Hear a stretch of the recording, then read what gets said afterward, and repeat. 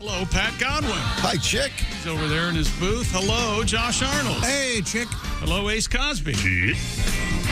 There's Willie Griswold. Chickster. I'm Chick McGee, and here's Tom Griswold. Thank you very much. Thank you very much. You're welcome. Hope you had a good weekend, everybody. Not bad. Busy? Well, you're busy, Christian? Very busy. Busy. You saw our friend, comedian Jimmy Pardo. I did. Man, he's good. Isn't he funny? Yeah. He is very, very good. Like I said, top 10 of all time in shows. He's very good. And his next, he's only doing 4 clubs this year. And the next one will be in Cincinnati, then Cedar Rapids, and then Minneapolis at the Acme. So if you get a chance, go see him. This is the first time he's been out since the pandemic. Wow. Yeah. Okay. Yeah. Did he have a lot of new stuff? It had been holding Here's back. the great thing about Jimmy. He works the crowd, and you don't know where bits are. I mean, it's so conversational, and it's just No one's wonderful. like him. No one's like him. No one. I'm a big fan. But coming up this week, it looks like we're finally going to hook up with Bill Burr. Oh, really? Oh, cool. He's on the list. I know today we're going to hook up with Greg Warren and Reno Collier. Okay. But, coming up later this week, it'll be, of course, Kostaki with his NFL analysis. And comedian Bill Burr, who recently, if I'm not mistaken, did a stand-up show at Fenway Park. Which, of course, he grew up in the Boston area, so that's got to be quite the thrill to step out at a stadium. Mm-hmm. You want to say analysis, don't you? I struggled over the word analysis. I know. I always do. It always struck me as being funny. I mean, there must be some connection between the word analysis and anal, don't you think? I'm not sure. Well, to you, everything goes there. So Okay, good. Well, that's where everything comes out. Oh, we have anal news coming up today. Everything goes. And don't be anal. That's a psychological term. Oh, that's true. Yeah. We have a lot of interesting things happening. We had a great time in Kentucky, in Louisville. Yeah, we sure did. Friday morning, and I was, in my understanding, am I correct in saying that this Friday you're going to be broadcasting from Louisville again? I will be, yeah. Josh doing a special... That studio that we were in? No, I think I'll just be in my hotel room. Oh, But, okay. that was a really nice studio. Yeah, wasn't it cool? Yeah. Yeah. Brand new, man. And yeah, I love those microphones, love those headphones. But you're really going to be doing it from your hotel room? It was decided, I think, that everything, it would be better that way. Look, I do what they tell me. Okay. I have a technical question. Uh-oh, here we go. Yeah, no. Same hotel? Nope. Oh, okay. Let me just say this about the... You weren't a fan. Oh, it was okay. It was fine. Yeah.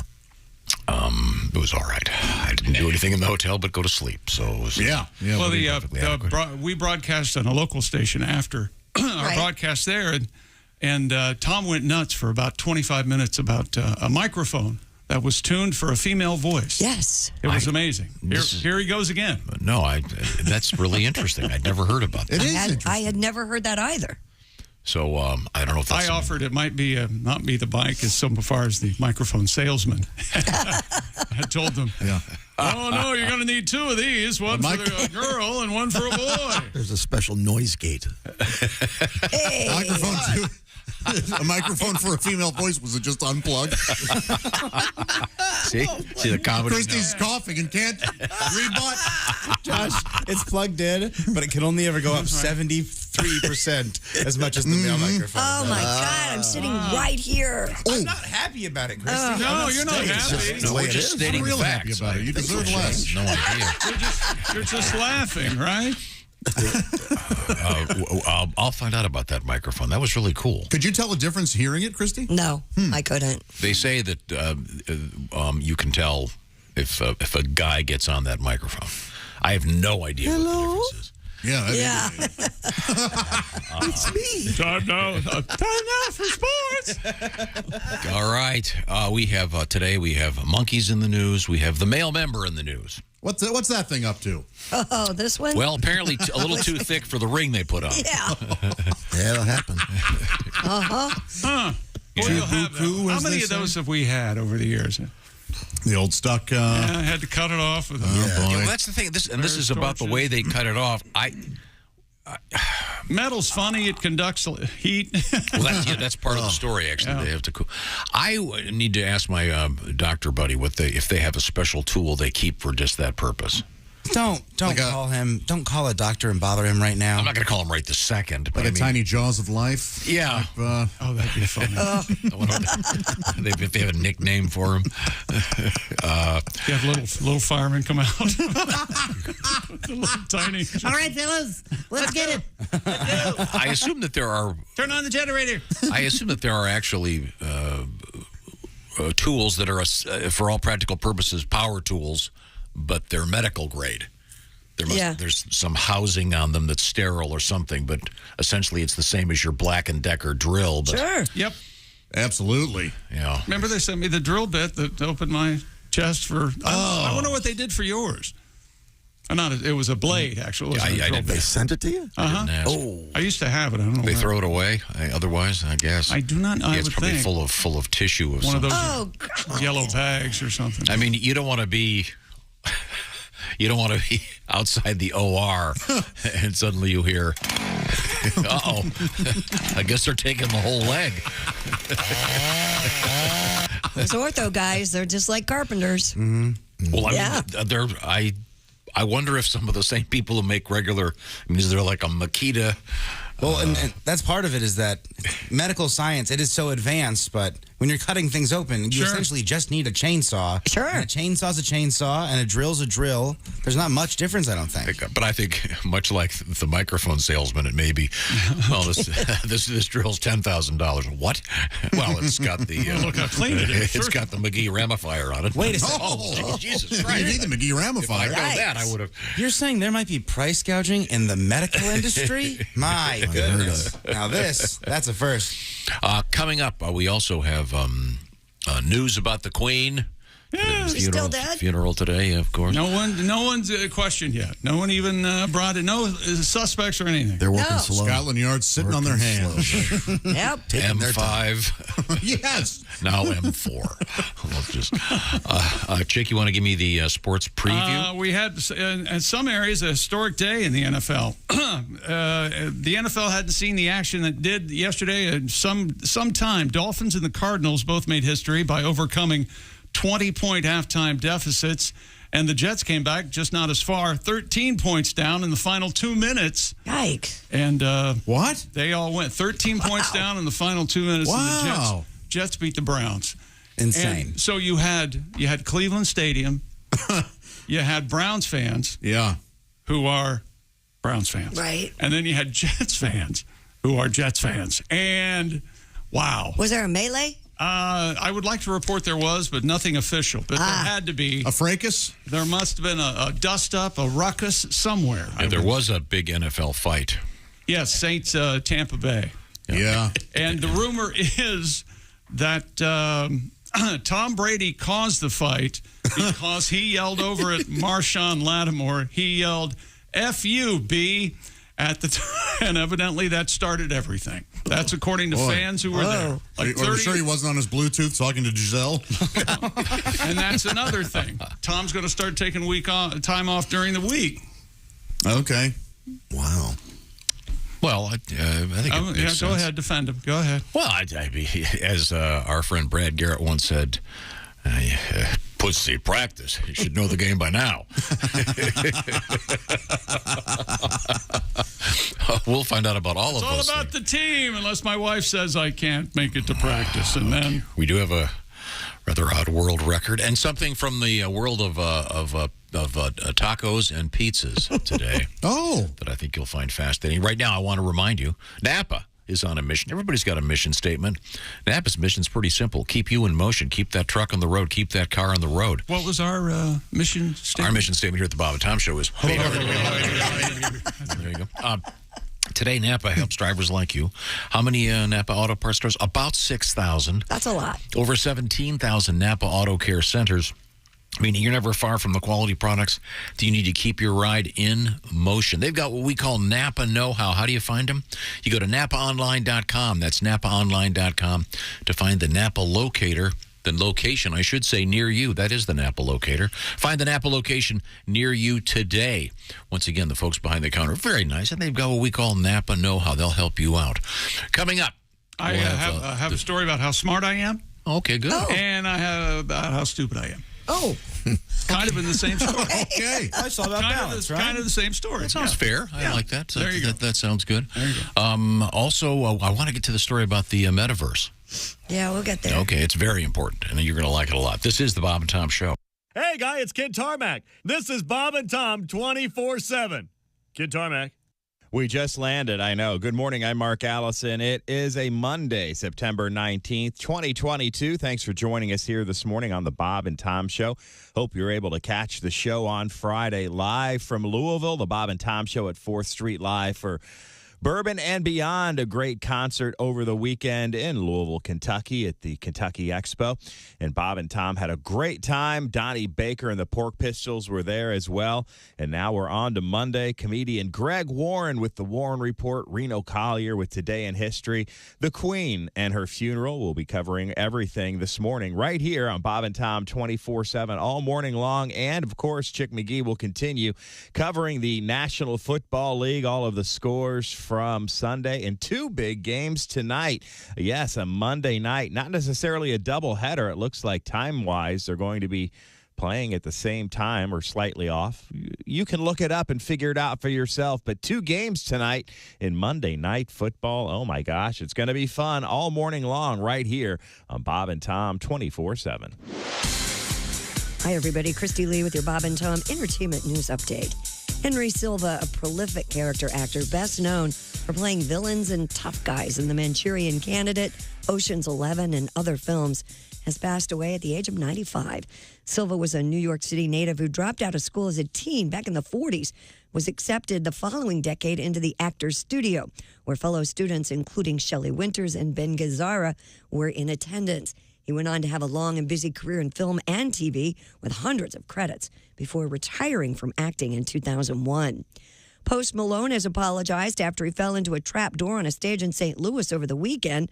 The door was open to lower an instrument, and Malone walked into the middle of it during a song. He posted a video yesterday after returning from a hospital and said the fall got him pretty good. Malone promises his fans in St. Louis he will return to make up for the missed songs. And Phantom of the Opera, the Broadway's longest-running show, is scheduled to close in February of 2023. A victim of post-pandemic softening in theater attendance in New York, the musical, a fixture on Broadway since 1988, weathering recessions, war, and cultural shifts, will play its final performance on Broadway in February. The closing will come less than a month after its 35th anniversary. And that's your entertainment news. I'm Christy Lee. More of the Bob and Tom Show coming up. Things you hear on the Bob and Tom Show. Yes, I have been doing lots of research, and now if you tell me who your favorite band is or what your favorite movie is or even what your favorite book is, I can tell you what you are saying about yourself. Okay, Christy, can we start with you? Do you mind? Christy, right, favorite My band? favorite movie. Road- Oh, is man, it no Roadhouse, did movie. we say? Not Roadhouse. Okay, That's not the movie Roadhouse. that you can't turn away from. Favorite movie? Yeah. My favorite movie, Yes. Breakfast at Tiffany with Oh, my Audrey God. Hepburn. Are you serious? Yes. Oh, Okay. boy, that's going to be a really mean one for me to start out on. I can Ooh. tell you what you're saying about yourself is I'm not nearly as cute as I think I am. That's what that says about you. It's awful. Okay. It's okay. I'm sorry. not. I hate to start off on such a mean note. I got you. How about your favorite band, Christy? Say Michael Bubble or Can I whatever. say the hell- Maroon 5? Sure, Maroon go ahead. 5? Yeah. Okay. If your favorite band is Maroon 5, what you're saying about yourself is, man, 10% off every purchase? This Gap credit card was the best decision ever.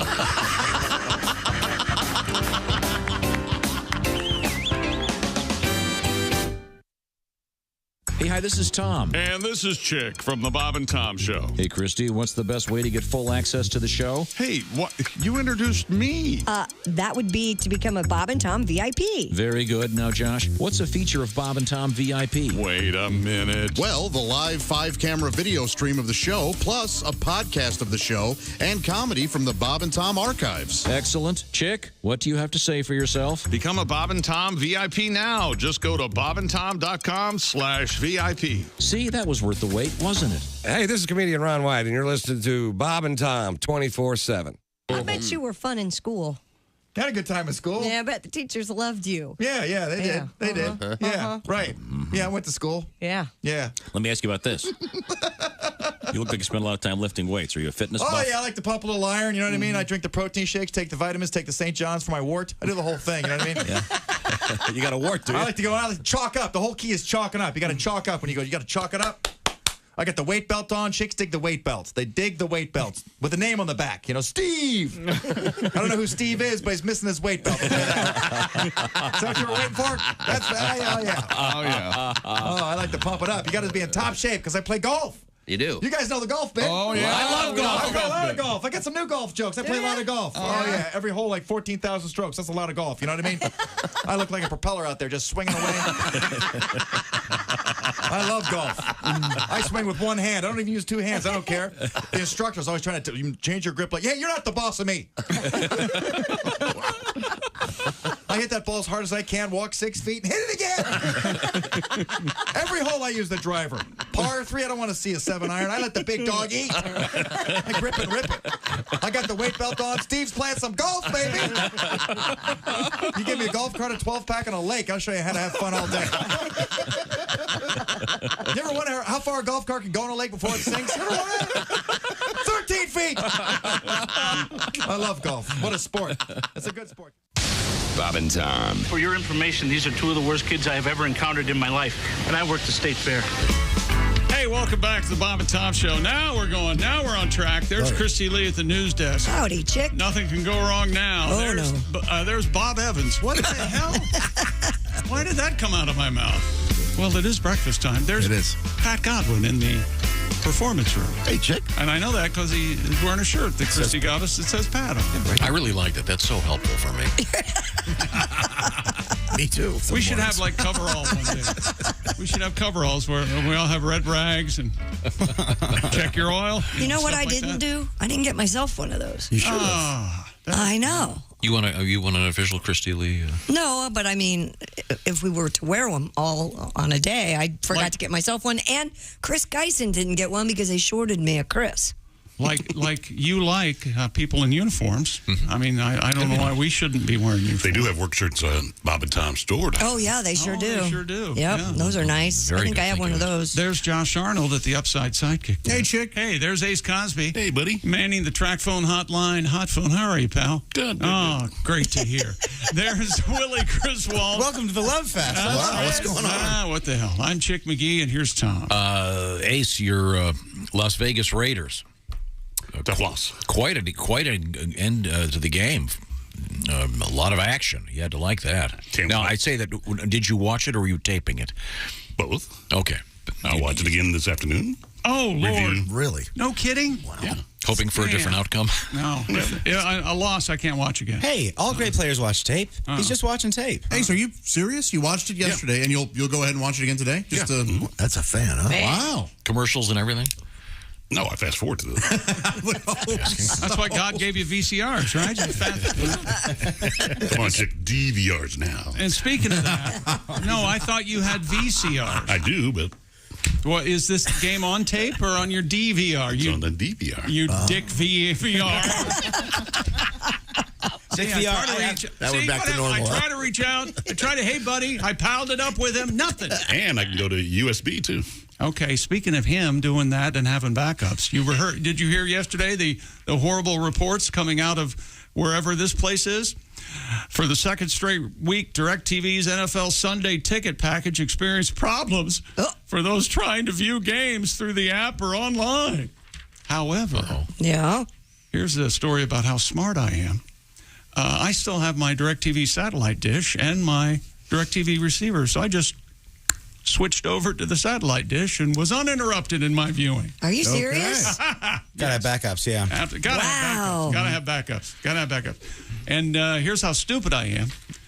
The Shoon of the Week went 0-2 this week, and that's because I double-shocked the Saints plus the 3, and Tom Brady threw a fit, of course, and the NFL realized that the Buccaneers must win this one, so they threw some of the... You have a conspiracy theory.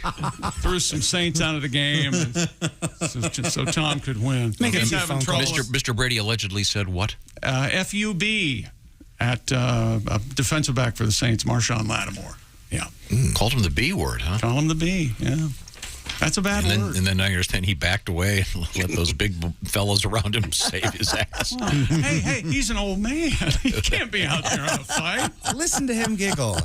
He will just like Tom Brady, my dad. He will throw an insult one way and just watch the destruction flourish in front of him. Right? You know, Throw a steak to the dogs.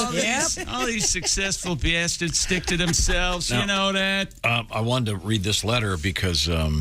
I did forget to mention the Pigskin Pick'em. Of course, the final game will be the Monday Nighter. Every week. Two games. Oh, great! Every week we do this, and last week's winner, it was picked against the Chickster. His name Alex Rangel from Midland, Texas. A charming gentleman. And yeah, we talked to him. He's great. You could be our winner this week, depending on what happens tonight. So I hope you got to enter. Starting tomorrow, you can make your picks for Week 3.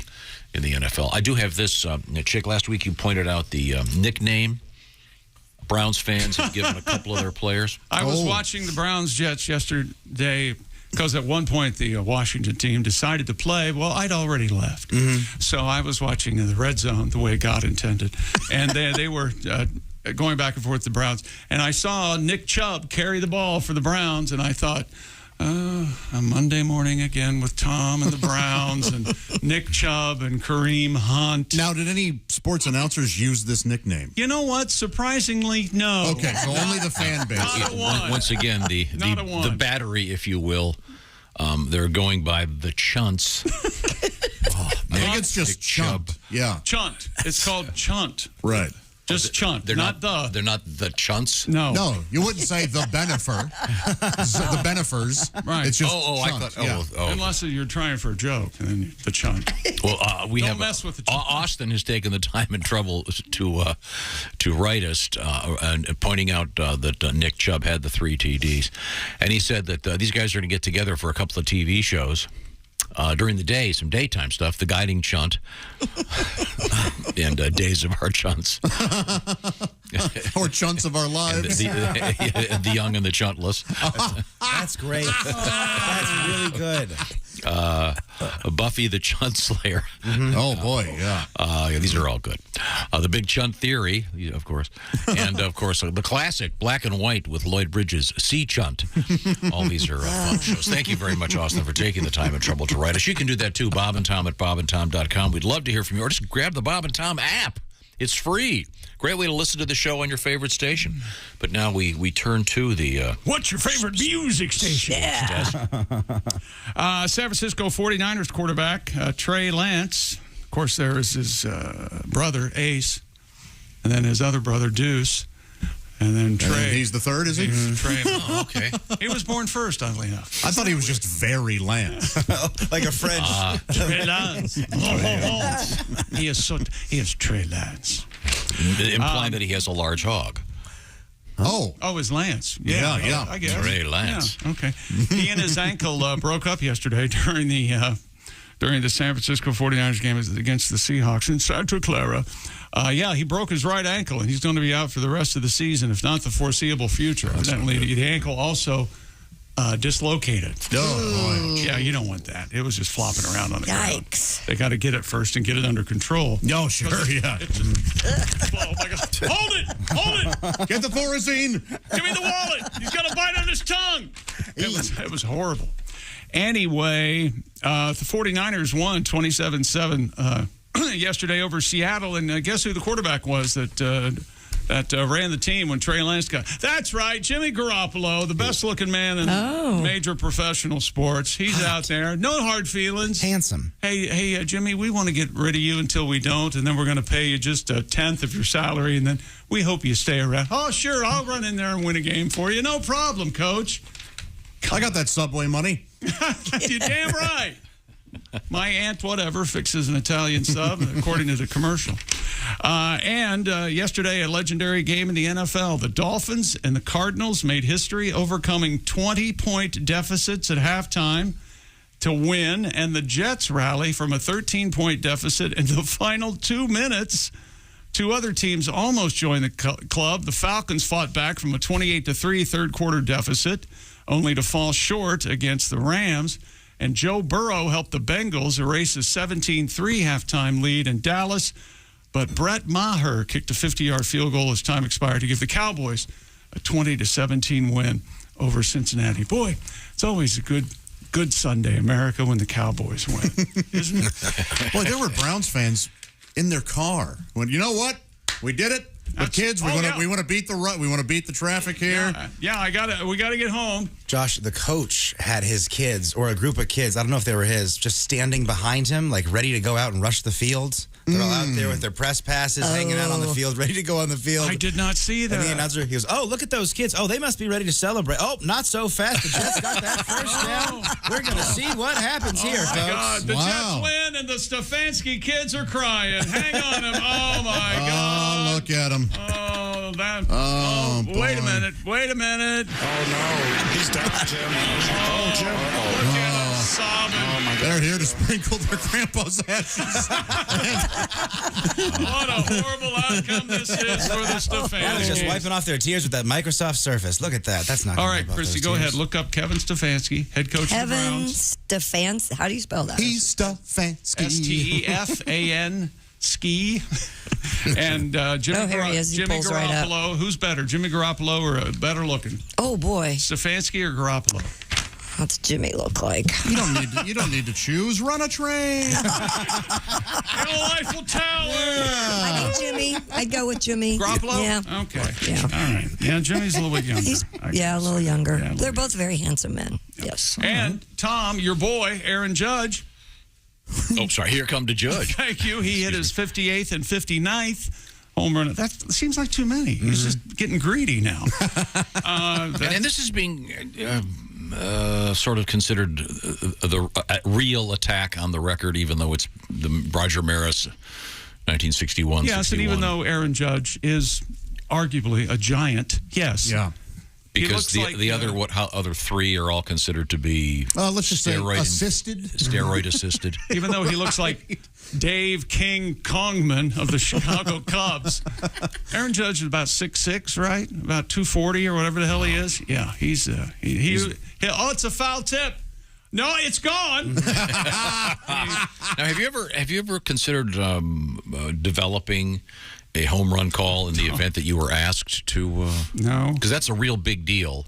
My favorite for baseball announcers, play-by-play, that they've got to have a good home run call. You want to have one that's original. And Kevin Levine, an amazing comedy writer, he and David Isaacs wrote for MASH a lot of the best MASHes, and he also wrote some Simpsons. He was going to be a play-by-play announcer for the San Diego Padres, but he started out at AAA level, and his first home run call was, "Oh no, it's long, it's far, it's deep." Wait a minute. That was his home run call. I read his book. It's great. Yeah, I think that's the name of the book. Actually. After his success writing for MASH, he wrote a book about going back and becoming a baseball announcer for a minor league team. Yeah, he asked his best friend, "Should I do this? I feel bad. I'm leaving my family." And he goes, "If you don't go do this, think what damage you'll do to your family." He goes, "Okay, you're right. I'm out. I'm going to go." Yeah, there you go. Do you have a good idea for a home run call, Josh? You're a baseball fan. No, I don't know that you should have one planned. I think it should all be. I think it should be totally organic. But don't you think after a while you have to have one that everybody knows? For sort of the Goodbye, Mr. Rawlings type. Yeah. I've always liked Elvis has left the building. I like that. That's a good one. That's a real good one. I don't know who does that one. We'll give it some thought. If you come up with one, let me know. Do you? No, I simply won't. I don't. But I think it's important to develop. I think, as Chick said, it's got to be sort of organic and can't be too affected. I don't know.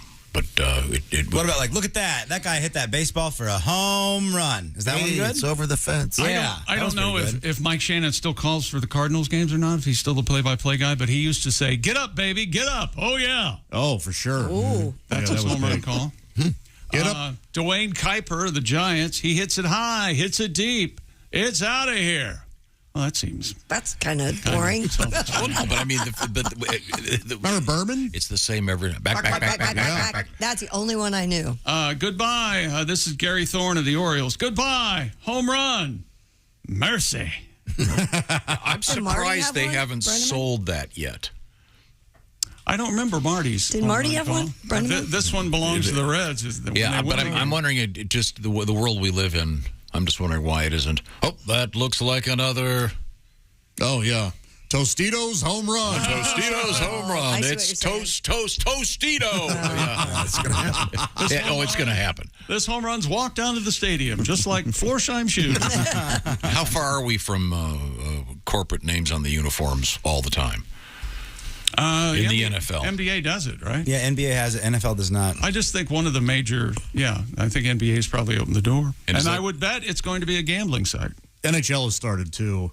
Oh, they have? Yeah. Okay, there you go. So, boy, for the NFL and the MLB to do it. I know they will. Oh, yeah. Are you kidding? I think all the NFL teams have their practice jerseys all. Yeah. When they sponsored the injury timeout, I knew, well, Jim, I don't see him breathing, but this Wait a minute, near-death experience brought to you by Tostitos. Oh, no. He's down, Jim. It's brought to you by your local hospital. Bob Uecker, of course, is famous just a bit outside. But his home run call is get up, get out of here. Oh. See, they're not... Remember in Major League, he goes, and he's crushed one towards South America. I like that. I like that. Yeah, that's another good one. I like that. Coming up, we will be talking about the Pigskin Pick'em competition where you get to win a big green egg. We give one away every week. The Big Green Egg Mini Max. Once again, last week's winner, the very handsome Alex Rangel of Midland, Texas. And as you said, there are 2 Monday Nighters tonight? Yes. So after that, you will determine who picked the most games correctly. And once again, you just go to bobandtom.com/contest. Eagles and the Vikings and the Titans and the Buffaloes. I've picked... I'm taking the Titans plus the points tonight. So there you go. Yeah, we'll find out what happens, but you can enter starting tomorrow and get your entries in by Thursday. And you could win, like I said, the Big Green Egg. A couple of those famous Big Green Egg Egg Fests coming up this week, including the All Green Egg Fest 2022 in Valencia, Pennsylvania. Oh. Then the Smoke in the Ozarks Egg Fest coming up just south of Springfield, Missouri. Is it pronounced Nixa, N-I-X-A, or Nixa? I assume it's Nixa. It's right next to Spiro. Pat, put down the booze, for God's sake. I got a press conference. Agnew, Missouri. There's a football player whose last name is Agnew, and yesterday all I could think of was my dad doing a Nixon impression. It's crazy how you managed to ruin watching football. Oh, it's not. Oh, where's Spiro? Oh, he had to play today. Pat has a simple cloth coat. Where's Checkers? What do you mean he's dead? Oh, dear. What do you mean? Is that Checkers the dog joke? Yes. Is that what that is? Did you know that you can go to Checkers' grave? Really? Yeah, No. absolutely. Yes. I've watched the Checkers speech a few times, but I never thought of going to his grave. I've gone to a Checkers drive-through. Oh, God, very nice, very nice. Oh, Checkers. We have exciting semi pizza taco news coming up. Now, is this about one of my favorite items of all time? I think so, sort of. Mm-hmm. It's kind of in response to it. Oh, okay. I'll give you that much of a hint. All right. It involves Taco Bell and Pizza Hut. Coming up in food news. And other food news. You heard the big, over the weekend, Ace alerted me to the fact that they Don't have... say it. People go out and buy them, and I can't get them. That's true. You haven't got them yet? We can't find them. Well, we can't hold up the show for you, Ace. This is like we can't read scores of games because Ace hasn't watched them yet. What else can't we do because of Ace? I like it. It's What is it? Fun. What is it, Christy? White Castle like pizza rolls. They're like shaped like pizza rolls, but they're White Castle. They're sliders? Are they good? Sliders. We can't find them. What do you mean? Are they any good? Of course they're good.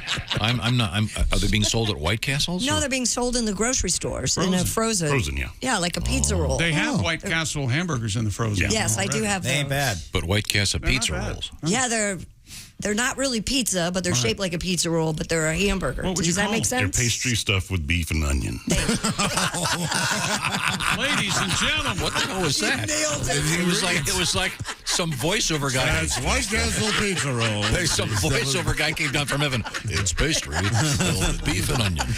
That's what's for dinner. Can we get Miss Hooker on this? We always have commercial ace, don't we? Yeah. He's just doing it for I've been spec. looking for them. They're sold out everywhere. Get Hooker on it. She'll find him. Okay, that's what she wants to do today. Or drive off a bridge. She'll do one of the two. She's not going to drive. She's going to park and walk then, Joe. Boy, did you guys notice how low that guardrail was on that bridge down there in Louisville? Yes. Yeah, man. Very, very low. I didn't like it. Beautiful bridge. Get up and you could lean back and get a selfie and fall right. Now, am I going to get a bill for crossing that bridge? Yes. Based on my based on the license Did you plate? go the 65 bridge? I have no idea. Just get the pass. I didn't. Went across the bridge. No, I went the. Yeah, there's a chance I you went would the use the other 31 bridge. Yeah, 12th the free one. Yeah. There's a choice. I didn't even. Yeah, there's a free one. Well, I In was, fact, you would have gone way out of your way to use the toll one. Right. I don't think you did. so- Which I'm sure he did. well, I was very involved in the podcast I was listening to. Chick, The Bomb season 2. Oh, BBC, highly recommended. You Is know, that about Hudson Hawk? Can I offer some advice?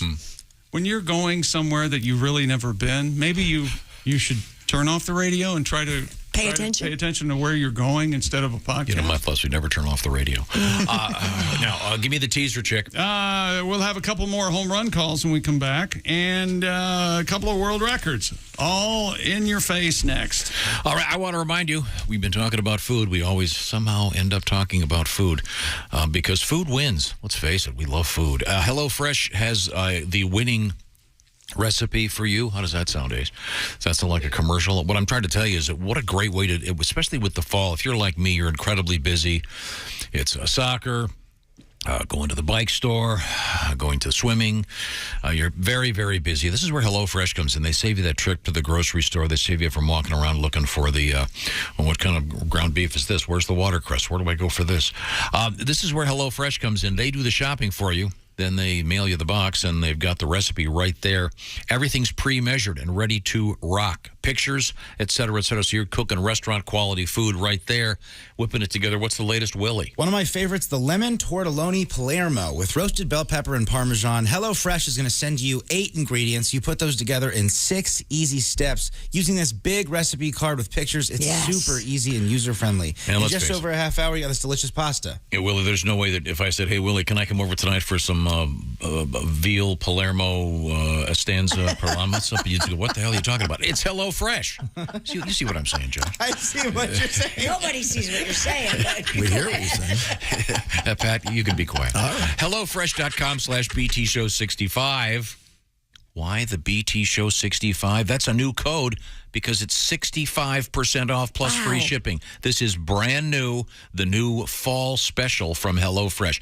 BT Show 65 is your code. HelloFresh.com/BT Show 65. Free shipping, every kind of food you want, 55 recipes to choose from every week, and they deliver the food to you, and it's already measured, ready to rock. HelloFresh.com/BT Show 65. They know you're going to love it. Give it a shot. I know I do. Coming up, world records. We've got weirdness in Key West. The need in our culture for a new signal if you're being rescued. I'll tell you about that shortly. This is the Bob and Tom Show. Think you know your pro football? Then play Pigskin Pick'em every week at bobandtom.com/contest. It's your chance to win a Minimax Big Green Egg. This is the Bob and Tom Show.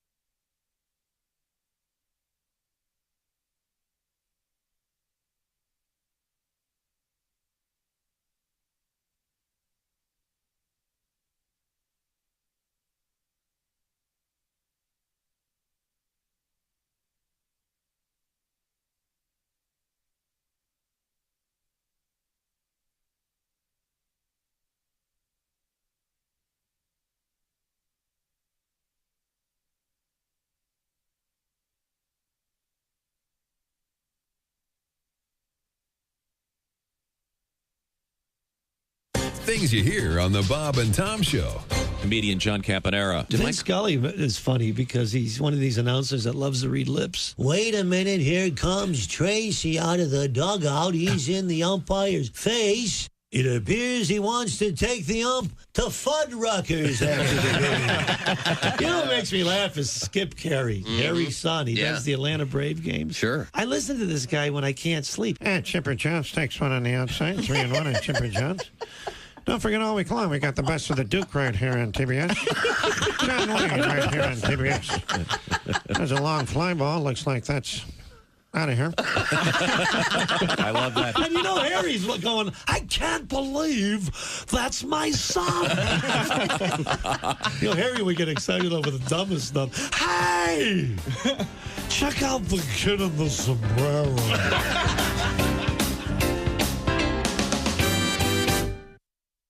Hello, this is comedian John Evans. Padoom, padoom, padoom, and you're listening to Bob and Tom 24/7. Good morning, I'm Mark Allison, and this is Bob and Tom 24/7. On the way, Greg Warren, Reno Collier, The Warren Report with Greg Warren. Find out more at gregwarrencomedy.com. But I can tell you that he will be very much live on stage. Milwaukee, Wisconsin at the Potawatomi Hotel and Casino coming up on Saturday, September 24th. That's Greg Warren, and you can catch him live in Milwaukee, Wisconsin. Potawatomi Hotel and Casino, and you can catch him live this morning right here on the Bob and Tom Show in the 8 o'clock hour with another fresh edition of The Warren Report. He's covered, coffee. He's covered Benihana. He's covered the Wright brothers. He's covered lots of topics. And today, no exception, it's The Warren Report. And yes, they are just that exciting. But he is a comedian, so he makes it fun and funny. That's why we have him on, and you'll find out this morning right here on Bob and Tom 24/7. Good morning, I'm Mark Allison with a look at things you may have missed on this Monday morning. Britain and the world are laying Queen Elizabeth II to rest at a state funeral that will draw presidents and kings, princes, and prime ministers, as well as up to 1 million people lining the streets of London to say a final goodbye to a monarch whose 70-year reign defined an age. A day packed with funeral events in London and Windsor began early Monday. The doors of 900-year-old Westminster Hall closed to mourners. Hundreds of thousands had waited for hours, many of them through cold nights, to file past the Queen's flag-draped coffin in a moving outpouring of national grief. Hours before the service was set to begin, London authorities said all viewing areas along the route of the funeral procession were full. The beer is flowing at Munich's world-famous Oktoberfest for the first time since 2019, with 3 knocks of a hammer and the traditional cry of "Oh, Zapfte, it's tapped." The city's mayor inserted the tap in the first keg at noon on Saturday to open the festivities. Oktoberfest, typically drawn about 6 million visitors every year to packed festival grounds in Bavaria's capital. But the event didn't take place in 2020 or last year as authorities grappled with the unpredictable development of COVID-19 infections restrictions. The mayor says he thinks the city made the right decision to allow the festival to take place this year. If you're planning to go, the event, Oktoberfest, runs through October 3rd. And that's a look at things you may have missed. More of the Bob and Tom Show coming up. Think you know your pro football and want to put your knowledge to the test? Then play Pigskin Pick'em every week at bobandtom.com. This is your chance to win a Mini Max Big Green Egg. Just pick the winners of this week's pro football games and you could win a Mini Max Big Green Egg. Head to bobandtom.com/contest and play Pigskin Pick'em with the Bob and Tom Show. Hi, this is Greg Warren, and you're listening to Bob and Tom 24/7. I'm sick of being sick. I've been in my bed all week. I feel like dick. I'm sick of my TV. Now I'm hooked on all the soaps on ABC. I try to read a magazine or hear the radio or watch the Bad News Bears again on HBO. I'm sick of being home, 'cause you think of stupid things when you're alone. I'm sick of this old house And today I might try on my wife's new blouse. I saw two women fight like cats on Jerry Springer's show because their mom was sleeping with their older brother Joe. I'm sick, feeling bad, but at least my older brother's not my dad. I'm sick of these four walls, and my arms are tired of playing with my dog. I'm sick. Bravo. Thank you. Bob and Tom 24/7. Morning laughter just might be the best medicine. I can hear you, oh no. You're talking out your ass again. Bob and Tom 24/7. Naked. Welcome back to the Bob and Tom Show. Christy Lee at the news desk. Hey, chick. Hey, there's Pat Godwin in the performance room. Hey, chick. Hey, there's Josh Arnold at the Upside Sidekick desk. Hello there. Hello there. There's Ace Cosby. Hey. Manning the track phone hotline hot phone. There's Willie Griswold playing air keyboards. I'm just rocking out, man. That's This is right. rock and roll right here. I'm Chick McGee, and here's Tom Griswold. Thank you very much. Had a great time in Louisville. Thank you very much. Indeed. And Josh is going to be back there, which is super interesting to me that that Louisville's doing two massive festivals in a row. Yeah. There's the other one coming up this week. Louder Than Life, It's baby. called Louder Than Life. And among others, Kiss, the Red Hot Chili Peppers, Alice Cooper, Alice in Chains. And you're going. And and your favorite band, what is it? Viz Queen and Lime? What is it? They will be there, yeah. What are they Wasn't called it again? something in Chains and rope? duct tape. Shovels and rope? Or No, something? Shovels and Rope was Shovels at and Rope. Bourbon and Beyond. Okay. But no, this is cool. We had a terrific time there. And thanks to everybody who helped out. Yeah. And hope to be there again. I hope you didn't get too much bourbon. Is there such a thing? Yes. Nope. Oh. Yeah. I guess ask Hank Williams. Yeah. Ask Jim Morrison. I'm currently reading a book by Jim. Wow. Yikes. That's all you. Did you hear what he said? Pretty much never sober. I like your rotation of books. It's always like there's a Revolutionary era guy, there's always a World War II guy, there's a rock and roll guy, and just some book about bridges or something. I like the rotation of books you have. He's Do you well ever rounded. eat- Do you ever read fiction? Like a nice Yeah, tale? I used to read it all the time, and I quit. I mean, after Camus, what's there to read, right, folks? Everything. I'm reading a really cool World War II book right now. Also, in any event. Oh, well, you got. And we should also note he's listening to them. Yeah, he doesn't read them. No, he barely even hears them, I'm sure. It's this Are way, they the way gonna- Socrates did it, Josh. It's- Are they going to mention? I bet He's not Socrates did have a young boy reading. Yeah, I bet he did. Certain oral Read to me, tradition. boy. Read to me, boy. Read to me. Louder, my ears are in this pillow. Hands on the hog, son. So what was the point I was making? Oh, we were in Louisville. As you can see how we got to Plato from there. We were in Louisville, had a great time, and Pat. Still feel I'm suffering. Well, I was hoping you. I wasn't hoping you were suffering. I was hoping you I were know feeling better. No, I'm not. It's still staying And with me. for those of you not familiar with the What? Have you had the hot brown? It's just with the Commonwealth of Kentucky, they're famous for many things. Yeah. For example, they have, of course, the greatest horses in the world, and I love all those beautiful horses. But they also You know, have a lot of people they say- don't have the Horse meat's delicious.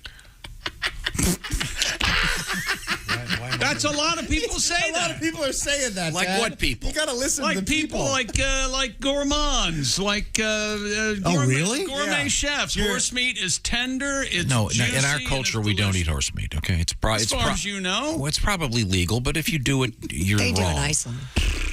Great. Move there. Well, I'm moving to Iceland. Oh, what's the matter with America? They don't allow horse meat.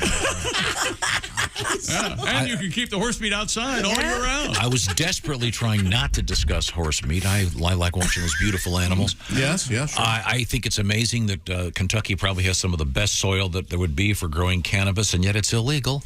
They also have some of the finest Kentucky fried horse meat.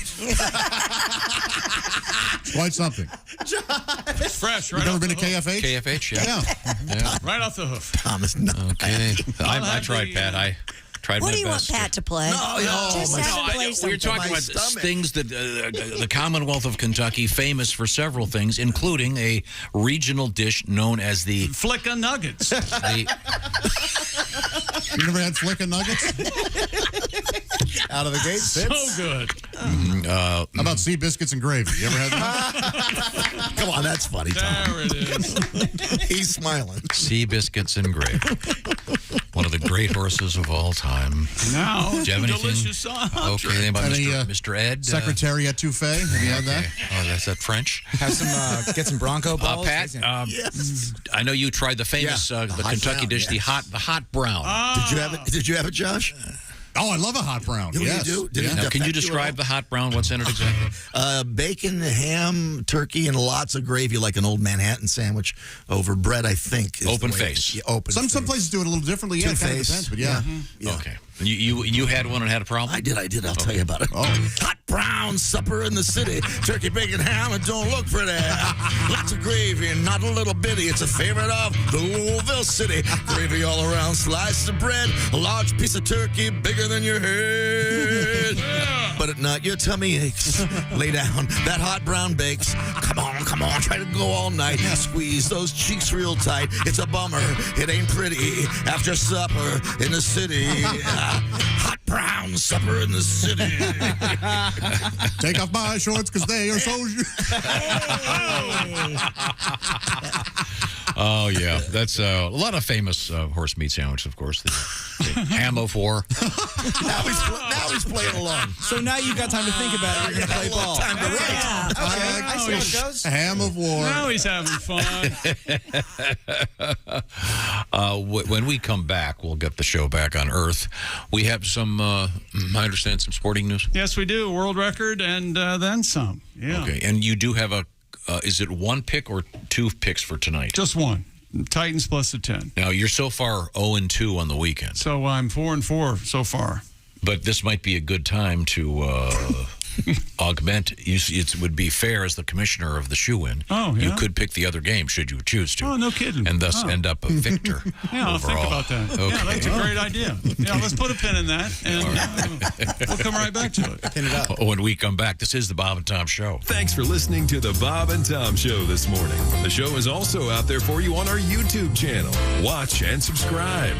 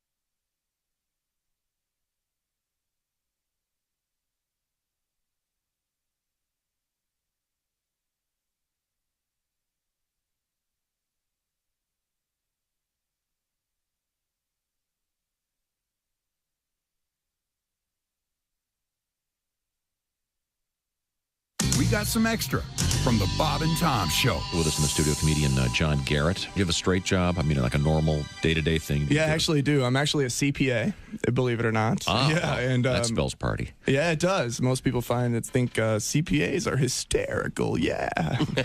No, of course not. We're dorks, big dorks. But and honestly, on behalf of all accountants out there, I'd like to say that we don't all do taxes. Some of us prefer to embezzle. It's much more lucrative. I read recently Willie Nelson wrote a song called Whatever Happened to Peace on Earth as his little protest to the war in Iraq. And my immediate thought was, why does he care? It's not like it's his tax dollar being put to use. I mean, I think the U.S. government should write a song called Whatever Happened to Willie's 1040. Yeah, there's a tax joke for the accountants.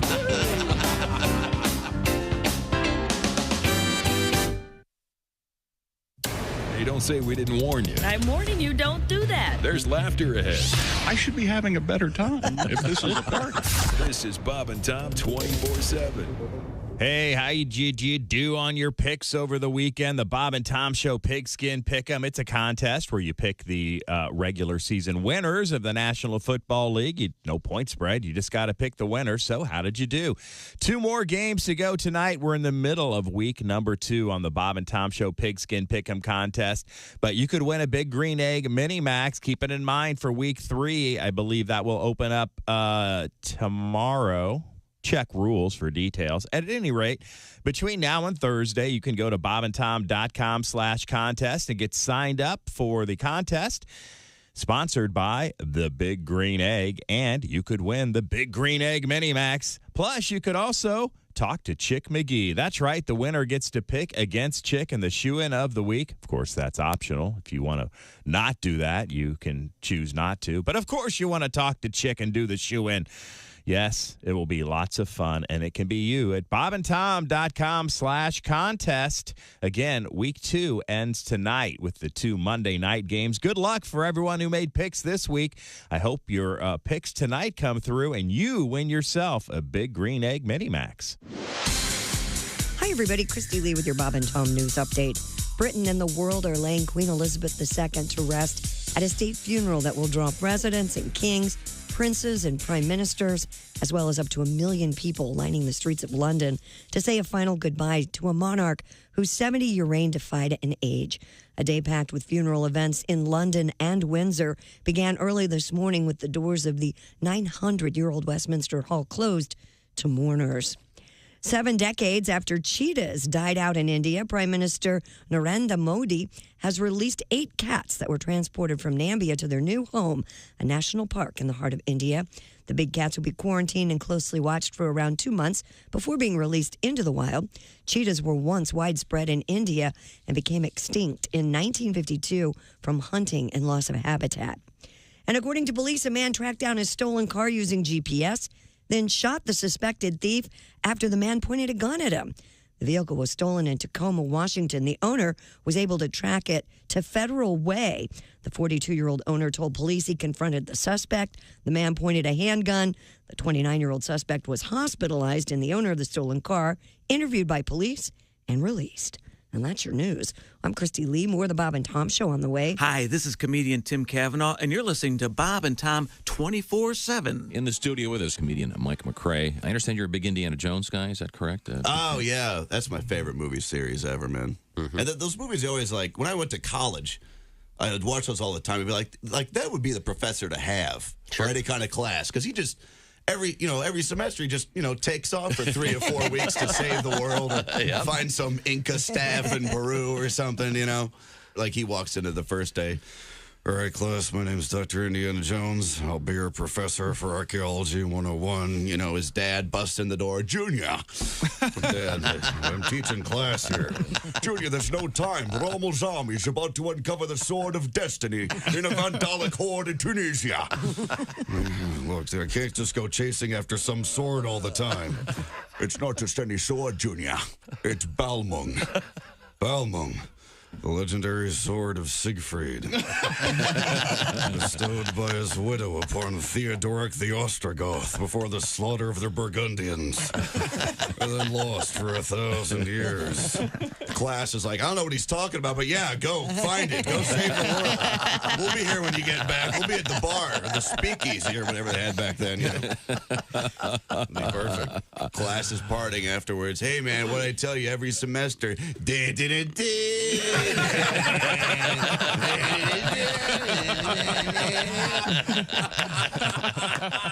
Bob and Tom 24/7. Where are you from, by the way? Patterson, from Patterson, New Jersey. Oh, sure. That's famous. Yeah, small. Sure. Thugged out town. It's tiny. So small, we used to get robbed by people we knew. That's small. People like, stick them up. I'm like, Andre? I'm going to tell your mother, man. By the way, how is Aunt Carol? How's she doing? I'll come home for dinner. Bob and Tom. If you irradiate poop, it will be sterile, but it's still poop. You can pick your morning radio show. And about that coming up. Welcome back to the Bob and Tom Show. Christy Lee at the news desk. Well, hi, chick. Your top's making my eyes go cross. Yeah, I'm worried about that. But it's waterproof, and it was raining this morning. Check local listings. Yeah. Is everything you're wearing waterproof? No. Oh. Is your butt waterproof because it has a crack in it? No, that's not it. Wait a minute. That's not bad. Hang on. I mean, you're there. Yeah, you're close. Is your butt leaking? Is your butt because there's Is a your butt crack leaking? It has a crack in it. No, there's something about your ass being watertight, isn't there? Probably, but I don't know what. Somebody help me. There's Pat Godwin in the performance room. Hey, chick. Hey, there's Josh Arnold, the upside sidekick desk. Hey, there's Ace Cosby. There's Willie Griswold. Good morning. I'm Chick McGee, and here's Tom Griswold. We were just talking about what a great time we had in Kentucky on Friday morning. And Josh is back. He's going back. You'll be doing the show from your hotel room in Kentucky Friday morning, getting ready for the Louder Than Life Music Festival. Yeah. Which starts Thursday and runs through Sunday with the likes of Alice Cooper, the Red Hot Chili Peppers, Kiss, and 90 other bands. I'll be there running around the whole time. How many of the bands do you think you'll get to see? Oh, I'm hoping to see. There are a good 15, 20 that I really want to see, yeah. But we were talking about Kentucky, and then you mentioned, who mentioned that their love of horse meat? It was Josh. No, it was me. I mused. All the Bourdain types, the Guy Fieri's of the world, they're eating horses. You're darn right. Yeah. No, they're not. I think they are. Well, Bourdain's not eating anything right now. Well, no, not anymore. No, he's being eaten, isn't he? Yeah. Guy Fieri liked one of my tweets this week. No kidding. Big fan. I'm a big fan of Guy. It's a fake account. Great guy. No, it wasn't. Check mark. So we have a short little tribute to this topic that I have objected to, but I've been told I have to play this, so here we go. When your horse says run, it's very last race, and there's nothing left to do. Giddy up, giddy up. We don't think it's very good taste to turn him into glue. Giddy up, giddy so if your horse has lost his stuff and his legs aren't thin and bony, giddy up, giddy up. If his meat ain't very tough, then he comes to Burger Pony. Hey! If we're not in your neighborhood yet, your neighbors have probably passed a petition. Comes to Burger Pony. Comes to Burger Pony. That was one of those restaurants. Didn't take off. Nope. Burger Pony? No. Yeah. I know I read specials for the swale and a pail. And And we had the sea biscuits and gravy was in there as well. Oh, it was? Oh, yeah, the classics. Oh, my bad. No, it's okay. No, it's a parallel development. Coming up, I heard it years ago and it stuck in my head. Coming up, we have Chick McGee at the sports desk. Pat Godwin is in the next room getting ready for some more music, and he's got his guitar with him. Great job on Friday, Pat. Thank you very much. Thank you. You too. And let's see now. That was, what, 2 days last week? Say it again. Did you work 2 days last week? Oh, Whole 3. two? Three. Woo. No, I think it came in Tuesday. Three's exhausting, isn't it? Okay. You and Tom Brady.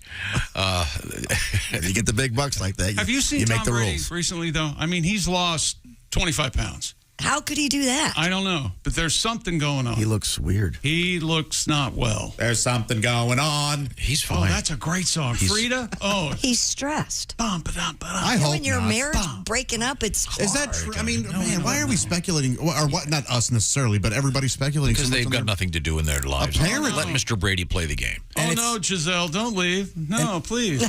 On sports radio, it's really embarrassing because you hear they're talking about stats and over-under and all these numbers. Like, well, we're hearing that Giselle's looking at a new house in Miami. There's 3 bedrooms, and that's not enough for Tom. And it's like, why are we speculating? This is about sports. 3 bedroom? Aren't their kids getting older and maybe moving? What? Their kids are little. Oh, they are? The point is, could we move on? Because he is in the news today because he's going to take Wednesdays off. Didn't Tom kiss his kid on the mouth? Yeah, so that what? Yeah. I like it. I think Leave it's cool. him alone. God. Your dad ever kiss you on the mouth? Yeah, sometimes, Christmas. Christmas. Merry Christmas, kids. All right, come Hey, get your all right, kids. here's your present. Roll over. I'm going to kiss you. That's not where I was going with it. No, I'm saying. Just doing a silly See, thing. if he's going to start it, I'm going I'll to. kiss you after if you've earned it. Could You we get to ruined the? There's actually an interesting story about Mr. Brady. And, it's not speculating about his marriage or anything else. Tom Brady will be taking... No, this nothing doesn't to do have with anything to do with his marriage. Tom Brady will be taking every Wednesday off during the 2022 season. Now, Pat, is it true that out of respect for this, you're going to do the same thing? I will. Every Wednesday, I will call. I'll text about 4 a.m. God, when you should absolutely. Wait a minute, hold it. Did you ask him how many days he was here last week? He did. So yeah. you could set up that question. Yeah. No, I bet you were only here did. 2 days last week. Yeah, he was. You were here Monday, then you came in Tuesday morning, and I sent you home because you were sick. Then you didn't come in Wednesday or Thursday. And the man was ill. What do you want? Let's just move forward. He was ill with what? Oh, did I say ill? I meant to say pill. He has workitis. Okay. Fatigue. So Mr. Brady doesn't have to practice on Wednesday. That seems reasonable to me. According to What?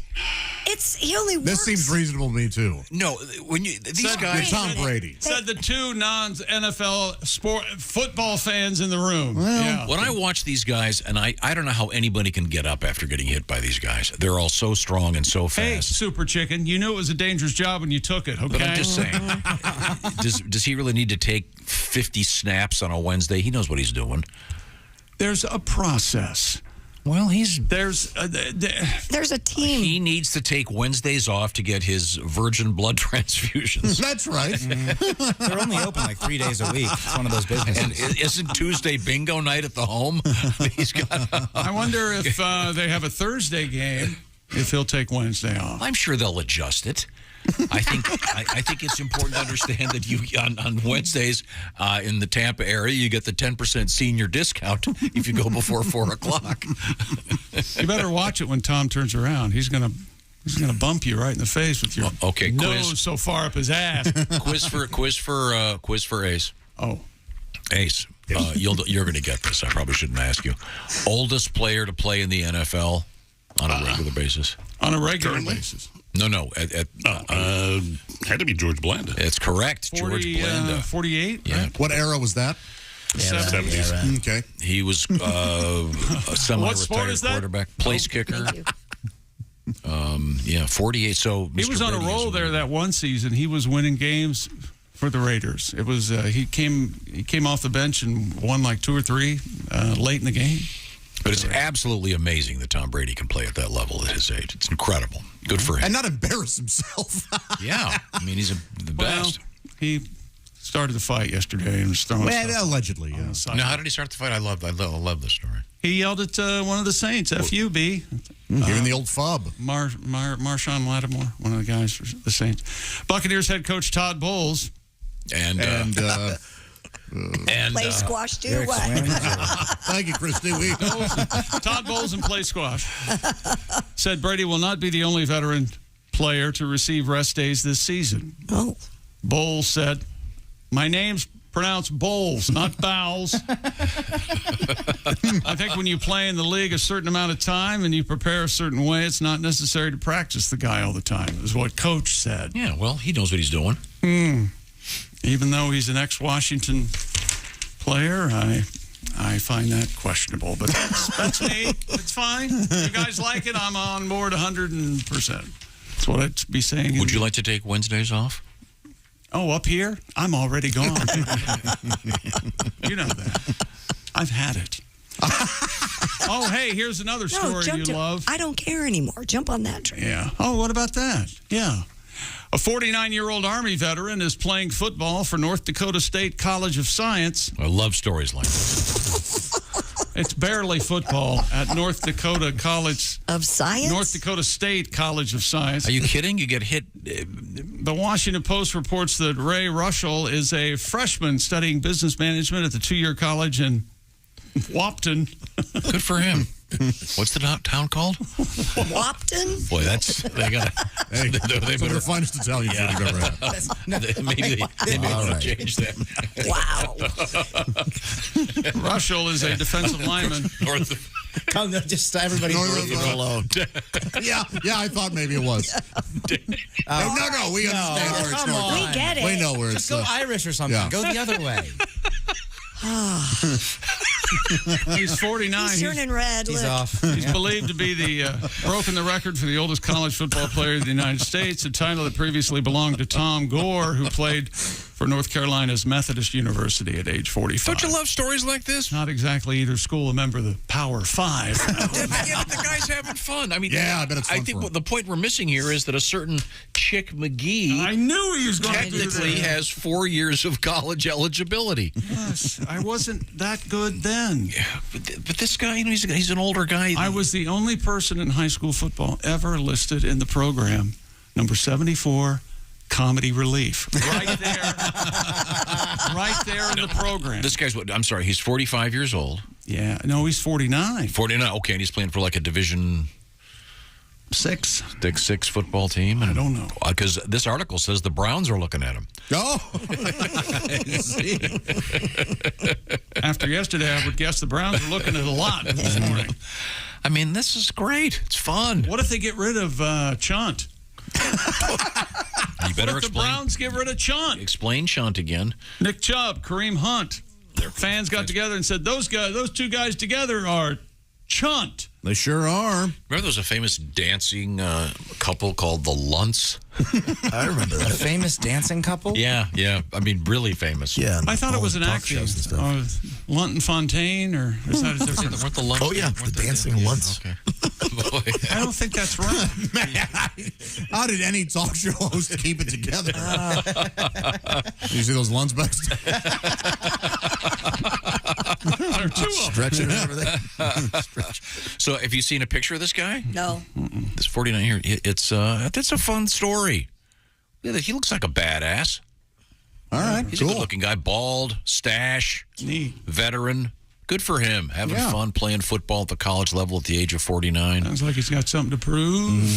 He's standing next to a guy with a Gatorade. He's got an Ensure in his hand. He's a smart guy. He's enjoying himself. He's really sad, though. He wanted to get pumped up before the game, so he brought in some music to show the fellas. But they couldn't play any of his tapes. It was a real shame. Oh, that's okay. Where can I plug this in?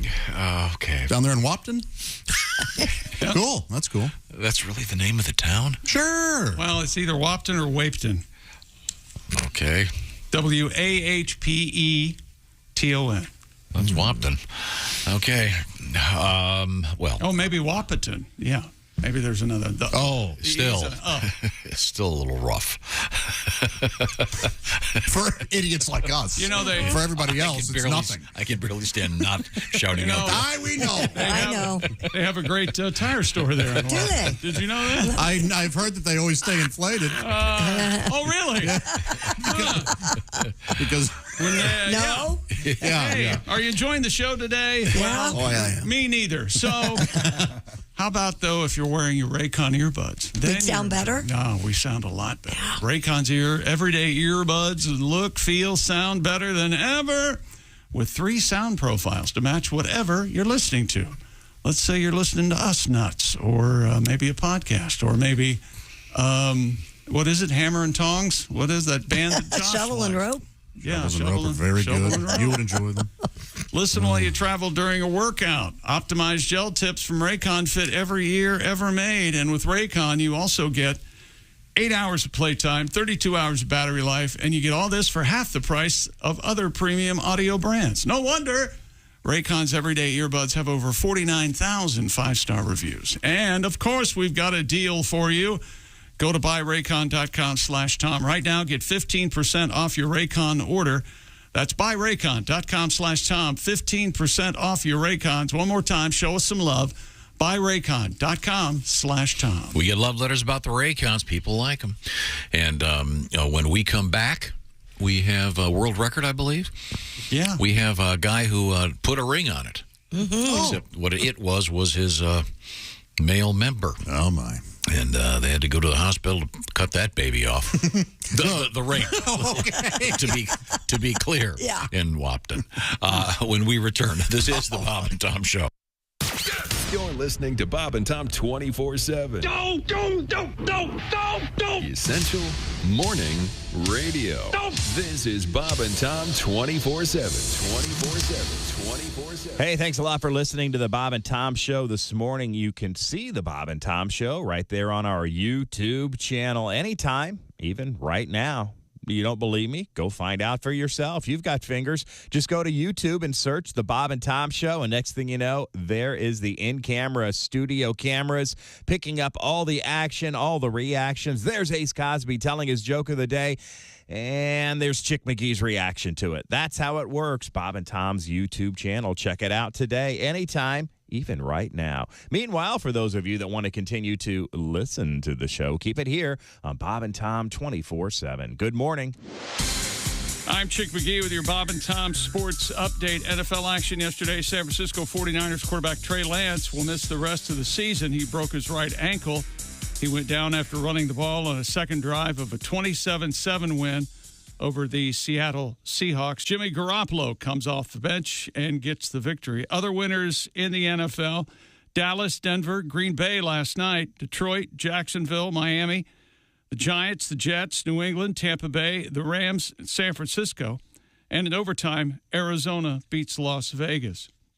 In Major League Baseball, Aaron Judge hit his 58th and 59th of the season to move within 2 home runs of Roger Maris's American League record with 16 games remaining and lead the Yankees over the Milwaukee Brewers 12-8. Other winners in the American League: the White Sox, Tampa Bay, Minnesota, Baltimore, Boston, Houston, and the Angels. In the National League, your winners: Miami, Atlanta, Cincinnati, the Mets, Colorado, San Diego, and the Dodgers. And in the WNBA championship, Las Vegas wins it, beating Connecticut. I'm Chick McGee, and that's your Bob and Tom Sports Update. Things you hear on the Bob and Tom Show. Comedian Jeff Rothpan here in the studio with us. When I was a kid, all these other kids got to go to the Barnum and Bailey Circus, and I remember begging my dad, please, I want to go. All the other kids are going. He said, no, we just can't afford it. Tickets are expensive. He ended up taking us to this Bob Circus. It was actually called, no, this is true, Bob Circus. Yeah, and it was in a mall parking lot. And what a difference. I remember the guy yelling, and now huge midgets. What the hell is that? Oh, yeah, there was just one after another. The bearded man. I think they actually had the talking mute. Hi! Man, what the hell is this? How does he do it? He's amazing. He's a mute, yet he speaks.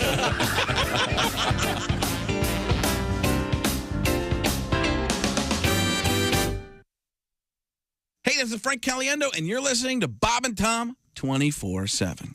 Brand new feature, Biff Whiskey, Frontier Lifeguard.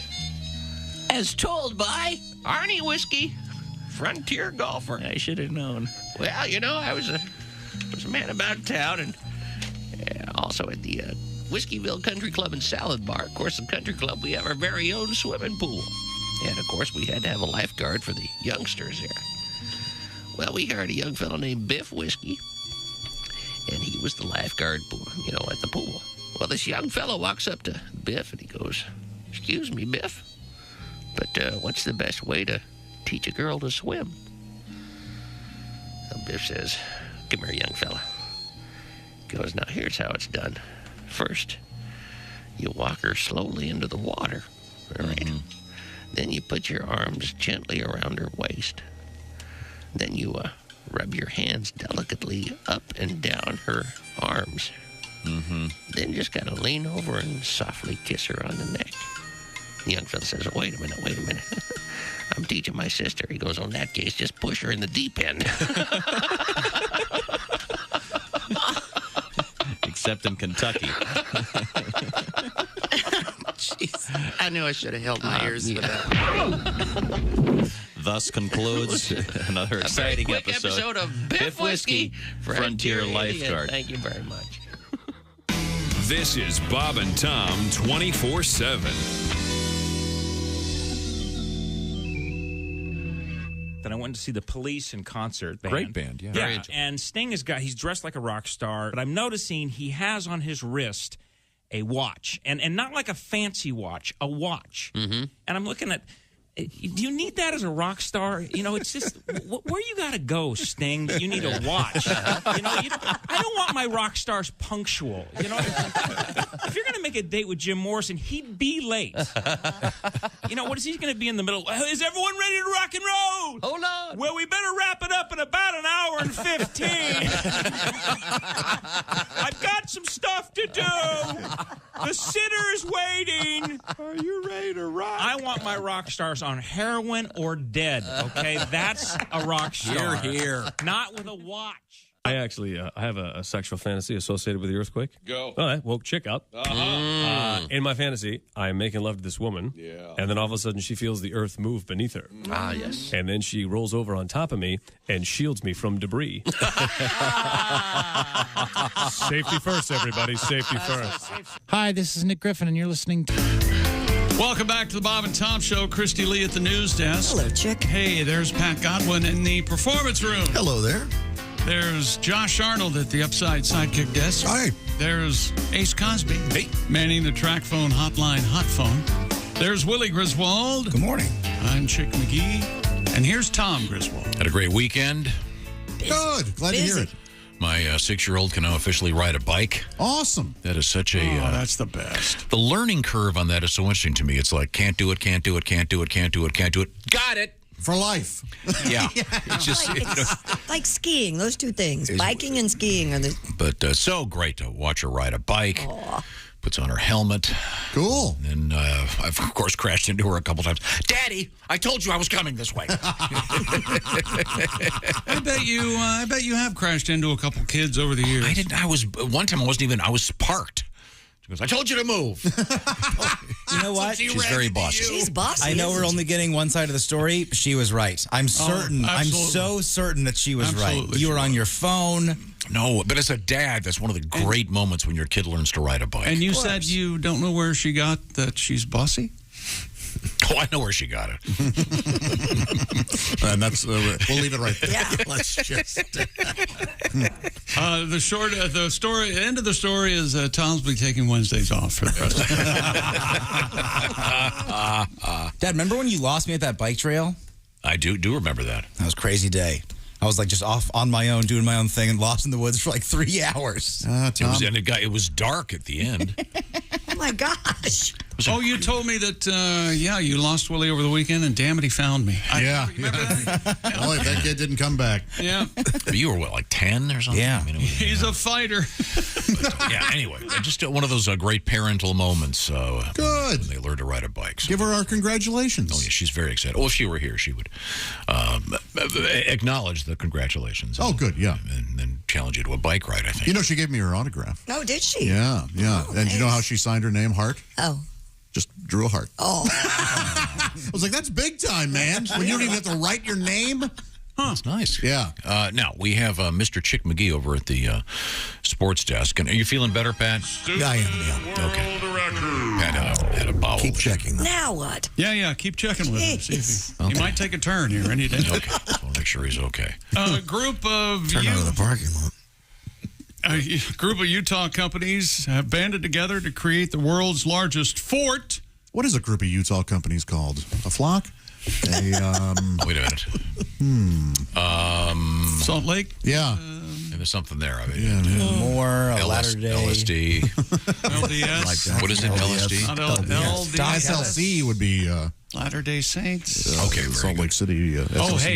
Under the Banner of Heaven, by the way. Great little show. Great movie. Great little show. That's a great. I've read the Krakauer John book. Krakauer. It's a series. I didn't know it was a series now. Yeah, it's on Hulu. And Andrew Garfield he's amazing. Somebody hated it. Godwin, did you hate it? I didn't care for it. Yeah. I enjoyed the beginning of it.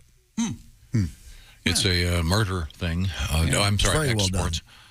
The fort, world's largest fort's what they got together and made out of blankets. Oh, a blanket fort? I love blanket forts. According to KSTU. Hey, Stu.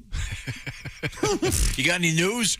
It's just sure. Well, hang on, Stu. What do you want to hear first? Sports or weather? All of us are named Stu. We got a stew here.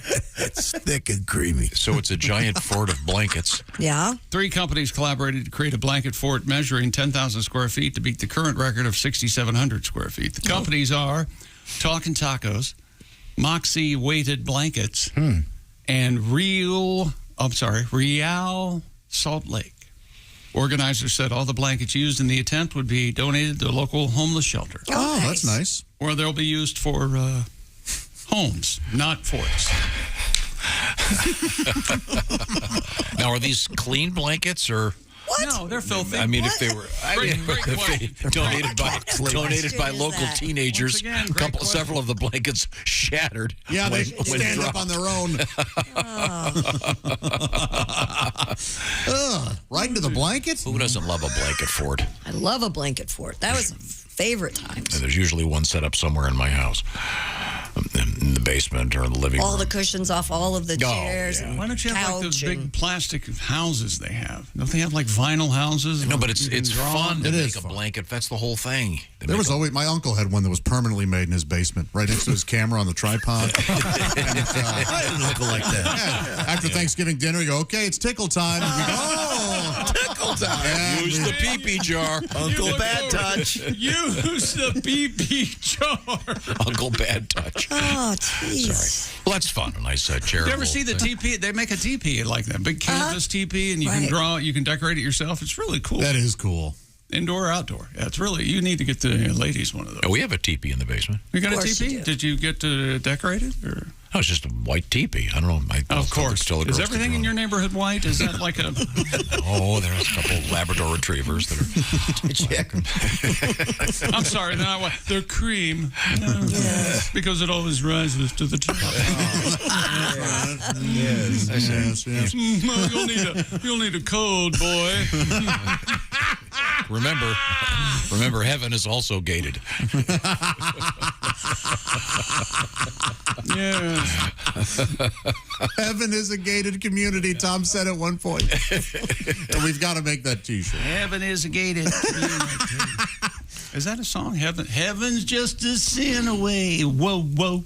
It's just a sin away. Yeah, something like that. It's by the Kendalls, I think. And it was a father-daughter group. Really? And the song was "Heaven's Just a Sin Away." Yes. You were playing this on the radio? No. I think my mom liked that song or something. Oh. Yeah. Oh, I believe that certainly. Now we have.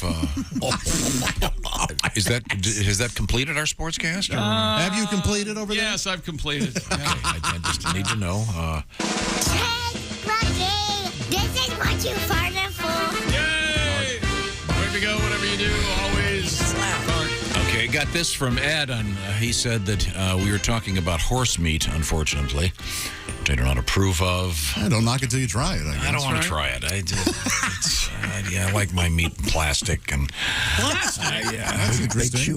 wrapped up. I don't want to think about where it came from, but chicken I'm good with, certainly. Nice roast beef, very tasty. Turkey, love it, but horse meat, I don't want to eat horse meat. Okay. It's a cultural thing. I don't want to eat it. But So you and your family crash in the Andes.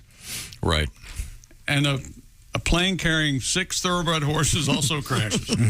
No other food other than the horses. What do you do? Well, I'll probably get the trots. You know what I bet is tender is Clydesdale. Oh, boy. That's a pampered animal. Yeah, that's the wagyu big. They're too big? They're too big. Somehow I doubt it. You're but like grizzly. we have to get... Oh, wait a minute. Could you grab that? Hello, Bob and Tom Show. Hey, Bob and Tom, it's Donnie Baker. Hey, Donnie. Hey, you're going to have to cut me some slack right now because I'm on hold with the loss of Peter Francis and Geraces. Oh, really? Well, I'm pretty sure me and my Uncle Junebug got a copyright infringement case, Tom. What's that? Well, last week I heard you guys talking about them potato chips that are supposed to taste like labias. Oh, yeah. They're supposed to taste like the mommy parts of a lady. It's ridiculous. We can't even say the name on the air. We already came up with that. You did? Hang on, let me check see if I'm still on hold. Okay. Yeah, no, I'm already important to you. But if I was that important, you would have answered on the first ring. Great, more yacht rock. I should just call Judge Joe Brown. Are you guys still there? Yeah, we're here. Well, anyways, about 10 years ago, I met my uncle at this pay lake. You know the one right off 31? what's it called, Lake Cockatitty, something like that. T.G. Caca, I think is the name of Well, it. Uncle Junebug was pulling out fish left and right. And, time of us neither was hungry for a big dinner, but thought we'd both enjoy like a fishy-flavored, crunchy snack later, made out of his fresh catch. So we took the words catch and snack and invented snatch. We even thought of a slogan. Maybe Ace could say it for us. You got a hankering for some fish down the hatch? Well, don't just sit there. Grab some snatch. So it's a fish-flavored chip? Yep, and we invented it first. Snatch is fun to eat on the boat, or take some home and eat snatch in the privacy of your own home. Now, I warn you, too, snatch is an acquired taste. Oh, and be ready when you crack open the bag, because the humidity slaps you right in the face like an Asian carp. Swear to God. So, sharks, what do you think? Oh, hang on. Yeah, can I speak with Mr. Peter or Mr. Francis or Mr. Dracy's? Well, no, this is Donnie Baker, the snatch maker. Bob and Tom, I got to take this. Okay, good luck. He's trying to. I think Peter Francis Tracy, I believe, is a bankruptcy lawyer, but hey, maybe he can help out Donnie. Who's to say? Yeah, we are. We did have the story about the so-called the pea chips. I have a friend that's working on trying to get some of those. For you. We have commissioned Jess Hooker to create. No. Yes, she's volunteered to create the potato chips with this flavor, and we'll see how it goes. There's no way she volunteered to do that. Right, she's doing it, but and which we appreciate. There's no way. It's really not that difficult. All she has to do is jog a little, then grab a bag of chips. Jog a little. Are you not familiar with HR at all? Huh? The one lady's got the huge boobs. Yeah. She doesn't work for us anymore. All right. She doesn't work for us anymore? Oh. We don't work for her, I guess. I don't know. Maybe because I asked her if she was Jewish. She's not. I go, how old are you, you Jewish broad? You got to stop doing that, Josh. That's HR didn't care for it? Sensitive, yeah. Now, we have Christy Lee at the news desk. Will you try these chips if they are made? Me? Yeah. No. Why not? Be like cannibalism, wouldn't it? Sort of. Kind of. I don't know. This company make Bloody Mary chips. Yeah. They make a variety of potato chips. This is just one of them. It's rather unusual. It's bizarre. It's weird. Yeah. So we'll see. I wonder if how could they do it? Because look, the fish thing is funny to joke about, but it's not that realistic. Mm-hmm. I've never had. I've got a phone number in Florida for you. Oh, okay. I don't know. Maybe hygiene's gotten better. Captain Frank's. Have we talked about the crab chips that Utz makes in the Baltimore area? I guess they're huge. You like those? Hugely popular. I ordered a bag and I did not care for them. Mm-hmm. Yeah. Yeah. I'm quite the chip connoisseur. And What's your favorite? What's your go-to chip? Lay's classic. Lay's potato chips. Those are very good. They're very Do you good. like Ruffles? Ruffles, probably number 2. I like Ruffles eggs. They have structurally, they hold the dip better. They sure do. They have ridges. Yeah. They have ridges, hence the, hence the structural integrity. Sounds like I'm a kettle cook guy. I like my kettle. Yeah. Mm-hmm. I see. Well, we need to move over to Christy Lee at the news. Speaking of food, what do you in got? response to Taco Bell's Mexican pizza, Pizza Hut has announced it's launching the Italian taco. Really? Oh. The new dish is not new at all, but rather a slice of pizza folded lengthwise. The tongue-in-cheek promotion also pokes fun at Taco Bell selling out of Mexican pizzas, with Pizza Hut joking, quote, the best part? This nearly unbelievable innovation will never run out. Food and Wine magazine points out that both Taco Bell and Pizza Hut are both owned by the same parent company, and we all know... Yum brand. That's right. Yum. The Italian taco does sound kind of like a sex move. I'll tell you what. Last Thursday night, I knew to get the Italian taco. Oof, I can barely walk. Let's just say I wasn't al dente. Know what I'm saying? That's what Madonna calls her front naughty. Oh. An old Italian taco. So it's just a joke. Yeah, it's In other just a words. joke. Okay, all right, good. And those pizza roll bites we've been talking about are called Castle Bites, the White Castle From bites. White Castle? Mm-hmm. Hard to find, aren't they? Hard to find.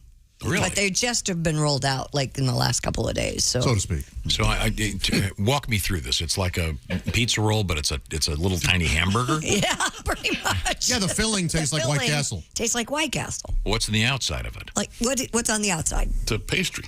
Yeah, like a dough. Okay. But here we're talking to a man who's never had a pizza roll. I so know. this is way harder than it should be. We gotta get him on that. Okay. I bet you'd like it. I don't think I've ever had a pizza roll either. We might. What? They burn your mouth is what they do. They're So like they're like Hot Pockets, basically, but they're full of pizza. Tiny. Yeah, real tiny. tiny and one bite. Wonderful little pillows of flavor. And for like stoners and drunk people, that's like filet mignon. That's all you want. It's 10:30 p.m. Dude, You're at home. So awesome. Go to the freezer. Go to the air fryer. Microwave them so the No. Yeah, they're soggier when you microwave them. So I say toaster oven or air fryer or oven. The pizzazz. Conventional. They don't become molten lava in the. They sure do. They do. Yeah, and sometimes they'll burst. You got to be careful there. Okay. All right. It's like that gum from the. Right. Do they still make that stuff? Gushers. Yeah, the gum that freshen up. Yeah. The gum that erupts, if you will. Sure.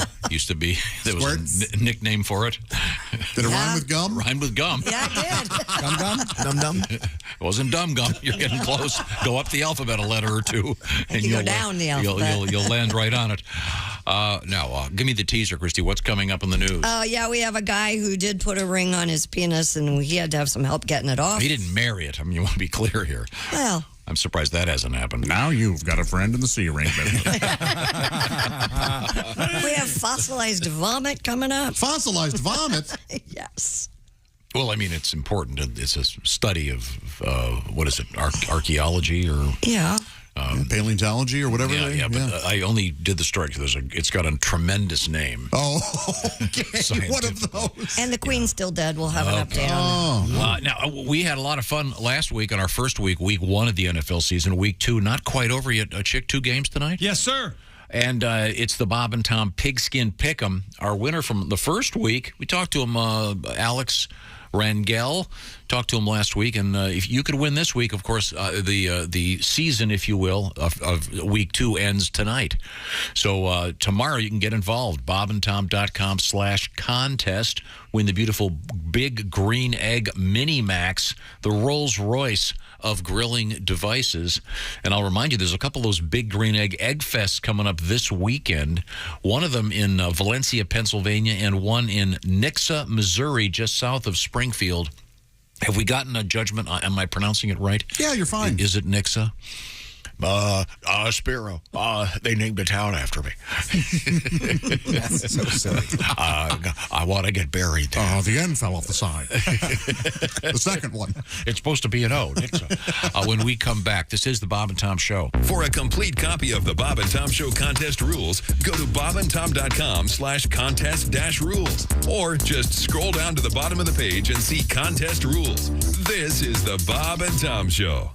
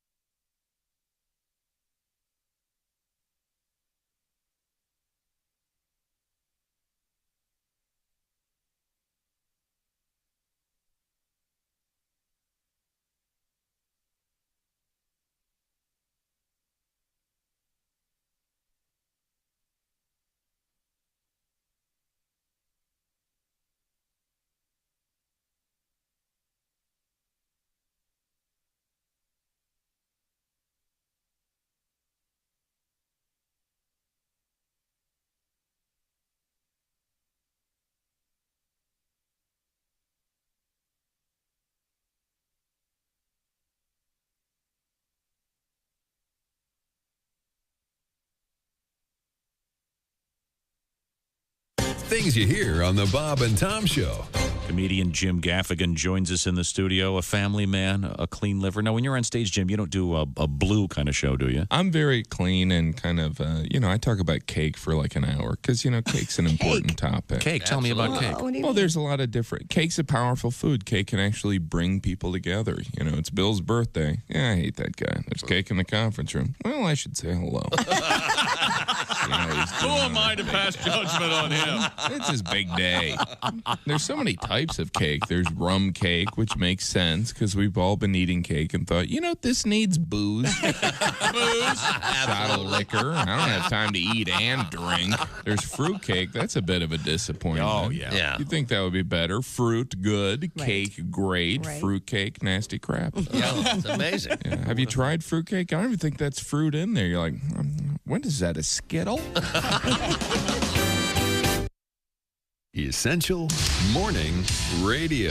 All day and all night. This is Bob and Tom 24/7. 24/7. Mark Allison along with you here on a Monday morning. Greg Warren and Reno Collier coming up. It is September 19th. Thanks so much for joining us here. Hope you had a great weekend. By the way, if you're looking for something to do this weekend and you're near Valencia, Pennsylvania, you can check out the Egg Fest, the All Green Egg Fest 2022, a celebration of grilling this Saturday, September 24th at All Green Outdoor Living in Valencia, Pennsylvania. It's about 30 minutes north of Pittsburgh.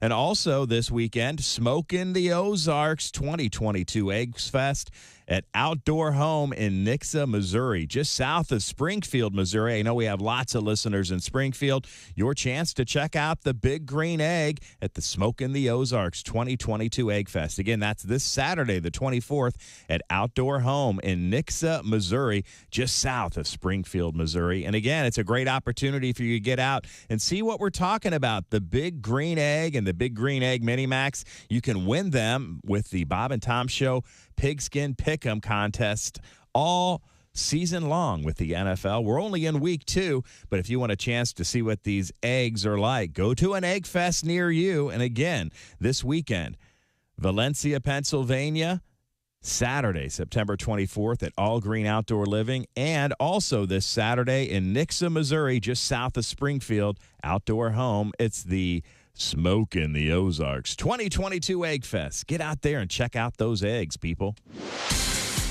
Hi, everybody. Christy Lee with your Bob and Tom Entertainment News Update. Henry Silva, a prolific character actor, best known for playing villains and tough guys in The Manchurian Candidate, Ocean's 11, and other films, has passed away at the age of 95. Silva was a New York City native who dropped out of school as a teen back in the 40s, was accepted the following decade into the Actors Studio, where fellow students, including Shelley Winters and Ben Gazzara, were in attendance. He went on to have a long and busy career in film and TV with hundreds of credits before retiring from acting in 2001. Post Malone has apologized after he fell into a trap door on a stage in St. Louis over the weekend. The door was open to lower an instrument, and Malone walked into the middle of it during a song. He posted a video yesterday after returning from a hospital and said the fall got him pretty good. Malone promises his fans in St. Louis he will return to make up for the missed songs. And Phantom of the Opera, the Broadway's longest-running show, is scheduled to close in February of 2023.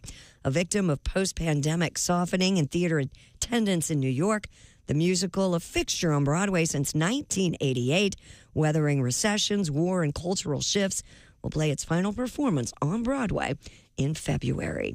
The closing will come less than a month after its 35th anniversary. And that's your entertainment news. I'm Christy Lee. More of the Bob and Tom Show coming up. Ladies and gentlemen, Bob and Tom. He's keying my car. Front bumper to license plate. Oh, he's keying my car. All cause his girl got laid, cause he's cucking, but busting my windows. And my insurance claims denied. My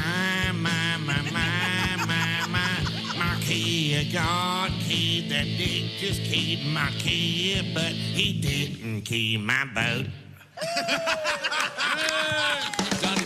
Bob and Tom in the morning and highlights all day long. The Bob and Tom Show, weekday mornings at 6 a.m. Eastern on Bob and Tom 24/7.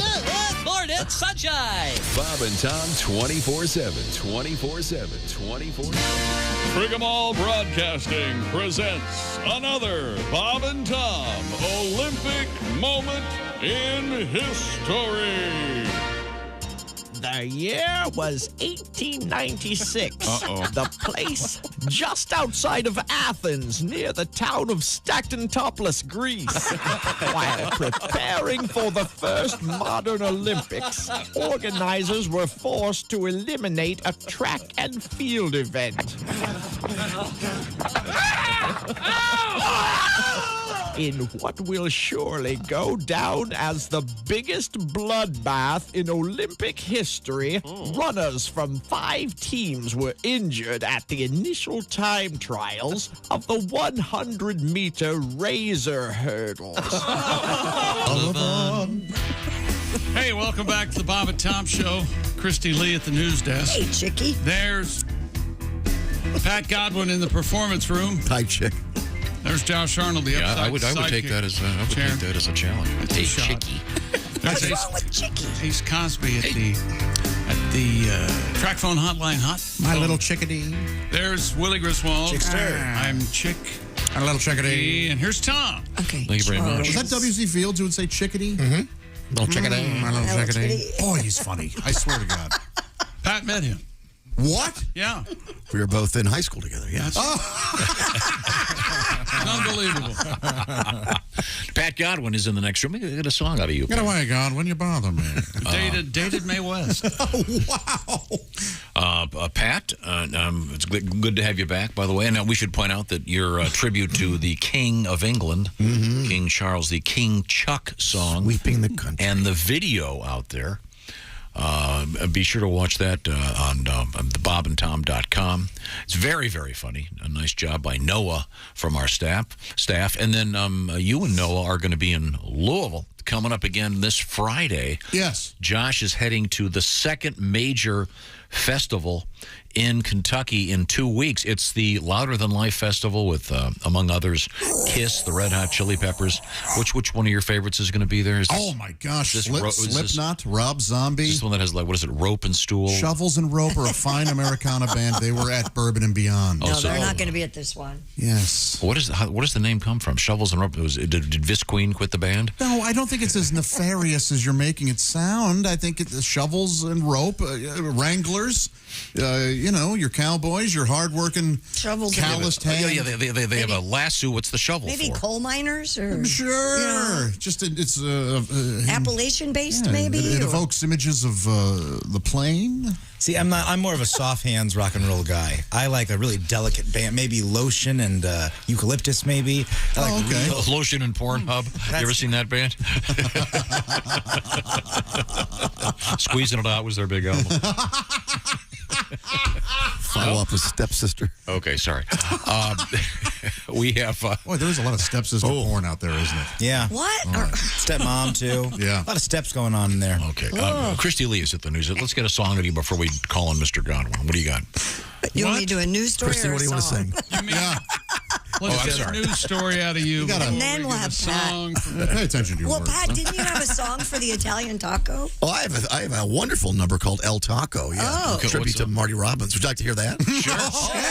Now, once again, you've got to explain the Italian taco is It's just a spoof that Pizza Hut did. Pizza Hut's doing a joke about the Man, Mexican pizza. How great would it be to work at Yum Brands? You got, Dude. you got Kentucky Fried Chicken, you got Pizza Hut, you got Taco Bell. Do they get free tickets to the Yum Center? I hope one, so. one of the great venues in I America. imagine they have a suite or two. Yum. You ever walk into one of those buildings, Pat, where it's a Taco Bell and a Pizza Hut and a KFC all in there? Yeah, I don't care for those combos. Well, you and I have nothing to talk about. Sorry, but El Taco, Marty Robbins. Here we I'll go. have a number 5 with mashed potatoes and 2 tacos. Yes. That hot sauce, it burns down in El Paso. And I'm so in love with my Mexican food. Lunchtime, you'll find me eating a taco. All day I'm making sounds that are rude. Chili powder and jalapenos add to the inferno. I crop dusted the break room and everyone split. Now there's a ring around the whole of El Paso. I walk like a cowboy who has to take one day while a young salesman came in with one of those eating grins.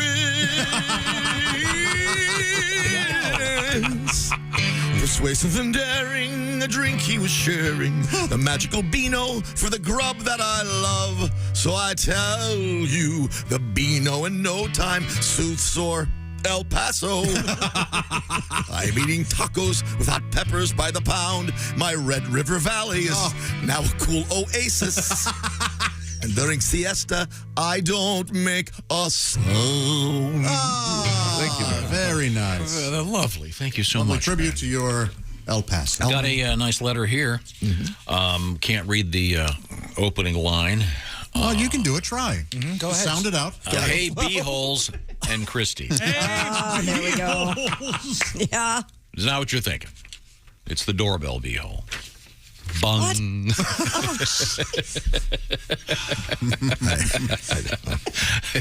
Tom, you're currently building a house. If you don't get a doorbell installed, that goes bung every time it's hit. I think he'd make changes, but it might make it take another 6 months. So. Yeah, I have to move to a hotel soon. So, Stuart writes, I grew up in South Florida, Boynton Beach. And we would go to the farmer's market there. They sold everything. There was a place that sold, quote unquote, canned meats. Oh, sure. Zebra, snake, and horse. Oh, man. Huh. Wow. In Florida? So it's legal?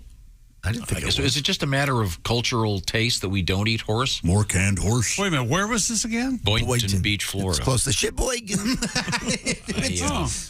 He goes, P.S. I love my Raycons. My Raycons. Thank you very much, Stuart. The Raycon earbuds. Yeah, I don't want to eat horse. Snake. Do you think it's because you like the show Mr. Ed growing up?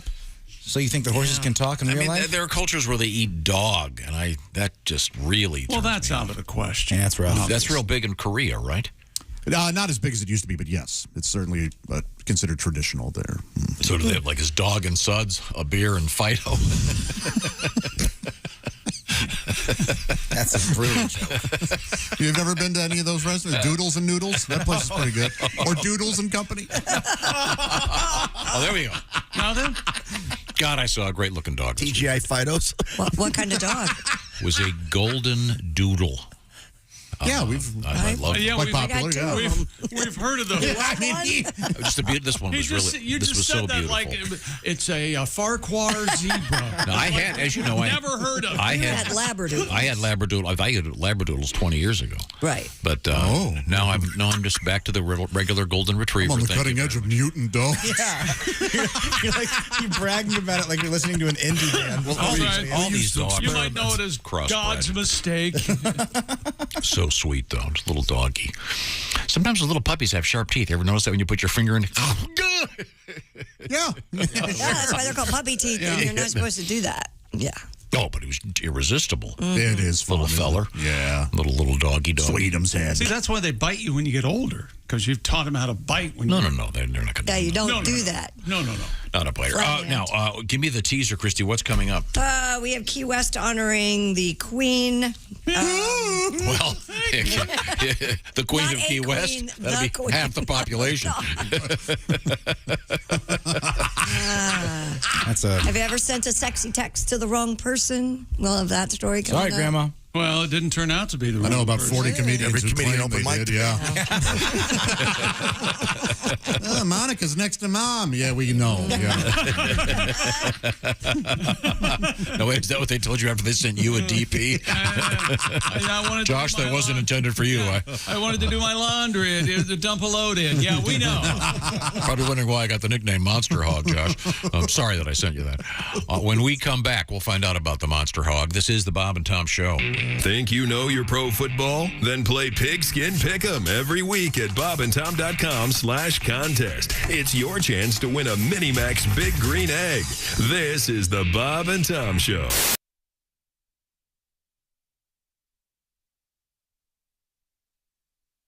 Hi, everybody. Chick McGee here from the Bob and Tom Show. I want to tell you about the NFL season coming up. We got together with the folks at Big Green Egg, and each and every week, you're going to have a chance to win a Mini-Max Big Green Egg during the Pigskin Pick'em program on the Bob and Tom Show.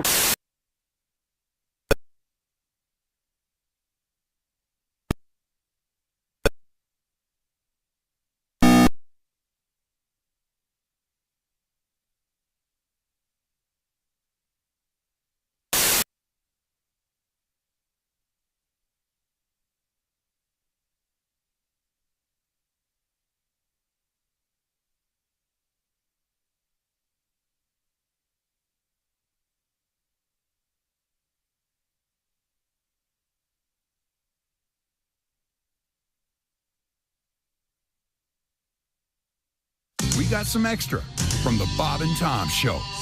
Are you a computer geek? No. I see, I didn't grow up with computers. That's why children have the advantage. They slip out the womb. They're born with a password. Oh, yeah. You know, you look at the ultrasound, you see the sex of the child whose internet provider is going to be. So you're an email guy then? Oh, no. Well, I check my email. I never get real emails. They're all junk. I got a junk box, and the junk box is like, look, we don't even have time to sort out this stuff. And it's all burn DVDs, lose weight, consolidate debt, and then be like young teen sluts, whores, triple X. Thousands of it. And then I got a weird one in the middle that says, do you need a birdhouse?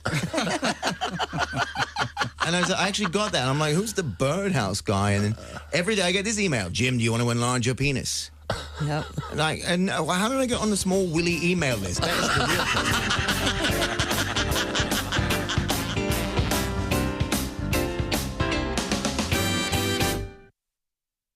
This is Bob and Tom 24/7. Comedy, guests, Bob and Tom exclusives. And it's here on the internet. Bob and Tom 24/7. Comedian Greg Warren on the way with the Warren Report. You can find out more about Greg Warren at gregwarrencomedy.com. But I can tell you this weekend, on Saturday, September 24th, Greg Warren will be live on stage at the Potawatomi Hotel and Casino in Milwaukee, Wisconsin. So if you have a chance, get out there and see Greg Warren live, and you can check him out live this morning. Another edition of The Warren Report on a Monday right here on Bob and Tom 24/7. Good morning. I'm Mark Allison with a look at things you may have missed on this Monday morning. Britain and the world are laying Queen Elizabeth II to rest at a state funeral that will draw presidents and kings, princes, and prime ministers, as well as up to 1 million people lining the streets of London to say a final goodbye to a monarch whose 70-year reign defined an age. A day packed with funeral events in London and Windsor began early Monday. The doors of 900-year-old Westminster Hall closed to mourners. Hundreds of thousands had waited for hours, many of them through cold nights, to file past the Queen's flag-draped coffin in a moving outpouring of national grief. Hours before the service was set to begin, London authorities said all viewing areas along the route of the funeral procession were full. The beer is flowing at Munich's world-famous Oktoberfest for the first time since 2019, with 3 knocks of a hammer and the traditional cry of "Oh, Zapfte, it's tapped." The city's mayor inserted the tap in the first keg at noon on Saturday to open the festivities. Oktoberfest typically drawn about 6 million visitors every year to packed festival grounds in Bavaria's capital, but the event didn't take place in 2020 or last year as authorities grappled with the unpredictable development of COVID-19 infections restrictions. The mayor says he thinks the city made the right decision to allow the festival to take place this year. If you're planning to go, the event, Oktoberfest, runs through October 3rd. And that's a look at things you may have missed. More of the Bob and Tom Show coming up. Hey man, it's Donnie Baker, and the fact remains there's nothing better than being a VIP. And I don't mean like us dudes on Pervert Rabbit Xanadu's. I'm talking about a Bob and Tom VIP. Best thing, you'll never miss another minute of the show. I swear to God, you can hear the show here in the morning, and then cause you're a Bob and Tom VIP, you'll get the podcast of the entire show, a 12-month library of podcasts, hundreds of Bob and Tom comedy tapes, and a 60-day video archive of the show. Bob and Tom VIP. You have to get it. It's state law. Hi, fellas. This is Floyd Tucker, the over-the-road trucker. You're listening to Bob and Tom 24/7, of course.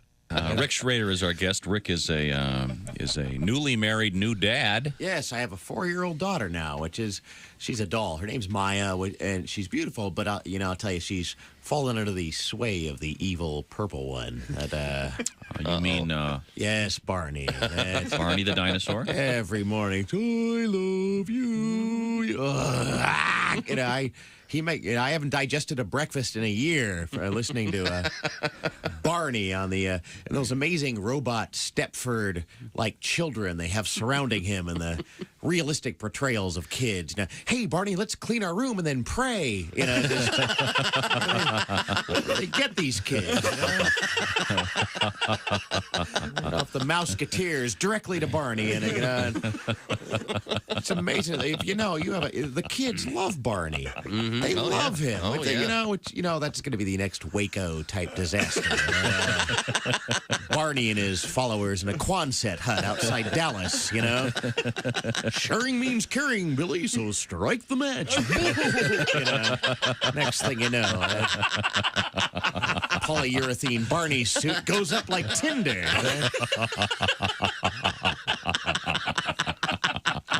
I point this out because I care.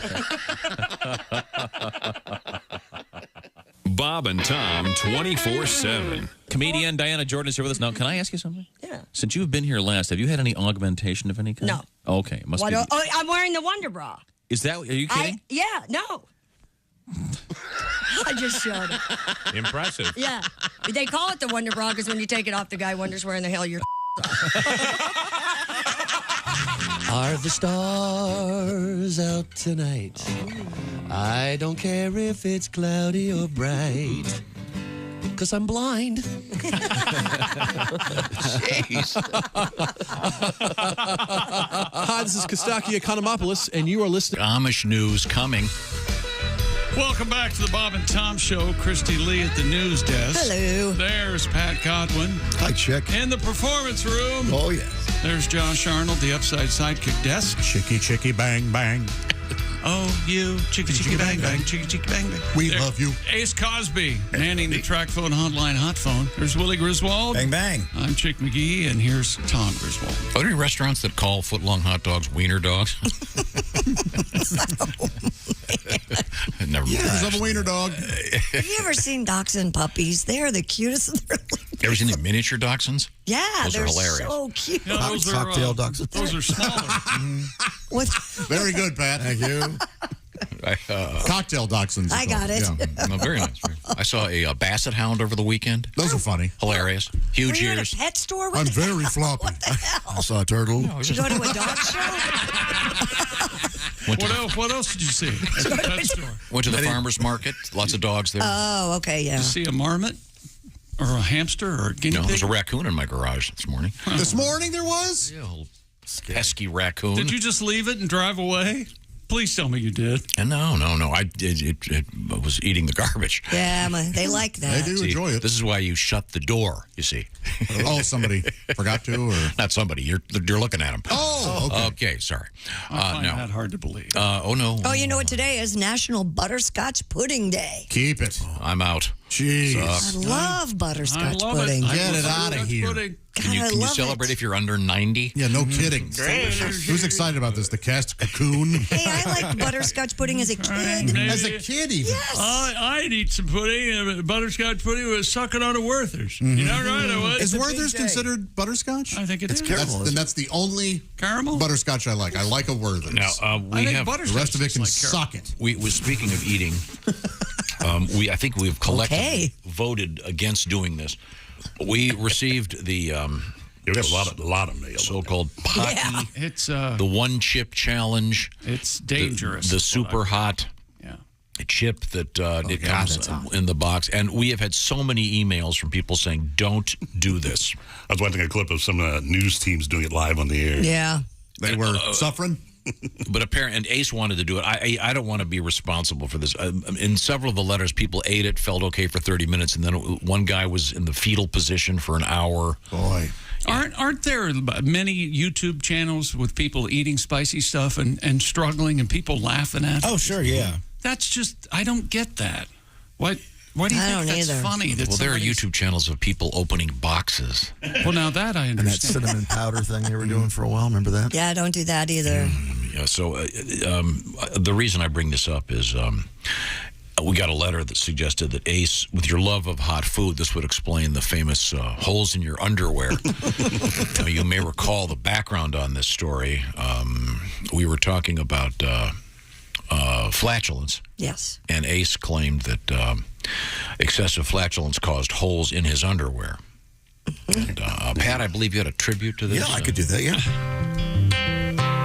Ace Cosby is our engineer, and he's always telling jokes at Tommy G's insistence. There's a joke a day. in spite of protests. Still AC jests, Chick shakes his head at most of them, but AC does his best. La da da da da da.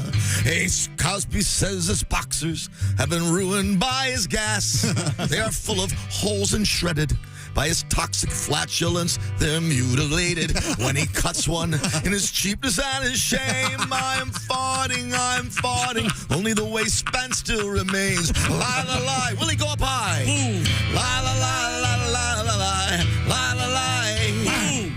We all think that it's a lie. La la la la la.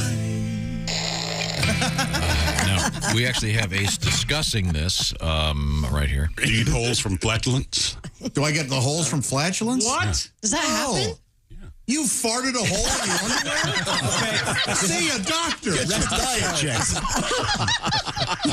And he still thinks it's just the most normal thing ever. Chick would get thousands of emails on that. No way. A dirty, dirty liar. Well, let's move forward here a little. Thank you, Pat.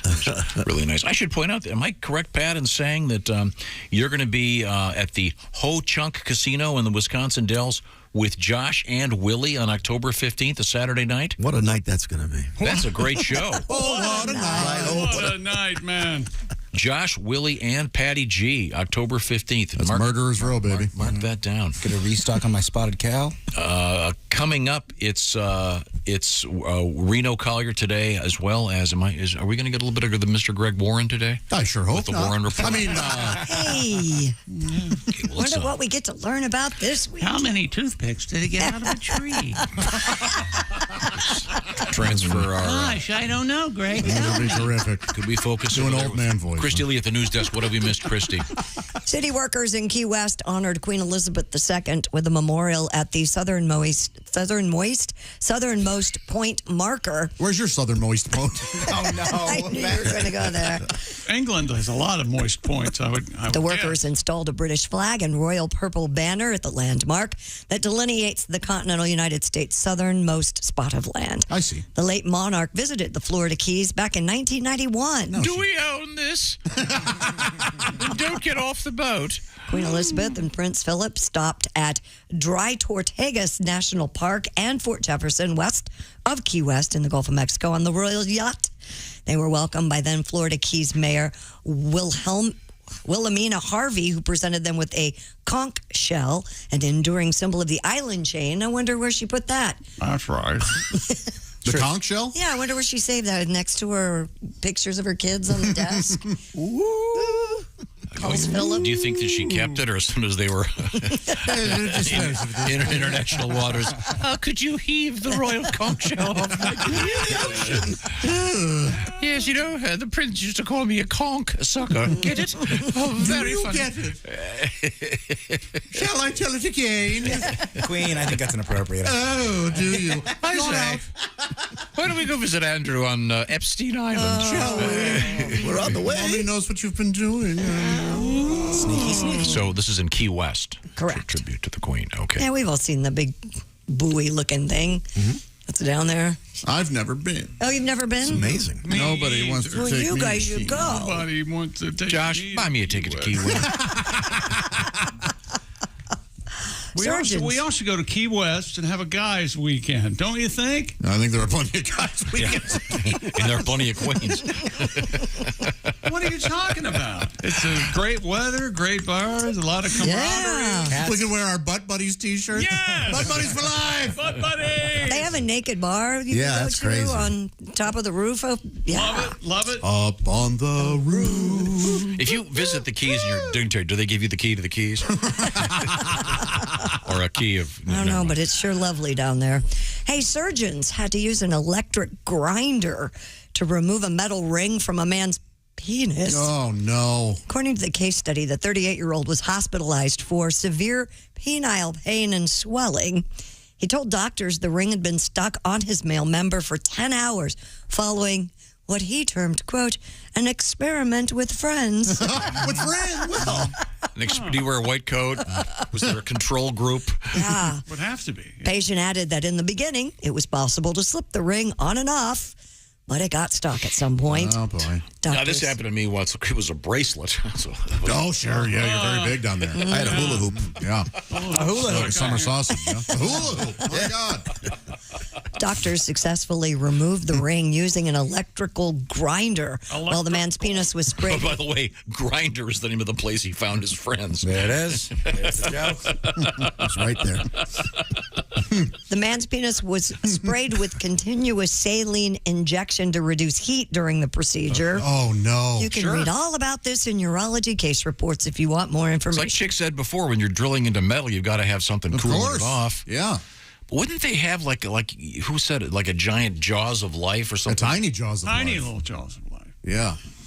To get around that. So we'll like get you out of there. the thing you trim thick branches with, what's that called? Like a hedge clipper? Hedge trimmer? You know, the one Yeah, that has but like the clippers, yeah, sure. You slip that underneath and... You can cut locks with it, yeah. Yeah. Oh, a bolt cutter? A Cramson saw. A Cramson saw, whatever. Yeah, that's right. I mean, wouldn't you have one of those handy? I would not. If they came at me with a bolt cutter, I would go, no thanks. I mean, I wonder how long... So the guy was on for 10 hours. Yeah. I bet it hurt. Oh, I bet. But talk about embarrassing. You walk in... Well, maybe you shouldn't stick things on your penis like that. You know what? They probably see it a lot. Christy's right. Yeah. I hope it wasn't like embarrassed. a wedding ring. Well, Mr. Needleman is in room 4. Mr. Needleman. Richard Needleman. No, call me Dick. Dick Needleman sounds like someone that. Dick Needleman. Private Eye. Okay, well that's. Boy. I bet when they got it off, he came. You're in the splash zone. Now, 10 hours? Those C-rings. His only problem is he wants to do it again. Yeah. Put it back on. Yeah, maybe it's like that. What was that famous mythological? The Sword and the Stone. Yeah. Maybe whoever gets it off becomes king, or I guess queen. Do you suppose they had to spray the area with some kind of anti-flame stuff? Yeah, what do you mean? Like the area on the body? Yeah, they were constantly... No, they were constantly using a saline injection. That's what they were using. No, but I'm saying you don't want the pubes to catch on fire. They may have shaved him first. Because I assume it's like when you see a grinder on TV and the sparks are flying off of it. The guy's got the welding helmet on. I guess they keep him awake. But I'd be like, could you just put me out while you do this in case? Yikes. Oh, boy. Well, it's nice to know that they left his name out of what's the name of the publication? Urology Case Reports. Yeah. Hey, did you see Lloyd's in the cover this week? You remember the thing with the ring? Yeah, it's big news. Now, Josh is on the road. I'm looking at some of these gigs coming up with Josh. And among the many, I'm very excited about this one. The Funny Bone in Toledo, Ohio, October 7th and 8th. Mm-hmm. And then the aforementioned gig at the Ho Chunk Casino in Wisconsin. That's Pat Godwin, Willie G, and Josh. That's Saturday, October 15th. All coming up. And when you go to these places, you're going to be saving money because you've got Upside. That's exactly right. What is Upside, you ask? Well, it's the incredible app that everyone who buys gas needs to know about. You're out there buying gas. You have to do it. Why not save money when you do? Some listeners have already earned over $200, $400, even as much as $1,000. Download Upside. Use promo code Bob and Tom and get 25 cents per gallon or more on your first fill up. That's cash back. It's easy to use. It's real money that really adds up. In fact, $1 million cash back is being earned by users each week. You can earn 3 times more cash back with Upside than any other loyalty program or credit card reward, and it's available at businesses all over the U.S., 30,000 plus. So that means those big-name brands and well-known gas stations you use and love are available, as well as some of your favorite local businesses. Stop in, use Upside, make them money, save yourself some money. Everybody wins. It's promo code Bob and Tom. Download the Upside app, throw in that promo code Bob and Tom, get 25 cents per gallon or more cash back on your first tank. And did I mention this app is free? That's code Bob and Tom on the Upside app. Thank you, Upside. Coming up, comedian Greg Warren, comedian Reno Collier, and some very interesting stuff in the news. Did you ever do the sexy text, Christy? You know, the I'm not a words or sexter. I'd never send pictures. I've never sent a picture. Little poem. Oh, that's nice. I've sent Roses flirty. are red, violets are blue. The following is just for you. I've sent some flirty. Okay, well, texts. some people send them to the wrong people. We'll find out about that coming up. This is the Bob and Tom Show. Bob and Tom, 24/7. Comedy via your computer. Bob and Tom 24/7. This is Bob and Tom, 24/7.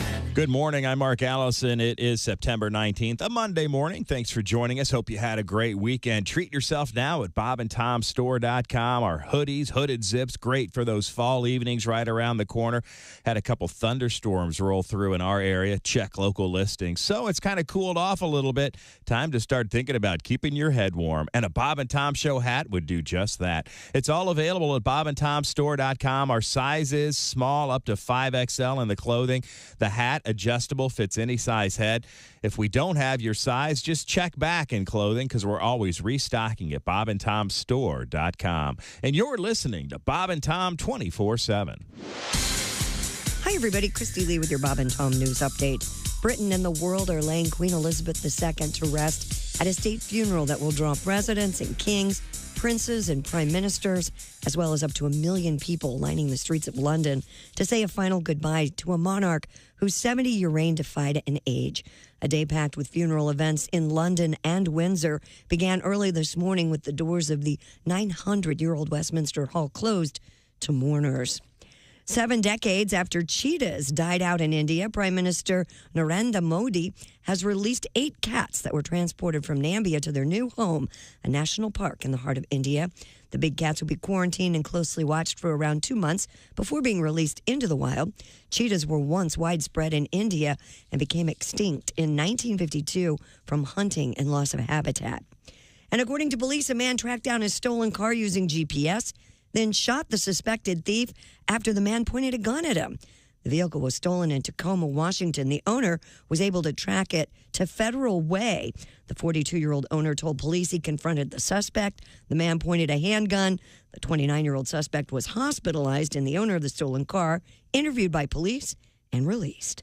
And that's your news. I'm Christy Lee. More of the Bob and Tom Show on the way.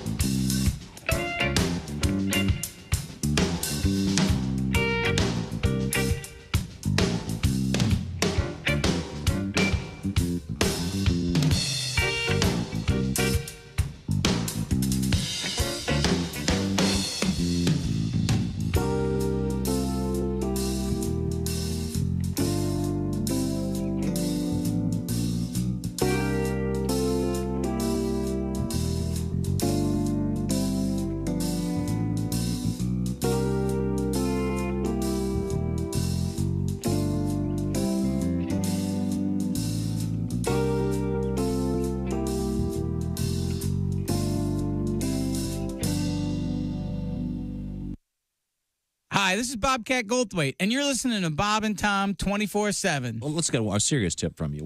When you get pulled over for a traffic thing, what's your suggestion? What do you do? Just be polite. Yep.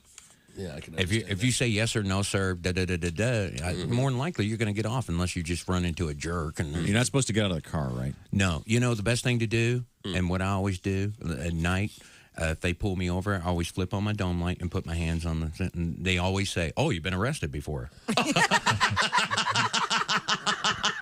And I go, "No, I'm an ex-cop." And then all of a sudden, everything just smooths. Now, how do you prove you're an ex-cop? Do you have some kind of special signal? I just say I make more money now. And they know that you're. They know I'm nice.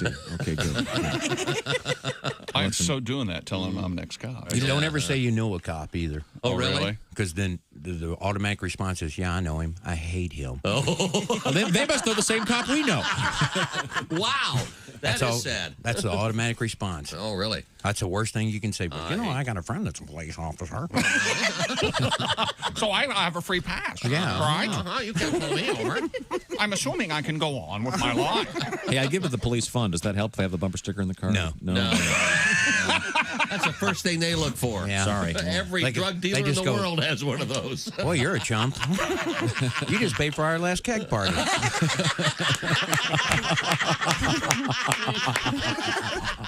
Hey, don't say we didn't warn you. there's laughter ahead. You guys want to grab lunch? We can't go anymore. Holy That's cow. a good day's work, everybody. This is Bob and Tom 24/7. 747 flying was at New York to Seattle, and all of the toilets on the plane stopped working. I think the funniest Okay, part is first of all, they've only gone 3 hours. I'm sure you can hold it for 3 hours, can't you? you have children, don't you? Christy, we're all full-grown adults. Yeah. You're Barbie size. We're going to the bathroom every hour, every half hour, a lot. Little go to the Josh, bathroom little every- Josh has had a double dose of that in-flight chili meal. Of course. All right. Did you hear this? First off, you can see when I take a flight. It's one of the fattest things I've ever Tom done. assumes I would order the chili as if that were ever an option. However, And he said a double dose, meaning I requested seconds. Hey, man, it's Donnie Baker. Hey, Donnie. Hey, I heard you guys talking about that man with 13 inches of pork. Yeah, 13 and a half. Crazy. You guys know Jamie Vickers? You know, drummer for Velvet Donger? No. He was uncut, too, and he could hide just about anything. Really? Did that affect the taste, Donnie? Would you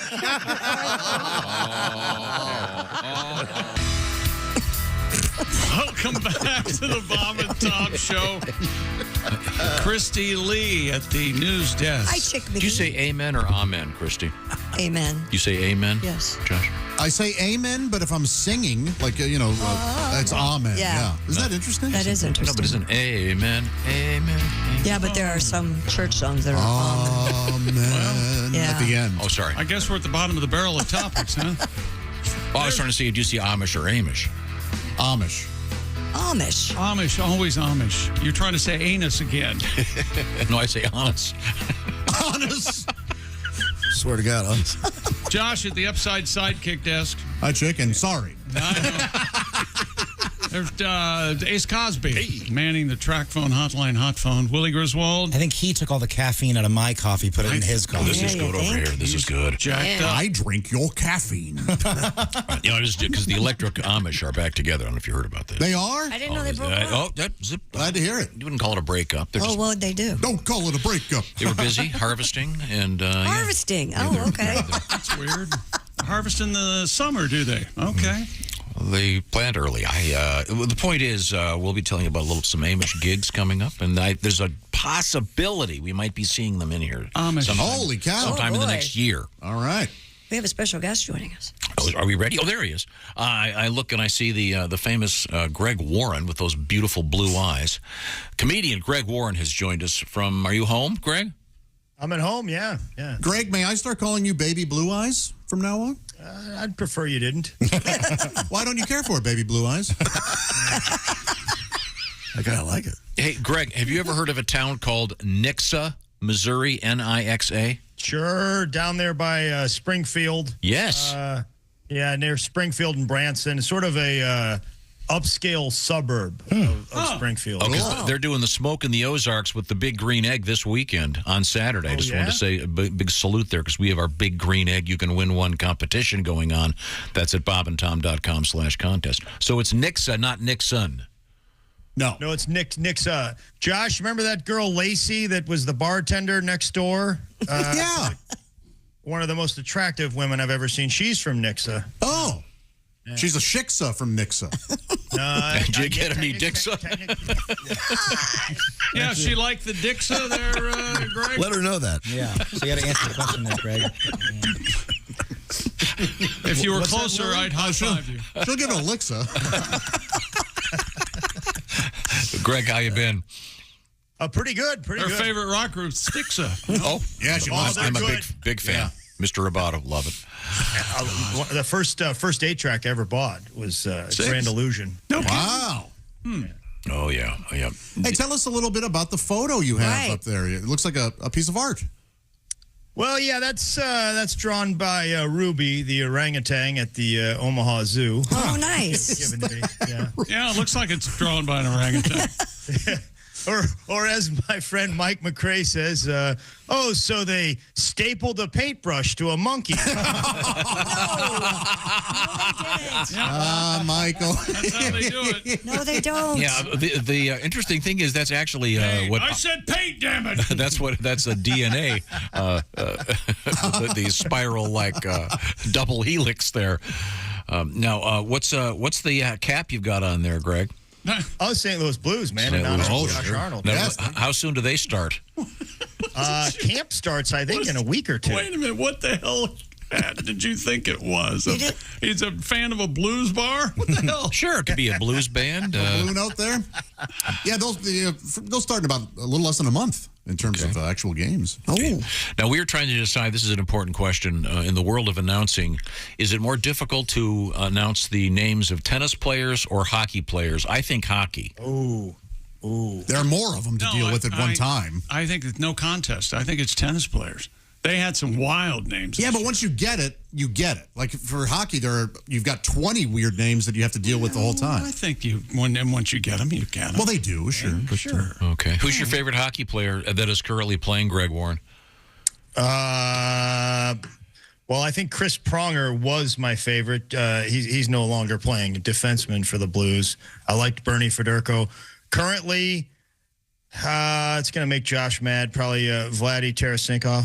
Yeah. Tarasenko makes me mad. Tarasenko, yeah, sorry. What's the guy's name? Fedorkov? I proved my point. It's harder to do the hockey players. Mm-hmm. One guy's name is Fedorkov? Bernie Federko. Bernie Federko, yeah. What a great name. Yeah. Federko. Great player, too. Yeah, good man. Cool. Well, now, what is today's topic for the Warren Report? Tom, we're going to talk about Robert Craig Knievel. Otherwise known as Evil Knievel. Yeah. Yeah, and it was, I'm sure you guys know this, it's spelled E-V-E-L, not E-V-I-L, because he wanted to just be called Bobby Knievel, but the money guy behind his show said, no, Evil sounds better, and he did not want to be linked with like Hell's Angels type of people. He hated the Hell's Angels, so he compromised and said, we'll just spell it E-V-E-L, which the logic is a little flawed. I feel like, yeah. If Jack the Ripper spelled it with a Y, it still sounds like a pretty bad guy.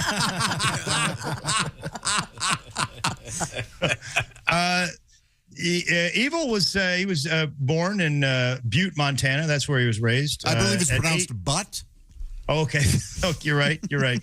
At age 8, he attended a Joey Chitwood auto show. That's an auto daredevil show. And he fell in love, and, that's what he wanted to do. Chitwood, you know what they called the fans of him, don't you? The chitheads. That's right, yeah. Oh, we got a bunch of chitheads out here today. Yeah, you got Jimmy Buffett's got Let me hear you, chithead! the parrot heads. That's chit. That's a hard CH. Shithead! Yeah, he Don't put an accent on it. Don't do it with a Spanish accent. Yeah, I learned that. I've been to those Joey Chitwood shows. Sure. You have? Oh, really? Growing up? Absolutely. Yes. Christy, I figured you had, because you sort of around. Well, we knew Tom was a shithead. I didn't realize Christy was. Oh, yeah. A long time ago. Sure. Christy, his grandson was president of Indianapolis Motor Speedway. Been on the show a lot. Yeah. Really? Mm-hmm. Oh my God! And the Joey Chitwood show was featured in Smokey and the Bandit too. Is that the? two? Okay. Yeah. Second one, chick. That's the one with the roller coaster that falls down. Yeah. Yeah, a lot of disasters happen. Which one is the one with the shark that they have to move a plastic shark somewhere? I don't remember. I mean, this is the one with the one. elephant. This is part 2. Anyway, they're not really worth discussing. Yeah, no. So he was a copper miner for a while in Anaconda, Montana, and I called you guys from Anaconda, Montana last week. And he was a drill operator at first, and he did well, and he got promoted. Evil did to large earth mover. Yeah. And have you seen those large? They're like big bulldozer type things.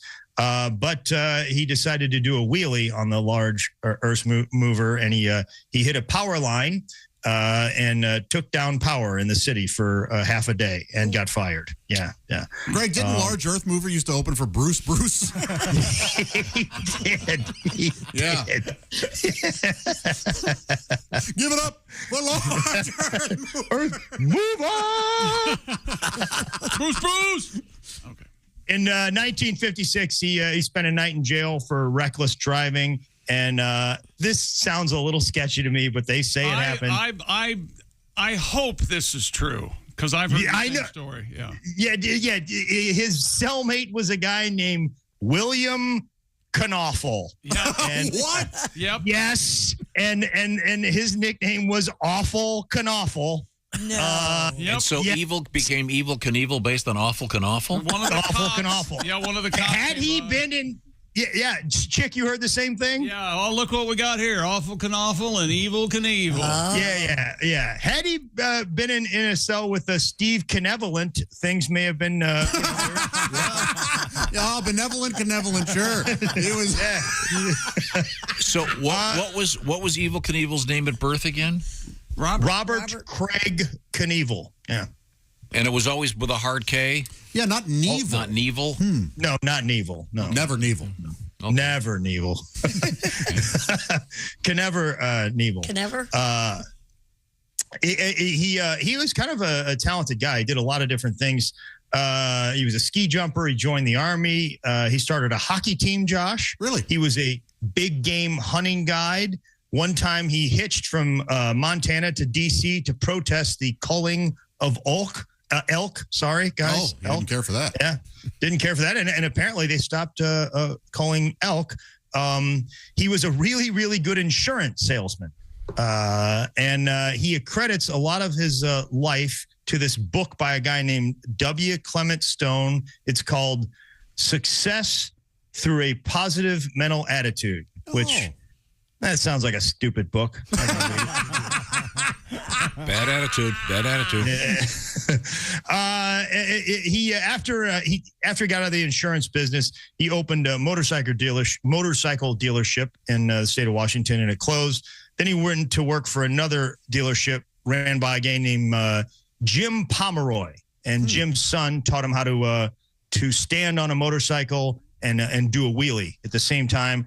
And that's when he started learning tricks. And his first jump was like a publicity stunt for the dealership. He jumped over a box of rattlesnakes and 2 mountain lions because in the state of Washington, nobody's going to pay to see you jump over rattlesnakes or like mountain lions. But if you put them together, now you got something. He hit the snakes and they got loose. Yeah. Well, one lucky fan is going home with a souvenir. If the rattlesnake goes into the crowd, he's yours to keep. Yeah. And then he started his whole Daredevil thrill show. He joined up with some people. He thought he'd have like a show like Joey Chitwood. His show debuted at the National Date Festival in Indio, California in 1966. I went to the National Date Festival about 7 years ago. Yeah, I was and doing you're the only one who came away without a date. I was going to say, did you have a date? Boy, kind of set myself up for that one. Yeah, you were literally setting yourself up for a joke. Really? Tom went, I've got it. Oh, sorry. I'll take that. Let me stomp all over this for you. I'm sorry. Greg Warren is our guest, and he's talking about Evil Knievel. Back to you. Yeah. So, anyways, at the National Date Festival, I went with my buddy Mark Gross, and they had one of those carnival games where you throw wiffle balls and knock stuff down. Yeah. And I lost, and I thought it'd be funny to overreact. Like me and Gross were doing this gag. I was like, "I suck, man. I suck. I suck." Gross, he's, "No, you don't suck, Warren. I suck, man. I suck." And then I was throwing the ball down, and then the guy at the carnival goes, No, my friend. You do not suck. You do not suck. He goes, it's difficult game. And then he gave me a hat. He goes, I have something for you. And he had this it was just a blue hat. It said nothing on it. It's just a blue hat. And I think his boss was like, "Hey, some guys are going to lose it in these games. Here's a couple of hats. Just settle. I can only give you 5 hats a day, but use them sparingly." Something for you. So he went to Barstow after that, and this was the trick he was doing in Barstow. He had a motorcycle come at him full speed, and then he jumped spread eagle over the motorcycle but didn't work. He got hit in the crouch. No. Yeah, sent him 15 feet in the air, went to the hospital, got out a month later, went back and finished the show. That's evil right there. And he started jumping cars. He jumped 12 cars in a cargo van, broke his arm and ribs, but got a lot of PR out of that one. So then he goes to a fight in Vegas at Caesars, and he sees this guy named Dick Tiger fighting. Dick Tiger won the fight. Great fight name. And he gets the idea, I'm going to jump the fountains at Caesars. Wow. Yeah, that's his thing. But ABC say, we're not going to publicize that. We're not going to air it. If you tape it, maybe we'll show it. So he starts doing like impersonations. He just calls up Caesars and says he's ABC one day. Then he says he's Sports Illustrated. And then he says he's a lawyer. And eventually he makes it happen. He jumps the fountains at Caesars. That day, right before he jumped the fountains, he was 29 years old. He did a shot of wild turkey, lost $100 on blackjack, went out there. He got on the ramp, and he felt the motorcycle decelerating a little bit, and he went up and came down, and it wasn't good. Crushed his pelvis, femur, both ankles, wrist, hip, all. There was a rumor that he was in a coma for 29 days, but that was probably not true. That was for PR benefits. Once that thing happened, evil became sort of a big deal. By the way, he always wore the white leather jumpsuit with patriotic trim on it. He got that idea from Liberace, of all people. You know what you should do. That was a good Liberace impression. Thanks. Evil, can I call you evil?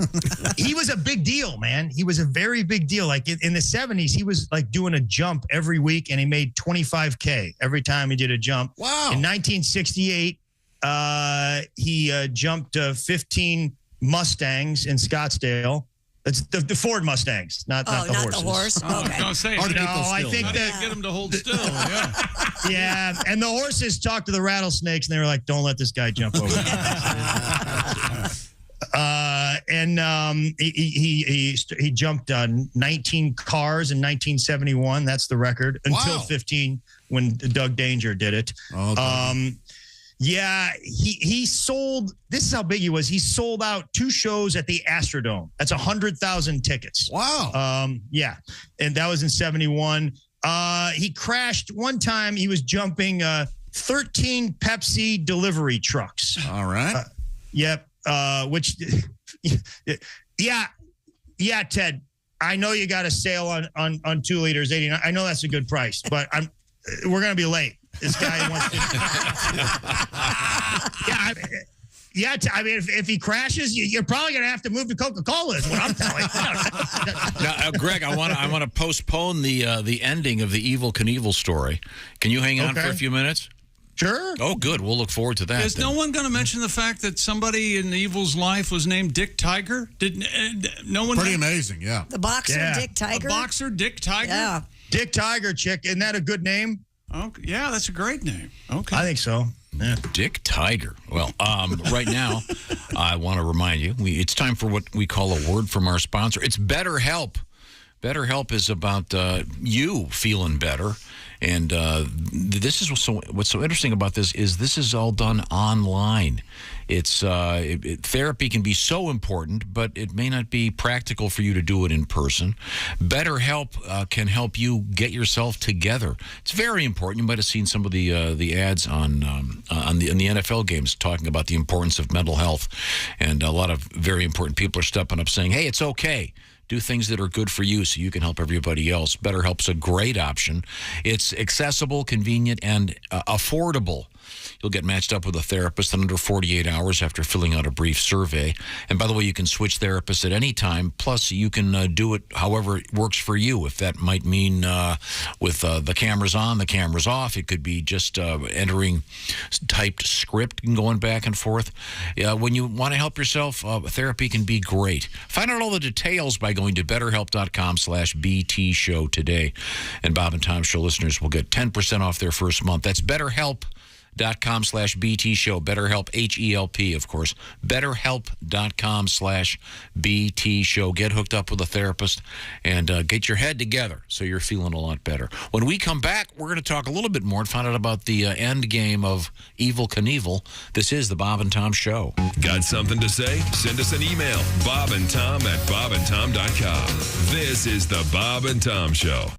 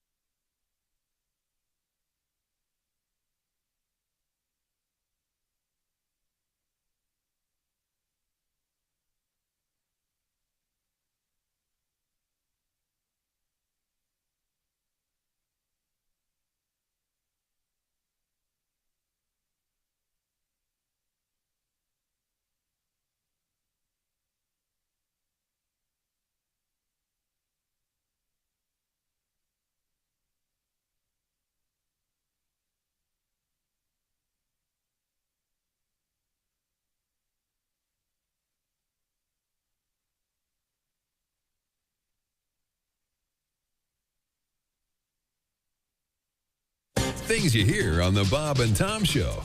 And I'm not stupid. I know there's more to life than just sex. It's just none of those other things feel as good as sex. I mean, I love cookies. Oh, yeah. But if I do not have access to cookies, I will not rent a movie and watch two other people eat cookies.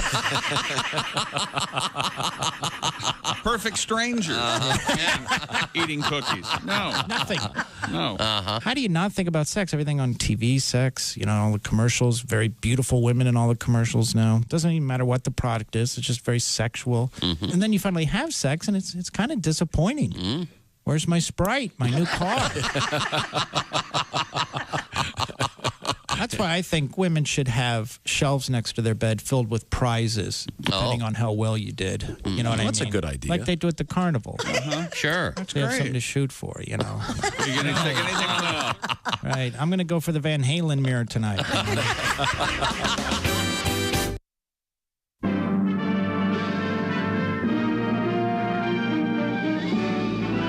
Spanning the globe to bring you the constant variety of curvy cleavage on display. The thrill of victory and the agony of defeat.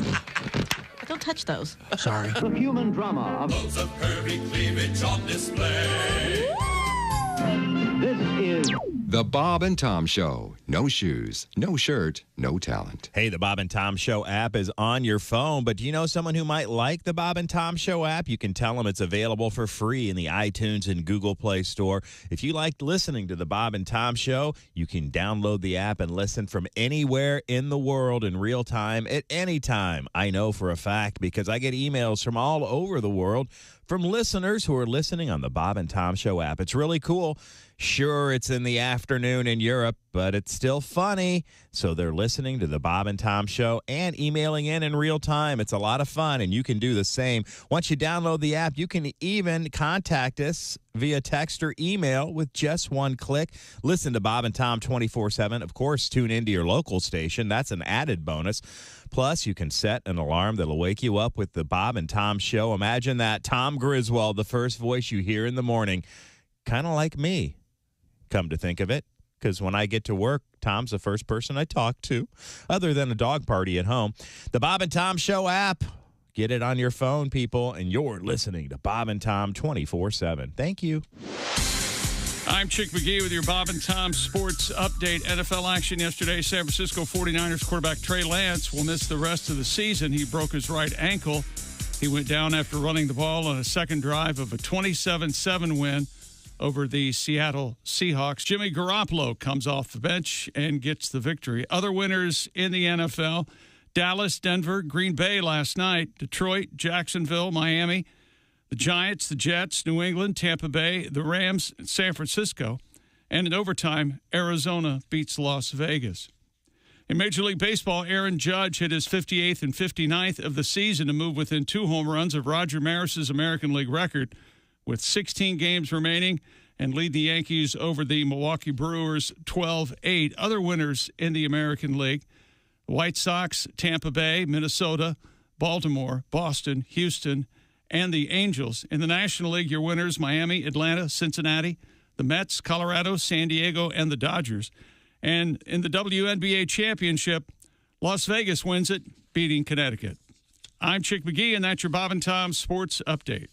Think you know your pro football and want to put your knowledge to the test? Then play Pigskin Pick'em every week at bobandtom.com. This is your chance to win a Mini Max Big Green Egg. Just pick the winners of this week's pro football games and you could win a Mini Max Big Green Egg. Head to bobandtom.com/contest and play Pigskin Pick'em. And don't miss the Chick McGee Shoe-In of the Week, Thursdays on the Bob and Tom Show. You're listening to Bob and Tom 24/7. That's awful. Awful entertaining. Central Morning Radio. This is Bob and Tom 24/7. 24/7. 24/7. Time now for great moments in NFL history. The year 1976. The place, Miami, Florida. It was Super Bowl 10, and America was celebrating her bicentennial. The national anthem that year was performed by famous blind entertainer Tom Sullivan. Let's listen to this rare recording of his pre-game performance. Oh, say, can you see? Mr. Sullivan, What? You're not on the microphone. Take 3 steps forward. Oh, okay. It's just. Oh. By the dawn's early light.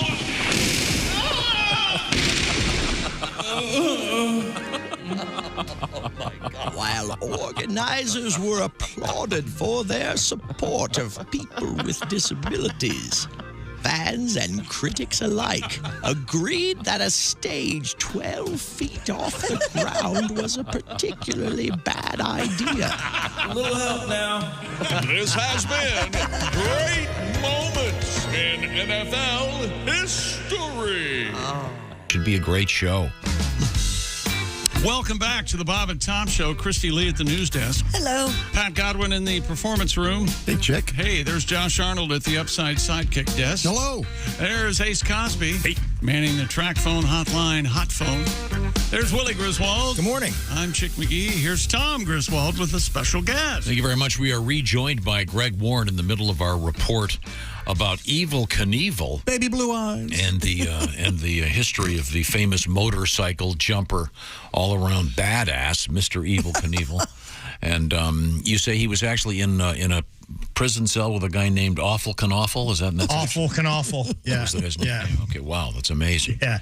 Seems suspect, but yeah. The myth-making legend. So it was his most famous jump the one that failed? Probably. Well, I mean that was the first one. When we left off, our man Evil was pretty famous, had crashed at Caesar's Palace, but he wanted to jump over the Grand Canyon. Yeah.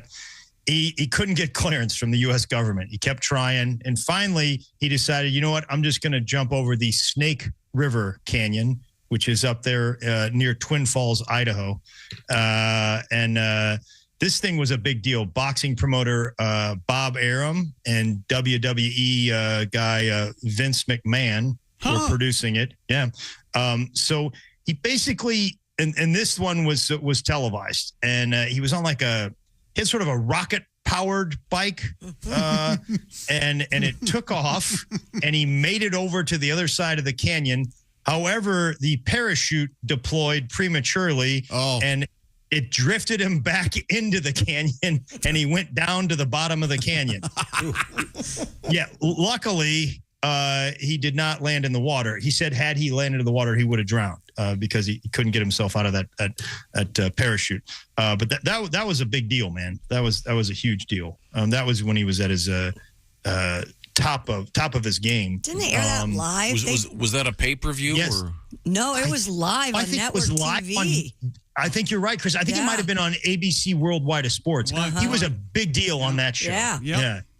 That's exactly right. Is that right, Chick? Yep. And it always looked like people were. There was a controversy. Yes. The parachute was planned to go out even before it went. They didn't want him to crash. No. But still, the last thing to they get wanted. bolted in a homemade rocket. Yeah. Pretty crazy. Well, and it wasn't that homemade. I guess they had some guys with NASA who had helped them make the rocket. Is that right, man? I didn't know that. Yeah, some guy named Truax. I don't know how I remember all that. Yes, Truax. I read about that. Yeah. Doug Truax, I think, was in on that. Yeah. I mean, because in the like the one in Vegas, he did not think of the physics at all on that one. I heard him say there was this guy who was like, "Oh, he didn't even consider the physics." Yeah, his name is Evil Knievel. It's not Professor Gerhard. It's Werner von Braun the second. Yeah. In 1975, he went to Wembley, and in front of 90,000 Brits, he jumped over a bunch of buses. Now, these were not the double-decker buses. He's not a crazy man. No. They were the single-decker buses, 13 of them, and he got banged up again. And Frank Gifford was pleading with him to leave on a stretcher, and he said, "No, I walked in. I'm going to walk out." And he announced his retirement there. I think I may go ahead and stop. Josh, however, 6 months later, he was jumping again. Wow. Kings Island in Cincinnati, the amusement park. He jumped 14 Greyhound buses, and that one was successful. Wow. That was the highest ratings ever on ABC Worldwide of Sports. Wow. Wide World of Sports. Wide World of Sports. What did I say? Worldwide Something sports. real embarrassing and dumb. It was the wide world of sports. Like people are going to call up and say, "Hey, can you play that Greg Warren mistake?" You wait and see. Yeah. ABC Sports World of Wide. I think the bigger stunt would have been to ride in a Greyhound bus across the country. Riskier. Yeah. This Evil was a madman and not always a great guy. They made a movie about him, and George Hamilton played Evil Knievel. Yeah, they and did. Apparently, Evil held George at gunpoint one day because of some argument over the script. Wow. Yeah. Also, there's a guy named Shelley Saltman that wrote a book about Evil and the Snake River jump, and he said some things that Evil didn't care for. So Evil and one of his friends showed up to the network Shelley was working at. One of his friends held Shelley, and Evil tried to beat him to death with an aluminum baseball bat. Oh, my gosh. Seems reasonable. Yeah. He went to prison for 6 months for that one. Yeah. Before that, his toys. Did you guys have his toys at all? I had his motorcycle. Oh, yeah. His toys were huge. They did $125 million in Evil Knievel toys. Whoa. Yes. And basically that Evil Knievel toy sort of rescued the toy industry in the 1970s. But when he tried to beat that guy to death with the aluminum baseball bat, they took away the toy deal. Did they give him a Louisville Slugger deal or something? Yeah, I was thinking maybe Josh, you should talk to the people at Rawlings, your old friends. Evil, he broke a lot of bones. There's some disputes. The Guinness World Record book says 433 bones. Most people think it's more like 35. Oh, okay. It's a big discrepancy. Yeah, it sure is. Yeah. Still. 75 ramp-to-ramp jumps, guys. Okay. Yeah, that's a lot. And there's an Evil Knievel museum in Topeka, Kansas, and I checked it out on TripAdvisor. all high ratings. Oh, how about that? All of them. His son has been in here, Robbie. Robbie. I saw Robbie, yeah. Oh, yeah? Yeah. He was in there? Yeah. Oh, yeah. I saw him do a great jump. It was indoors, and the trick was they had to open the facility doors because he was going so fast he had to go flying out. That's right. No. Yeah. Huh. He was going so fast he had to go out the building. Wow. And didn't he jump a train? And you talked about that for a month, and then you fell asleep when they were supposed to broadcast it. Isn't that right? I was there in person. You watched him jump the train in person. Well, not the train. I saw him jump the thing when I went to whatever those were. Well, I'm buses, talking about another. Yeah. No. You're talking about something else. I saw him in person. He was signing autographs at a minor league hockey game. Really? Did he jump anything? No, he just came out and waved, and they said he'll be signing autographs in section 102 or whatever. I think he did jump the Grand Canyon. I think Robbie did. Oh. He might have jumped a section of it. Yeah. Jumped one of his fans, maybe. Well, thank you, Greg Warren. Now, we should point out that Mr. Greg Warren is on the road. You will be, am I correct in saying, Saturday the 24th at the Potawatomi Hotel and Casino in Milwaukee? Yes, right? Potawatomi. Potawatomi. Okay, yeah. Potawatomi. And then Thursday, the 29th of September through the 30th at Comedy Off-Broadway in Lexington. And then October 1st, you're going to be recording your special at Comedy Off-Broadway in Lexington. In the audience will be Josh Arnold. Yes. Yes. Yeah. Should be a great show. I've got some great heckles lined up. You and I can do a back and forth. Come on, Yeah, man. do some improv. Yeah. Yeah. No, that's just... Flute your flute, man. Yeah, How about that? Boy. I knew this was a mistake. Thanks, Greg. It's always a pleasure. Thanks, guys. Yell insults. I'll go too. No. You can't. You can't. Yeah, you simply can't. I'm going to help him. Thanks, Greg. Bye, Greg. When we come back, Christy, what's happening over there? Coming up, we have you ever sent a sexy text to the wrong person? Or what about the Iowa town that can't remember where they put their time capsule? Oh. And we have that fossilized vomit. Okay, good. Good to know. This is the Bob and Tom Show. Got a comment? Our email is bobandtom@bobandtom.com. More Bob and Tom next. State law.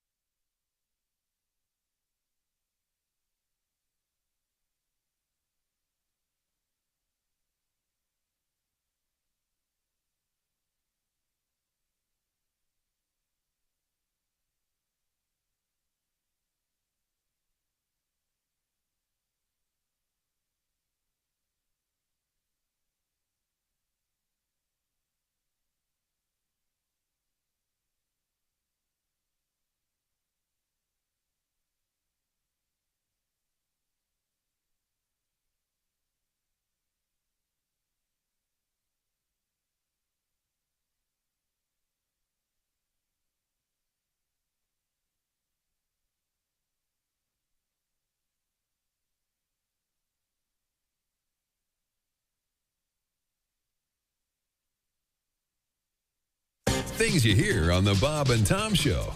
So, Nick, let's start with the basics. Are you a married guy? No, I just got divorced. Sorry to hear about that. It's okay. Lots of people get divorced.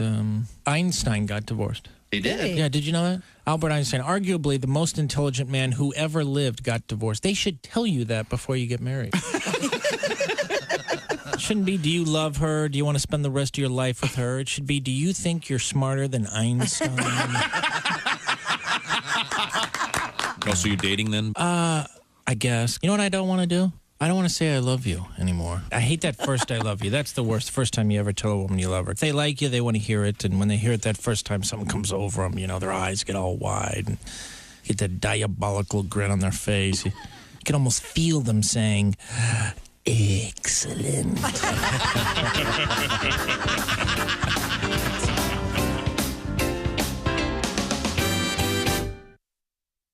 Morning laughter just might be the best medicine. No matter how hard I try, can't keep my hands off my face. Bob and Tom 24/7. Hey, the Bob and Tom Show's got a great pigskin pick'em contest for you to win a Big Green Egg Mini Max. All you have to do is pick the winners of the pro football regular season. The person with the most wins in a week gets the Big Green Egg Mini Max. It's just that easy. We're in the middle of week 2, Monday Night Football tonight. 2 games, actually. So good luck to week 2 participants. I hope you hit on your Monday night winners, and we'll know tomorrow or Wednesday who the winner was for this week and the Big Green Egg Mini Max winner. Also, you will be talking to Chick McGee later this week in his Shoein' of the Week, his picks against the spread. The Big Green Egg contest, just pick the winners. There is no point spread. It's just that easy. Again, bobandtom.com/contest to enter to win. Wait till tomorrow to get in for week 3. And you're listening to Bob and Tom 24/7. Hi, everybody. Christy Lee with your Bob and Tom Entertainment News Update. Henry Silva, a prolific character actor, best known for playing villains and tough guys in The Manchurian Candidate, Ocean's 11, and other films, has passed away at the age of 95. Silva was a New York City native who dropped out of school as a teen back in the 40s, was accepted the following decade into the Actors Studio, where fellow students, including Shelley Winters and Ben Gazzara, were in attendance. He went on to have a long and busy career in film and TV with hundreds of credits before retiring from acting in 2001. Post Malone has apologized after he fell into a trap door on a stage in St. Louis over the weekend. The door was open to lower an instrument, and Malone walked into the middle of it during a song. He posted a video yesterday after returning from a hospital and said the fall got him pretty good. Malone promises his fans in St. Louis he will return to make up for the missed songs. And Phantom of the Opera, the Broadway's longest-running show, is scheduled to close in February of 2023. A victim of post-pandemic softening in theater attendance in New York, the musical, a fixture on Broadway since 1988, weathering recessions, war, and cultural shifts, will play its final performance on Broadway in February. The closing will come less than a month after its 35th anniversary. And that's your entertainment news. I'm Christy Lee. More of the Bob and Tom Show coming up. Ladies and gentlemen, Bob and Tom. Gambling more popular than ever. The Shoe of the Week usually appears on Thursdays, sometimes on Fridays. Don't look at me like it depends on. I'm ready. You say gambling's everywhere, but I won't challenge you on that. Oh. Well, I know casinos are popping up, and I know they have World Series poker on TV regular, but you know they don't even gamble on the Bet Channel. I watched that for 2 days. Bob and Tom in the morning and highlights all day long. The Bob and Tom Show, weekday mornings at 6 a.m. Eastern on Bob and Tom 24/7. Bob and Tom 24/7. Now in theaters from Bob and Tom Pictures. Hey, Christy, it's Rob. It's been a while. I was just thinking maybe we should give it another try. Call me later. Christy, pick up. Hey, how you doing, girl? It's me. I'm back in town. Man, the West Coast sucked. Oh, come on, give me a call. Hi, Christy. Hey, it's me. Remember me? Hey, I was looking at some old pictures of that time back in Tuscaloosa. Well, I'm sure you remember. I'll call me. From Bob and Tom Pictures, Christy Lee stars in The X-Men. Hey, Christy, it's your favorite drummer. I'm in town playing for a new band called Saber. Call me. Hey, Christy, it's me, Donnie Baker. Hey, I was cleaning out the boat, and I found a pair of your... anyways, I think they're yours. Can we try it again, man? I got the motor fixed. I swear to God it works better. You ain't gonna have to row or nothing this time. Call my pager. Christy Lee's X-Men, now showing every other weekend and Wednesdays if she's not too busy. Hi, this is Augie Smith. You're listening to Bob and Tom 24/7. You know you're too high when you're eating cereal naked and your girlfriend tells you to put some clothes on. You realize it's not your girlfriend. It's just a woman on a bus. So that's how you know you're too high. Hello. You're listening to Bob and Tom 24/7. This has been Chick McGee's. StormtownFestival.org. Welcome back to the Bob and Tom Show. Christy Lee at the news desk. Hi. Hey, there's Pat Godwin in the performance room. Hello. There's Josh Arnold at the Upside Sidekick desk. Hi. There's Ace Cosby manning the track phone hotline, hot phone. Willie Griswold. Good morning. I'm Chick McGee, and here's Tom Griswold. Thank you very much.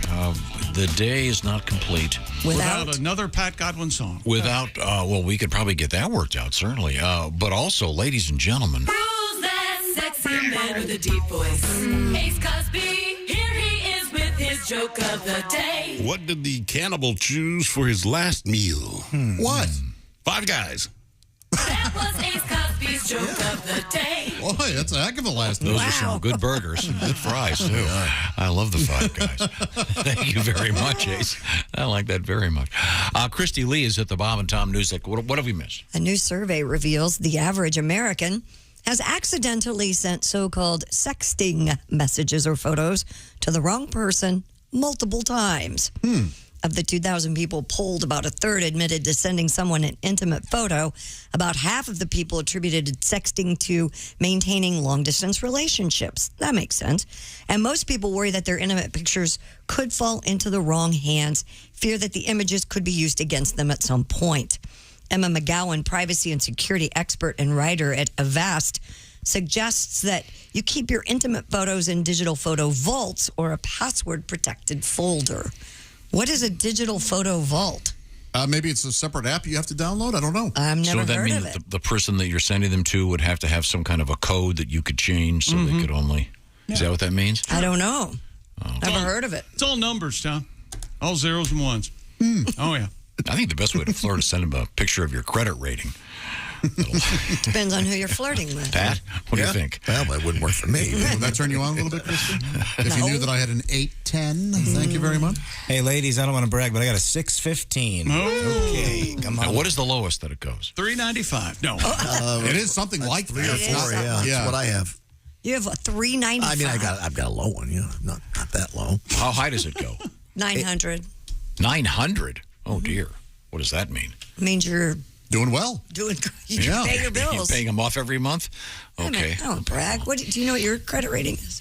Yeah, 7 something. I don't know. No idea. Let me ask you this. Have you ever sent any of the sexy pics, Jay? Me? No. Ace, you ever? No. Really? I was expecting some I've never kind of, done that. Some kind of selfie extender joke. It's for a younger generation. Well, why would you expect a joke from Ace? Well, you just told a very funny one.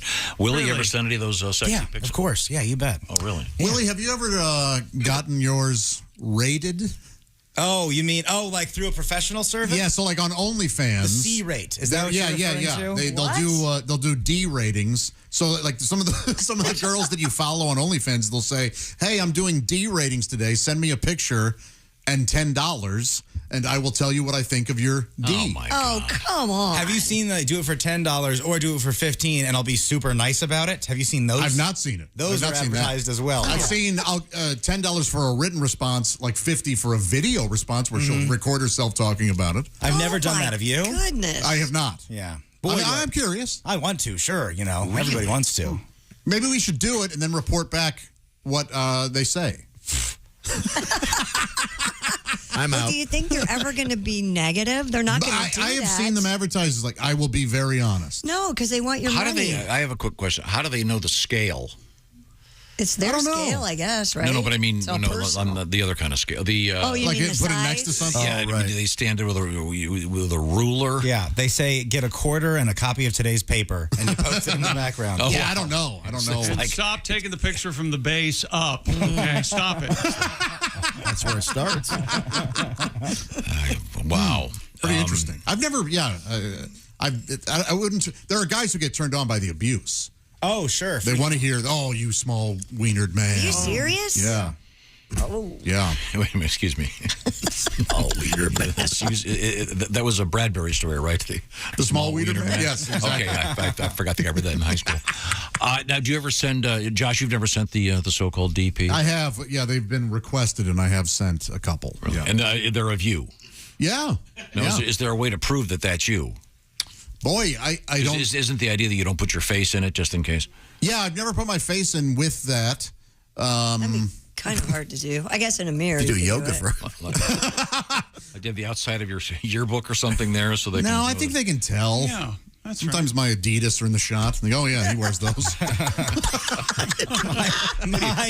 Adidas are in the shot. That's a pretty good shot. What are you doing? Yeah, like I'll shoot like this with my legs. You shoot see my legs. You're hanging down to your Josh, sneakers. I do think it was weird when you posted on Instagram and said, "My day at the office." I did think that was inappropriate. Boy, that would be worth getting kicked off Instagram for the parody of the famous beach shot. Yeah. Me on a bus. Well, back to the airport. So the claim of this news story is that a lot of people have sent so-called sexting photographs to the wrong people. Aren't you super careful? Don't you triple check when you're sending that thing out? I wouldn't. I have no idea. Next Thanksgiving, look, I cannot make eye contact with Grandma. I can't tell you why. It is tricky. Tell her to stop winking at me. I dated a girl who had the same name as my ex, and so I put my ex in my phone as a 1 before her name. That way, if I ever typed the name out, I'd really clearly be able to see that Very there's smart. a 1 before. Oh, that is So smart. you don't text that person. You didn't block her. You didn't want to delete the ex though. You weren't to that point yet. No, I mean we just say happy birthday every year. Oh, okay. That's all it is at this point. But you know, still friendly. Fun little text. Yeah. Well, yeah, I've never sent one or received one. No. Well, look at your phone. Here it comes. You've never. So your girlfriend hasn't sent you any nudes? Here, let me show you some. That old bar. Come on. No, look at it. A company has created a wearable muzzle-like device that promises to keep your public conversations private. The device is called the MooTalk. Gizmodo describes the MooTalk as looking like a miniature virtual reality headset. Wasn't Moo Talk the original name for The View? Yeah. Come on. That a user Those wears ladies have that opinion. over their mouth. The MooTalk features a microphone and Bluetooth hardware that picks up the user's voice and transmits it wirelessly to other devices like a smartphone or a gaming console. Interesting. Unlike other wireless microphones, however, the MooTalk purportedly traps the sounds coming out of the user's mouth. So it's it looks not like commercially available yet, but it's expected to sell for $140. I saw a picture of this thing. It looks like those, whatever they are, VR glasses, Yeah. but it's across your face. Huh. If you want to have a private conversation, Across your mouth, yeah. walk away. Well, I think this would, because so many meetings are on Zoom now, this could be a person could be sitting in an airport terminal and be part of a meeting without disrupting everybody around them. That's not a terrible idea. You know what this reminds me of? Huh.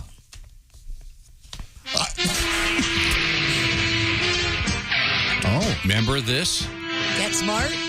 The Get Smart cone of silence? Oh, yes. I mean, it's sort of the idea. It is. Without having a big plexiglass cone over your head. Right. Oh, would you believe the cone of silence? Not bad at all. That was Would pretty you good Don believe? Adams. You're out of your mind. You didn't care for that Don Adams. It's just, how weird would that be, though? It would be weird, but, you know. Is that what we're going to be eventually? We're going to be wearing just these, like we're deep sea diving. We've got this helmet on, and you're talking. It'll be we won't be out of our house. Yeah, I can already hear girlfriends that live in 1-bedroom apartments with a boyfriend that plays video games buying this thing right now. Yep. Yeah. Okay. And what's it called again? The MooTalk? How do you spell it? MUTALK. Is it MooTalk, like mute? Is that what it is? Yeah, like. Oh, is it mute? That could Yeah. be. All right. Can they make it work in underwear? Oh, so if you have to rip ass, only those you select can hear it. Because I've found Trap that my it for farts, later. They're stinky and they're loud, and both are gross. Sure. Well, thank you very much, Christy. Tom, when you're at a urinal, will you go ahead and pass gas as audibly as you need to? At a urinal? Public? Yeah. No. You hold it in? Sure. Yeah, I think that's very polite. Really? No, you're in the bathroom. That's where you go to fart. I mean, it is the place for that, I isn't don't it? want to do the poor guy, holding. Yeah, I don't want to. Holding you. The poor guy The team of men who. The suggestion is in the future. The guy giving me the assist. Uh-huh. Embarrassed. Yeah, because you can't hold all. Your of them. spotter, as it were. It's huge. It's not big, Josh. It's gigantic. He can't navigate it himself. It's unbelievable. Okay, thank you very much. Coming up, we're going to talk with comedian Reno Collier. And we may be able to squeeze in that vomit story. It's kind of interesting. Prehistoric vomit. Now, here's some numbers for you from our friends at Roman. Roman, famous for the assist in the realm of erectile dysfunction at GetRoman.com/wood.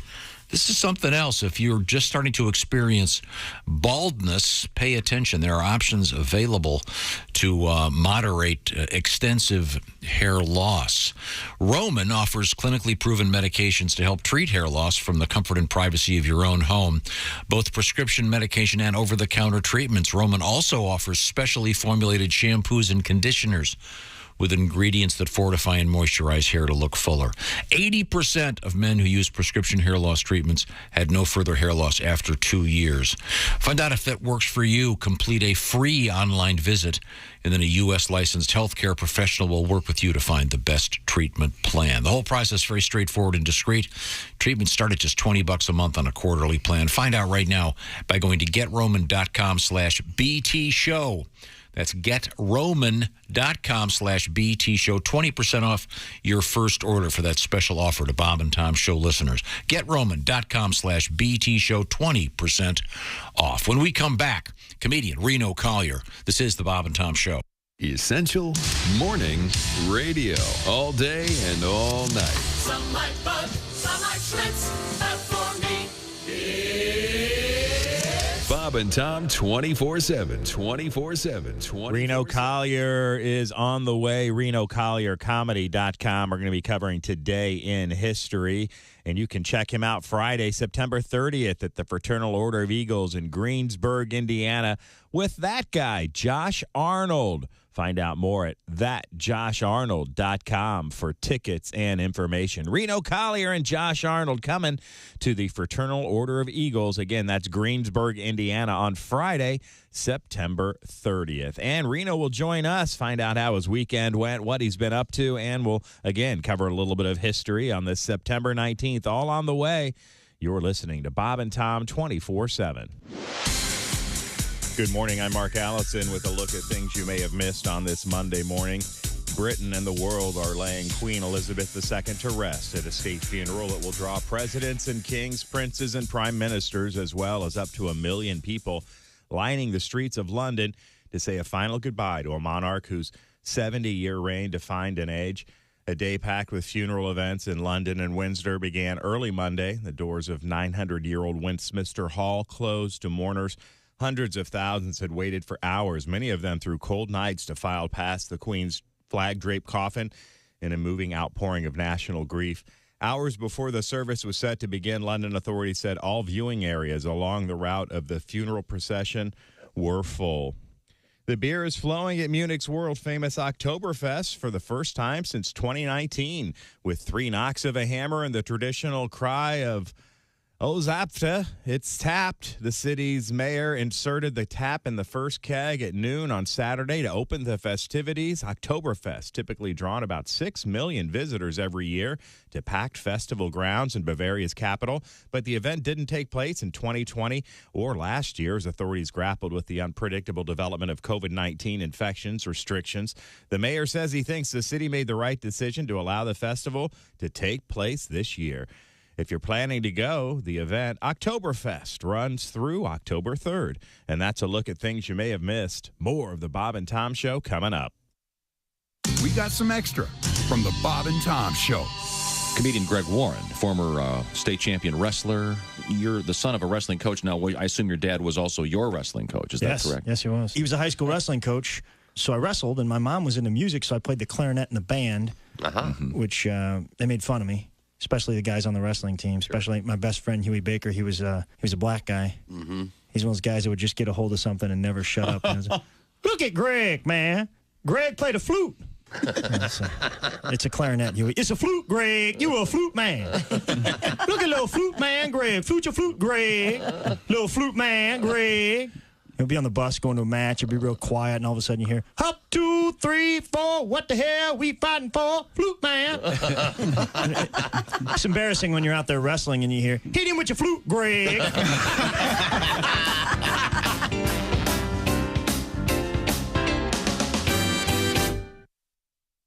Hey, Shooter, it's Kenny Tarmac. Hey, we just landed. I'm an ORD, just got in from TPA through ATL. And hey, guess what else just landed? The Bob and Tom app. I know. Now, thanks to the Bob and Tom app, even if I have to go all the way from Foxtrot 20 down to Alpha 4, I can still listen live, see their videos, find an affiliate station, use the alarm, and even send a message. This is Kenny Tarmac signing off and reminding you, everything I touch turns to sold. Hey, this is Larry the Cable Guy, and you're listening to Bob and Tom 24/7. Boy, better get up, get some exercise. Frigamall Broadcasting presents another Bob and Tom Olympic moment in history. The year was 1912. The place, Hocker on Rhine, Germany. After several complaints about unsanitary conditions from competitors in a sledding event, it was determined that some of the participants were unaware of the precise nature of a particular event. Once the officials removed all the phlegm balls from the course and explained that the name of the event was pronounced luge and not loogie, the competition continued without any further problems. Ironically, the eventual winner of the luge event was an Austrian named Karl Boogermeister. He took the gold medal by a narrow margin over Norwegian athlete who was disqualified. This has been another Bob and Tom Olympic moment in history. Essential morning radio. All day and all night. Might as well shoot me when the beer runs out. Bob and Tom 24/7. 24/7. Hey, man, this is Donnie Baker, and this is Bob and Tom 24/7. I swear to God it is. That's like all day and most of the night.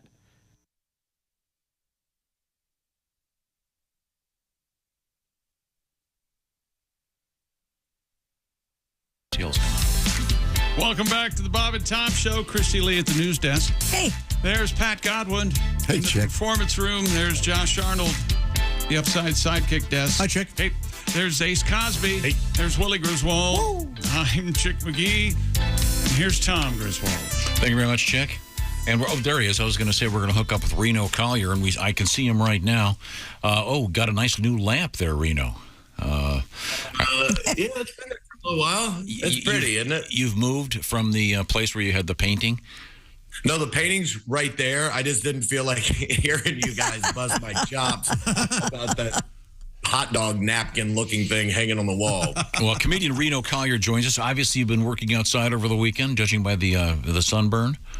Yeah, man, putting down soil and seed and trying to fix my yard, but it's a freaking nightmare. It's getting there. Yeah, it'll get there. It takes time. Okay, Yeah. Well, good. Now, what else is new in your life? Anything interesting?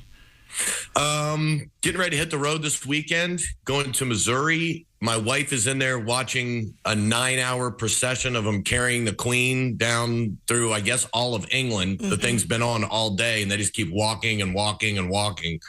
So it's just real exciting at the Collier household today. Soil, grass, and a dead Queen. I mean, you know. Well, it's got to be doing the commentary on that has to be pretty rough. It's actually fun on ESPN2. They have the Manning brothers. Oh, do they? Doing comedy. It's a really good time. That's interesting. See, Yeah. now that's something I'd want. There goes the Queen. Let me ask you something. You think she's jostling around a bit? She's got to have her strapped in. Remember when we buried Granddad? Oh, no. Feet first. Was she on her tummy? What's that big gold ball thing that that she has? I haven't been watching. Well, she has the scepter. Is that what? And then It's she had this big. It's the Predictor's Orb. Come on. Is that what it is? Yes. Oh, okay. It's something they stole from a pyramid hundreds of years ago. Coronation crown? No, it's not her crown. It's just a big. You get them at Pier 1, right? It looks like when Schomburg comes in. I see. It's that thing from the game in Harry Potter. The Quidditch ball? Yeah. The golden snitch. It's a Quidditch ball, yeah. Well, that's nice. Now, your gigs coming up this weekend, am I correct in saying you're going to be doing something also with Josh and Jeff Oskey coming up in Greensburg, Indiana on Friday, September 30th? Yes, sir. Can't wait. That'll be cool. Looking forward to seeing my boys. Hopefully we don't have a dead battery this time. And Yeah, we'll be all right. We'll be all right. We'll get there. Okay. Now, you have a new feature on the program, and it is entitled what? Country Fried Takes. Okay. Now, let's hear what you got. So it's my pleasure to serve you up a tasty helping of what I call Reno Collier's Country Fried Take.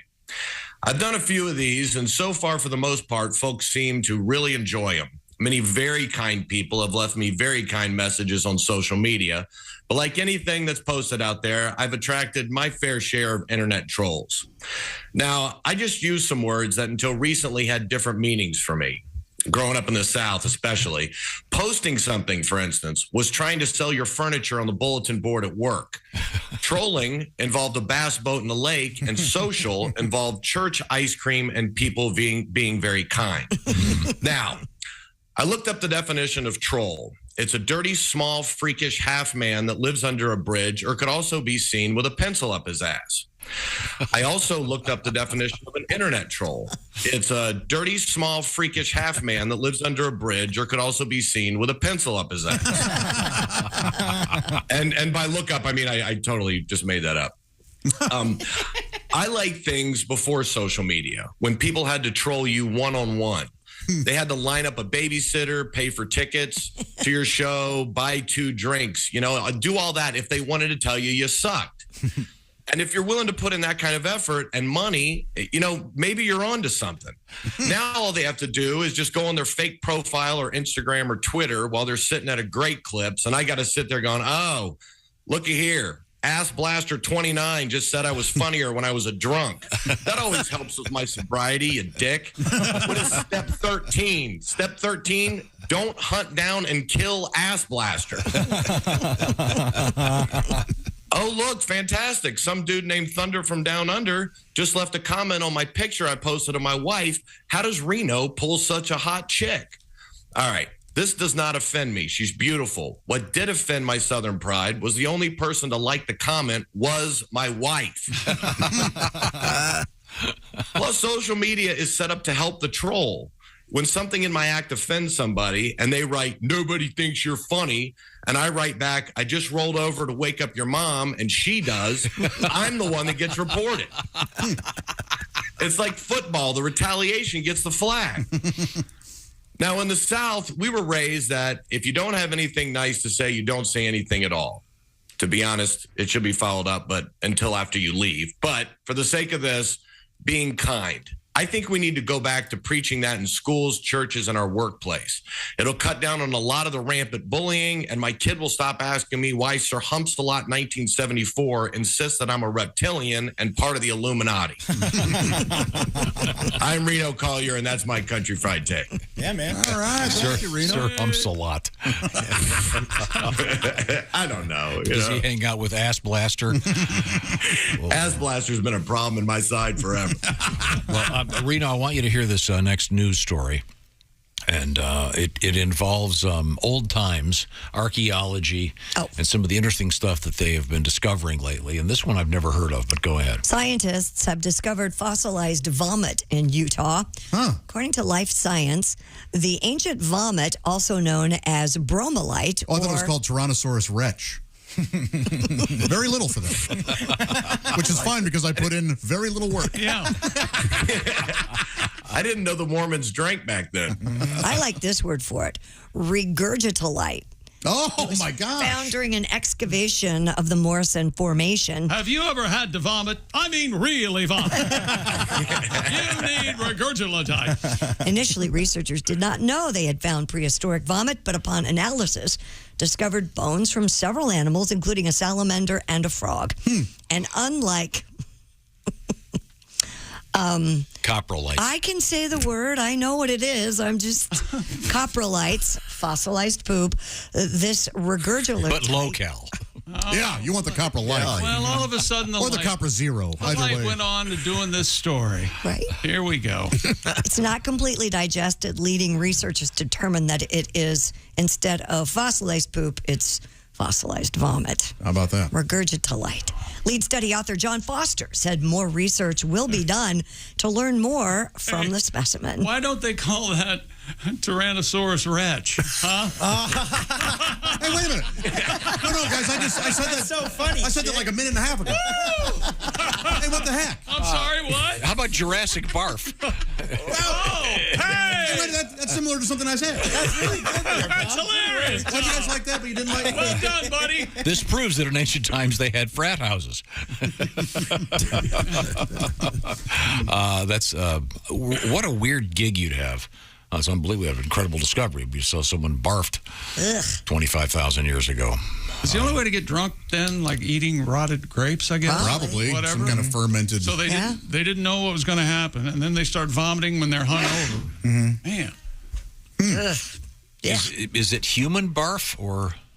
I think it's animal barf. Yeah, it had salamanders and frogs. Yeah, Unless it's a witch, I don't think that any humans are eating that. Yes. The eye of a newt, a salamander, and a... You're the one who won't eat horse, okay? You're not going to have a salamander. Yeah, eat a horse. Grow up. Would you wouldn't eat horse meat, would you? Would you, Reno? No. Yeah, I wouldn't. No. I bet we all have. Not on purpose. I bet we have. Yeah. No, we haven't. Sure. Some machine that ground up horse, then ground up burger, and we had a little bit of horse in there. We have to make some. That's what boneless wings are. Is horse? They run it out. Who knew? I had no idea that there was such a. You never order boneless wings. People stare at you when you. Why? I don't know. I don't usually care for them because they tend to be 90% batter. Mm-hmm. Not a lot of wing. Yeah, and grow up. They're nuggets. Yes. Eat it off the damn bone, man. So I guess the bones, because the seasoning tastes better, I guess. But boneless wings are looked down upon. I did not know They're that. so much easier to eat. Yeah, they Oh, are. I see. We got a pro boneless over here. Yeah, when you get boneless wings, you take one of them and cut it in half and give the rest to somebody else. No. I've heard the FBI is going to end boneless wings, is what I heard. Now, there's another story. Did you see the story out of Fuji City, Japan, involving? I've always wondered why this doesn't happen more often. It involves hunters with those tranquilizer guns. And you'll see what happens. Last week, residents of Fuji City, Japan reported seeing a monkey that had wandered into the area near Fujikawa Station. Hey, how you doing? In response, City Hall dispatched 3 municipal employees. You just said hello, good morning in Japanese. I did? Fujikawa. Oh. And 1 contracted specialist armed with tranquilizer rifles to subdue the animal. The 4 monkey hunters arrived at the station shortly before. We hear you got a monkey. Yeah. Summoned a woman who had seen the monkey so that she could supply them with more information. It seems her report was cut short, though, because while she was still at the scene herself, she was accidentally shot by a tranquilizer dart. So anyway, I saw the monkey. Ow! And then Cosby, don't shoot the gun off yet. Have you guys seen the Jello and the pudding? Have you seen that video where they give the monkey the machine gun? What? No. Yeah, there's a video. I swear to you, they're like in a village somewhere, and they're joking around with this monkey, and one guy gives him a machine gun, and they're laughing, pointing at him, and the monkey just starts unloading it. It is the greatest thing I've ever seen, other than the monkey that sticks his finger up his butt and smells it and falls out of the tree. I got a problem with monkeys, but like when he unloads this thing, it is one of the funniest things I've ever seen. You know what? I think that we can gun control, a pretty controversial topic, but no monkey should be having the guns. No. Absolutely not. Never. This woman, by the way, recovered in a nearby hospital. No word on the monkey. I have no idea whether. So they're standing there talking to her. One of them accidentally shoots her with the trank. Yeah. Wow. Can we shoot each other with trank guns one morning?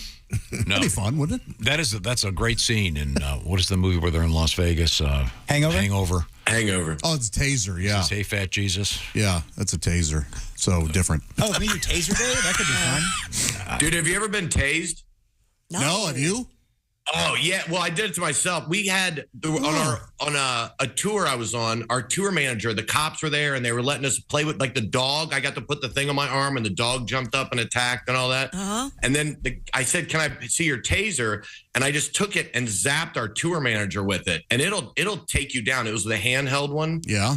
And then I felt guilty, so I did it to myself. It's very painful. Was this back in your drinking days? Yeah, yes, I was drinking back there. This is not sober, Reno. No. Well, that's weird. Okay, well, thank you very much. Authorities in Australia are saying a man was killed by a kangaroo in a rare fatal attack.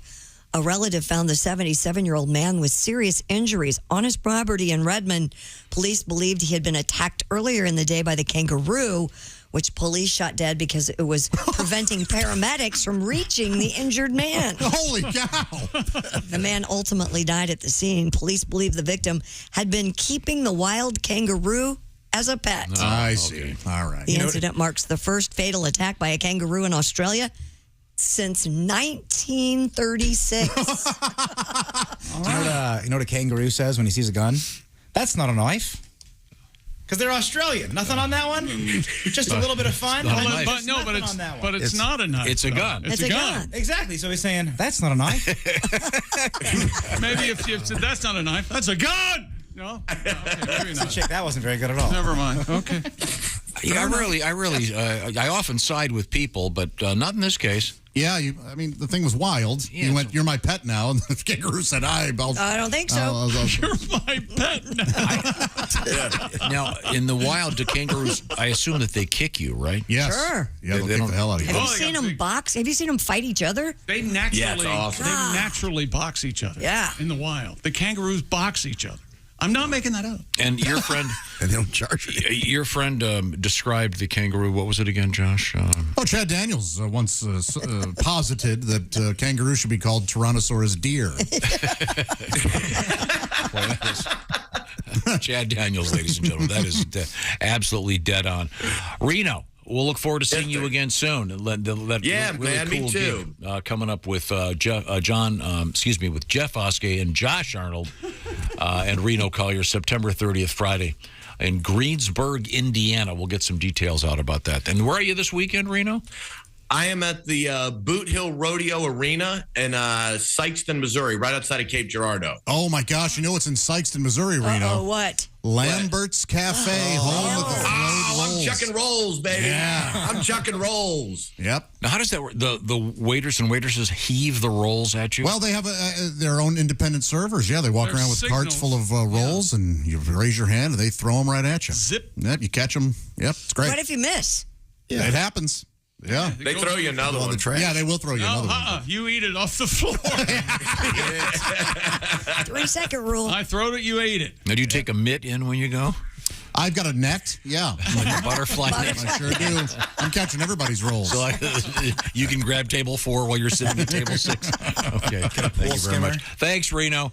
All right. Thanks, guys. Have a great week, everybody. Bye, You too. See you, man. I want to remind you that maybe you feel like, oh, boy, today's the kind of day I want to just sit at home, lock the door, pop on the TV, and feel safe because of my Simply Safe home security. That's exactly what I'm going to do, Tom, because that's what I have. The Simply Safe Design It Yourself, Do It Yourself home security system. Simply Safe protects you with cutting-edge security technology powered by 24/7 professional monitoring agents who always have your back. And here's why I love it. Simply Safe blankets your home in protection. Advanced sensors for every room, window, and door. HD security cameras inside and out. And smarter ways to detect motion that only alert you when a threat is real. And even hazard sensors for inside threats that instantly detect fires, floods maybe, or other threats to your home. And their monitoring experts use proprietary advanced response technology to visually confirm when a break-in is real so you can get the highest priority police dispatch. Customize the perfect system for your home in just a few minutes at simplysafetom.com and go today and claim your free indoor security camera plus 20% off with interactive monitoring. Get the great deal. Go to simplysafetom.com. There's no place like Simply Safe. Read the reviews. They're great. Hey, Christy, look at this. This is the photograph of that prehistoric vomit. You can see the little critters in it. You mean the Tyrannosaurus Rex? Yeah, there you go. Hey, wait, guys, I said that. And it got nothing, and now Chick says it. Oh, man, I'm sorry. You can even see the orange stuff that the prehistoric janitor threw on it to kill the smell before they cleaned it up. Don't they call that like vomit dry? I think that's the name of the Oh, God, I hate the smell of that stuff. I think it is. Well, it's better than the stuff it's covering up. Yeah. Oh, no. It makes me want to... Remember on the bus? Kids would get sick on the bus when we were in grade school and they'd use that stuff. I thought you said kids got sick in the butt. No. Jeez. In the butt. That's like diarrhea. When we come back, we will be finding out some important stories. Diarrhea is butt puke. Thank you. Have you thought of that? Well, that's funny. That's something. There we go. Isn't that the name of the traffic guy on our affiliate? Hey, well, we got butt puke with traffic. He replaced Fred Zeppelin. Be right back. It's the Bob and Tom Show. Thanks for listening to the Bob and Tom Show this morning. Catch any part of the show you missed later today on our YouTube channel.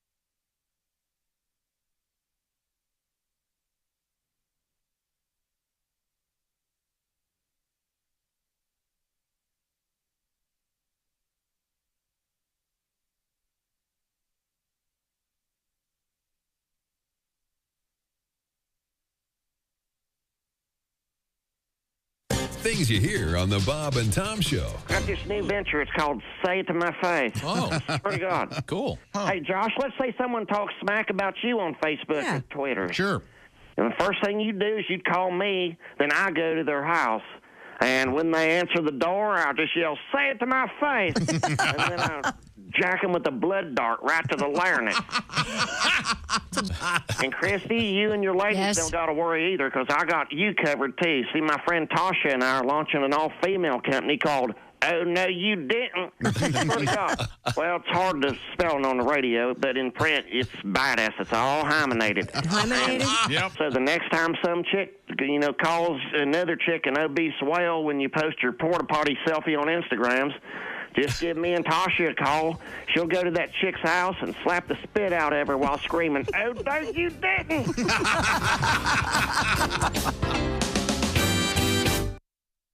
Essential Morning Radio. All day and all night. This is Bob and Tom 24/7. 24/7. Oh, we learn a lot during the course of the Bob and Tom Show each and every day. Today, no exception. On the way next, things we learned on the Bob and Tom Show today. And we'll continue to take a look at history with Professor Tom Griswold on this September 19th. It's a Monday, but we're not done with you knuckleheads yet. Keep it tuned right here to Bob and Tom 24/7. Hi, everybody. Christy Lee with your Bob and Tom News Update. Britain and the world are laying Queen Elizabeth II to rest at a state funeral that will draw presidents and kings, princes and prime ministers, as well as up to 1 million people lining the streets of London to say a final goodbye to a monarch whose 70-year reign defied an age. A day packed with funeral events in London and Windsor began early this morning with the doors of the 900-year-old Westminster Hall closed to mourners. 7 decades after cheetahs died out in India, Prime Minister Narendra Modi has released 8 cats that were transported from Namibia to their new home, a national park in the heart of India. The big cats will be quarantined and closely watched for around 2 months before being released into the wild. Cheetahs were once widespread in India and became extinct in 1952 from hunting and loss of habitat. And according to police, a man tracked down his stolen car using GPS, then shot the suspected thief after the man pointed a gun at him. The The vehicle was stolen in Tacoma, Washington. The owner was able to track it to Federal Way. The 42-year-old owner told police he confronted the suspect. The man pointed a handgun. The 29-year-old suspect was hospitalized, and the owner of the stolen car interviewed by police and released. And that's your news. I'm Christy Lee. More of the Bob and Tom Show on the way. Think you know your pro football and want to put your knowledge to the test? Then play Pigskin Pick'em every week at bobandtom.com. This is your chance to win a Mini Max Big Green Egg. Just pick the winners of this week's pro football games and you could win a Mini Max Big Green Egg. Head to bobandtom.com/contest and play Pigskin Pick'em with the Bob and Tom Show. Hey, folks. Boom. It's me. And you're listening to Bob and Tom 24/7. That's 24 days and 7 days a week and 24 like the show with the guy who whispers all the time and saves the world. And Bob and Tom 24/7. Hey, it won't blow up the world.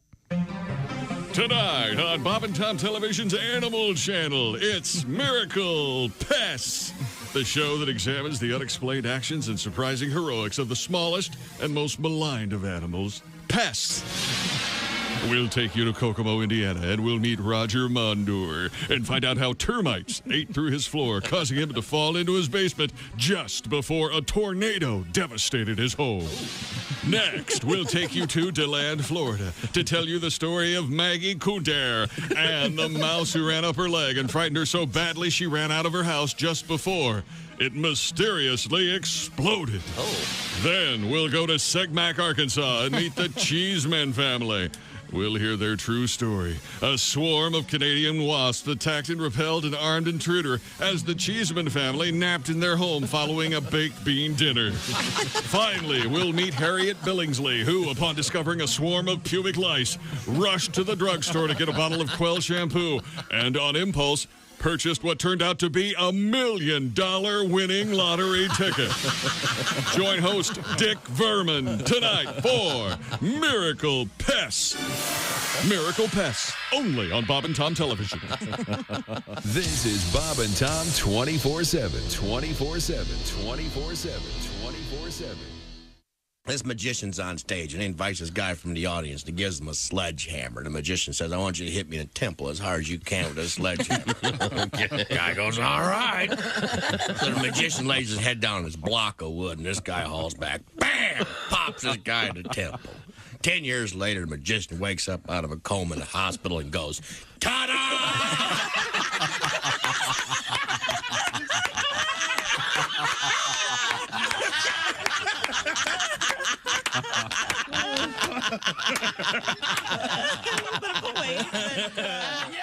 Yeah, but it turns out I don't sleep well anyway. I've been grinding my teeth. I didn't know I grind my teeth until I woke up. My husband was pouring coffee beans into my mouth. What a weird way to save time in the morning. No kidding, but it's fresh coffee. Hi, fellas. This is Floyd Tucker, the over-the-road trucker. This is Bob and Tom's.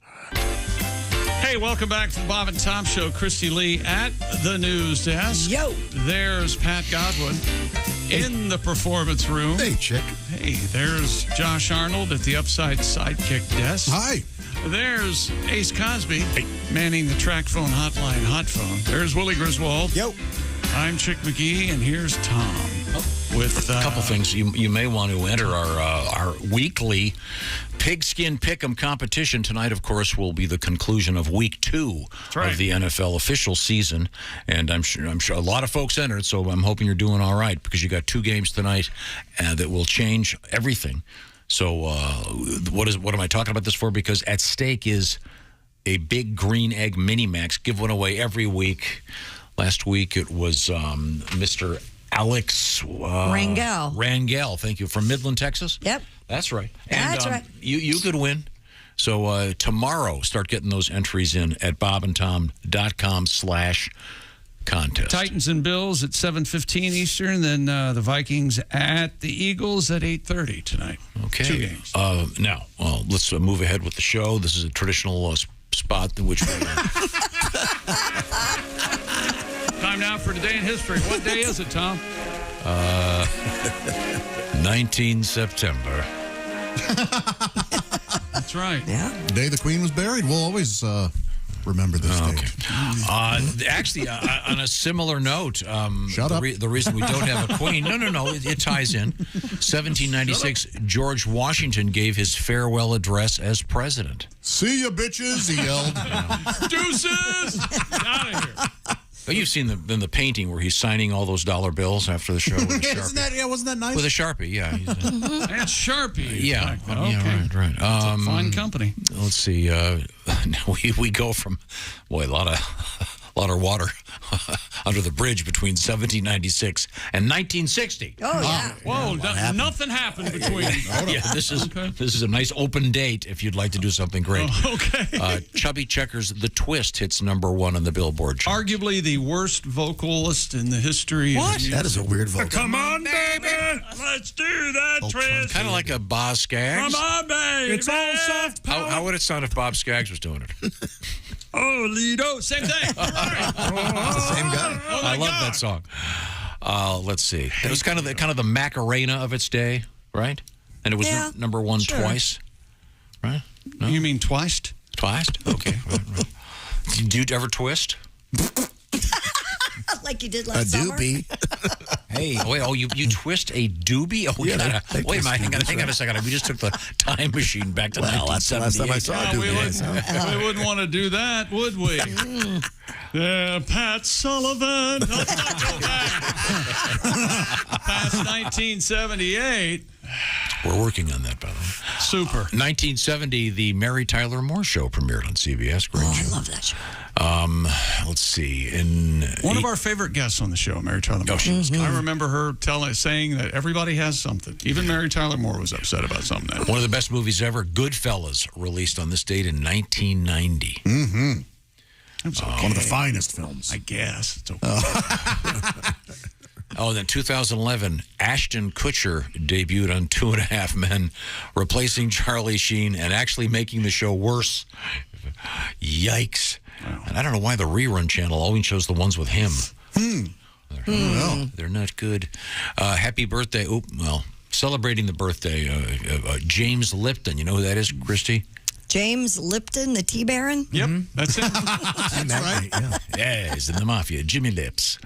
No, he's the actor studio guy. Remember that guy? Oh, yeah. The jet black What's Elvis your guy. favorite curse word? When you get to heaven. The great Adam West, father of many, a great skier, and also, of course, played Batman. Yeah, that's the main thing. Yeah. Yes, yeah. People are wondering. Is that how you want people to talk about you? Father of many, a great skier? I'm sure he's a better skier than I am. Wonder if he can ski. Happy birthday to Mama Cass Elliott. Very fine singer. Sure. If she and Karen Carpenter would have shared that ham sandwich. They'd both be alive. Really? They didn't actually choke on it. It just happened to be on the nightstand. Poor thing. It really did. It was 1946. Happy birthday, Jeremy Irons. And, of course, his actor cousin, Billy Woods. Jeremy Starches. Yeah, you got your irons, starches. Fluff and Fold there. The whole Fluff and Fold family. Karen Carpenter was an amazing drummer. I mean, she was a great drummer. She was. Karen Carpenter? Yeah, I knew she played, but I didn't know how good she was. She was very good. Speaking of great boy, she was fat. musicians. No boobs.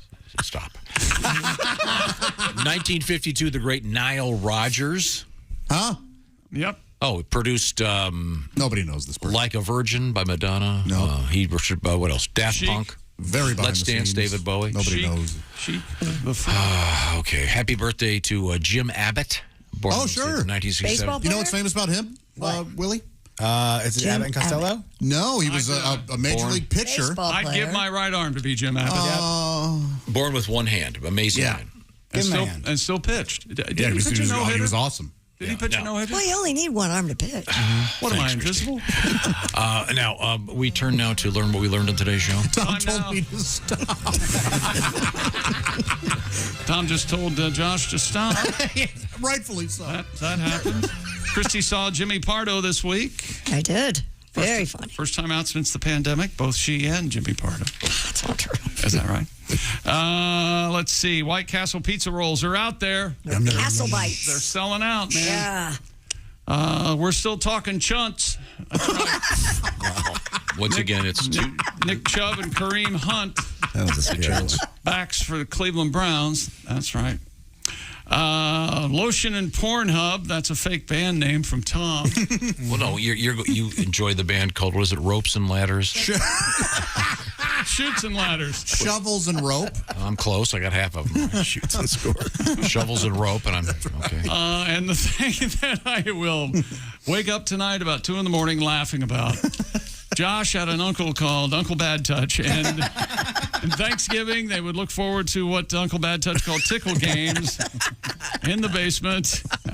And his blanket fort, right? Yeah, you had a permanent blanket fort down there, and a camera on a tripod. Oh, we had a blast. Yeah, back in the days, we had to use film, so you got to give the guy. It was very expensive. And an SLR with a remote. It's amazing. This is the Bob and Tom Show. Think you know your pro football? Then play Pigskin Pick'em every week at bobandtom.com/contest. It's your chance to win a Minimax Big Green Egg. This is the Bob and Tom Show.